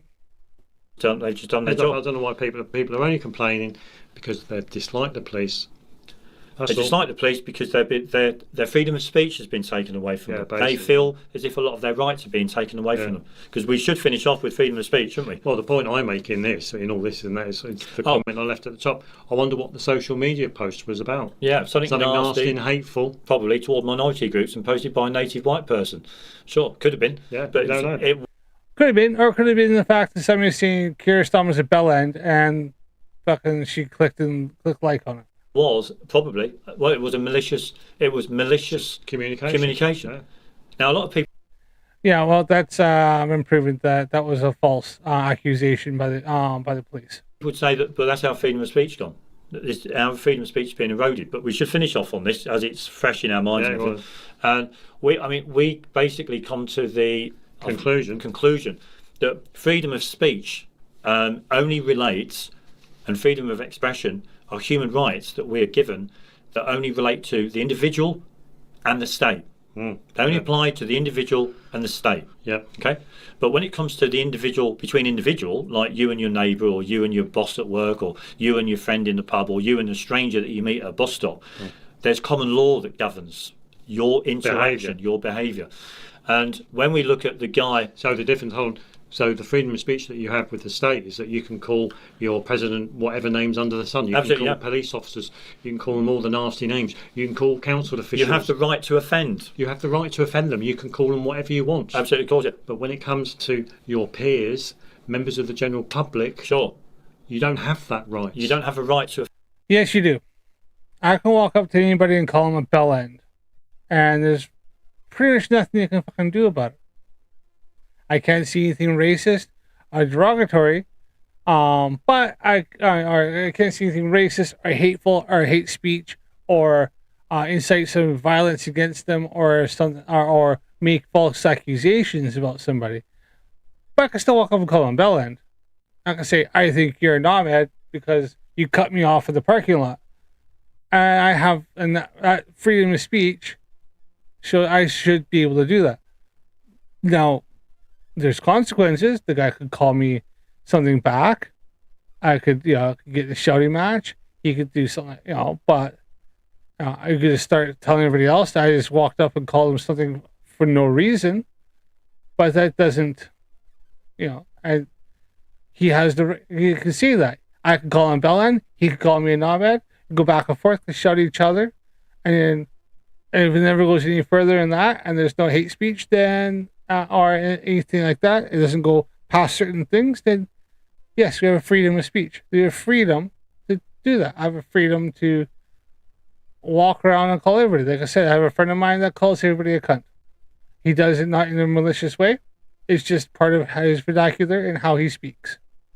Now, a lot of people see that I take offense, and some people do take offense to him, and he's had people get angry at him. But that's as far as it's ever gotten. Because he has a right to offend. You don't even have your free speech does not apply. This is the way. Because what one person can find offensive, one person might find funny. We see free speech. So Britain, obviously we have free speech in the country. It's alive as it's always been. But at the end of the day, you aren't freely. Says that, except for then they showed a case in which 2 police officers rolled up because now police officer's word for word is because she viewed a social media post. This is what the police said. They rolled up and said this. Now what they said in that press statement was after the fact, but on that day when they rolled up, she said, we need to seize a phone. Mother went, why? And they went, because she viewed a social media post. And the mother went, that's not a crime. You don't have a right to seize anything. Viewing a post is not against the law. Able to go and be nasty to other people and offend other people. Yeah. That is something that common law can protect other people. Yeah, which is why no, common law cannot protect against somebody. Somebody can be offensive and be nasty to people and just be an absolute freaking nasty prick, and it's not against the law. These 2 little freaking wet wipes probably think it should be because they get their fifis hurt all the time and they don't like it. Suck it up, fucking buttercup. You don't like it, more welcome to freaking come tell me to my face and see what happens. People who get commit an offence under a Public Order Act. Absolutely, of course, yeah. When they're talking about when they're being nasty about, when they're nasty towards a specific racial group, or if they're inciting. That's different. That's not free speech. Now you're talking about discrimination. Any hatred. Absolutely, of course, yeah. They get. And the Public Order Act can say something like, can tell somebody to leave the area, and then they can be arrested in the Public Order Act. Executed under public order offences. Yeah. Sure. So when we look at this bloke here, when we look at this bloke here and listen to this guy, just listen to him. I'm going to call it there is getting fucking way later than I should be. And, we've already watched this at the beginning. They've obviously really got butthurt because some guy lost his crap over somebody taking down signs, taking down union flags. And obviously these guys don't give a shit about that because they're don't really like or love the country, and they're not really proud to be British. So And so be it. If that's how they want to feel and how they are, that's how they are, right? I don't agree with it. I think they're a couple knobheads, and I have the fucking right to say that. Pete and Peter, you're a couple fucking knobheads. And if you don't like it, fuck you anyways. All right. Well, that was it. Wow, these two are really quite the treat. And we might check out them again. I'll stick them on my little list of flyer things to check out here and there. They've said some really stupid things, and it was kind of funny, right? Really quite interesting indeed. But I am going to leave it at that. It's getting very late, and I need to go to bed. So yeah. So remember, people, Earth is definitely a globe. Space is real. Water has hydrogen, unlike Pete and Pete. We do actually breathe out CO2, unlike what Pete and Pete said. And they're pretty much wrong with everything else they fucking said in this whole thing. So yeah. Other than the fact that I kind of agree that maybe some guy maybe got a bit angry in this post that they're showing here.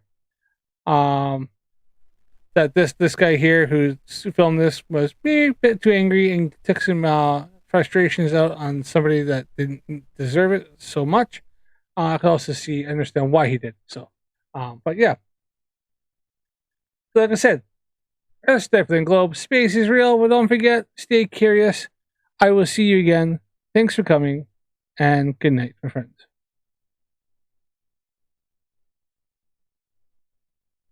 See you later.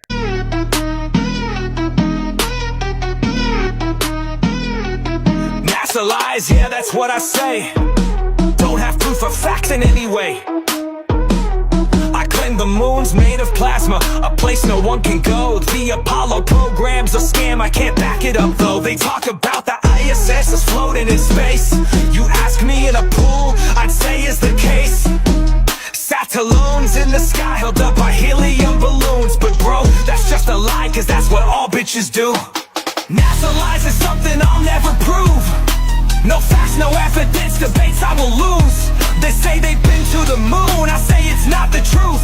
I see truth in no way, I hate MC2 when he shows me proof. The firmament is real, a dome up above, but I'll never prove it, so lost that I'm dumb. I know the world is flat, trust your sense of sight. Saying gravity's just a theory is why I'm up at night. NASA is phony like a show or movie, fake like some stage. Truman Show, child's play, it's just but suck at this game. Because I'm just a dick with only my stupid self to blame. But I'm so fucking sure that the earth is flat, based on how I feel with my pop-up flare. Swear my blind faith is what keeps it real.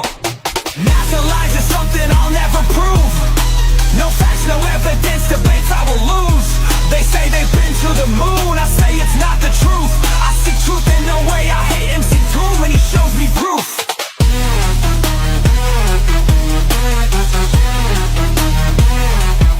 Asking the wrong questions, my beliefs are all faith-based. I can't see the fucking answers right in front of my face. Stanley Kubrick is mentioned every single goddamn time. Somehow he filmed it without nobody dropping a dime. The firmament is a dome, it keeps water in the sky. But when you ask me to prove it, I can't know why. NASA in Hebrew, it means to lie or deceive. My flirt priest told me and blindly I believe. NASA lies is something I'll never prove. No facts, no evidence, debates I will lose. They say they've been to the moon, I say it's not the truth. I see truth in no way, I hate MC2 when he shows me proof.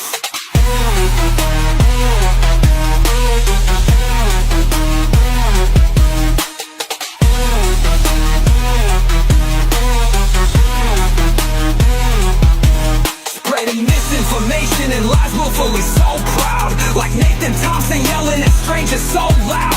NASA's lies, people, space is fake and Earth isn't round. Oh shit, the fathers and husbands stop me into the ground.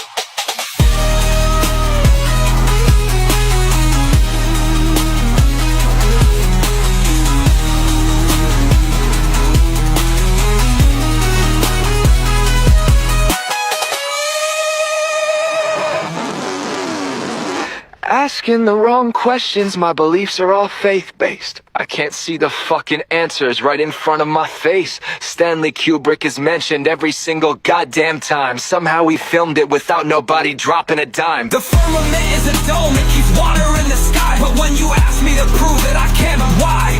NASA in Hebrew, it means to lie or deceive. My flirt priest told me, and blindly I believe. NASA lies is something I'll never prove. No facts, no evidence, debates I will lose. They say they've been to the moon, I say it's not the truth. I see truth in the way I hate and see too, and he shows me proof. Spreading misinformation and lies, willfully so proud. Like Nathan Thompson yelling at strangers so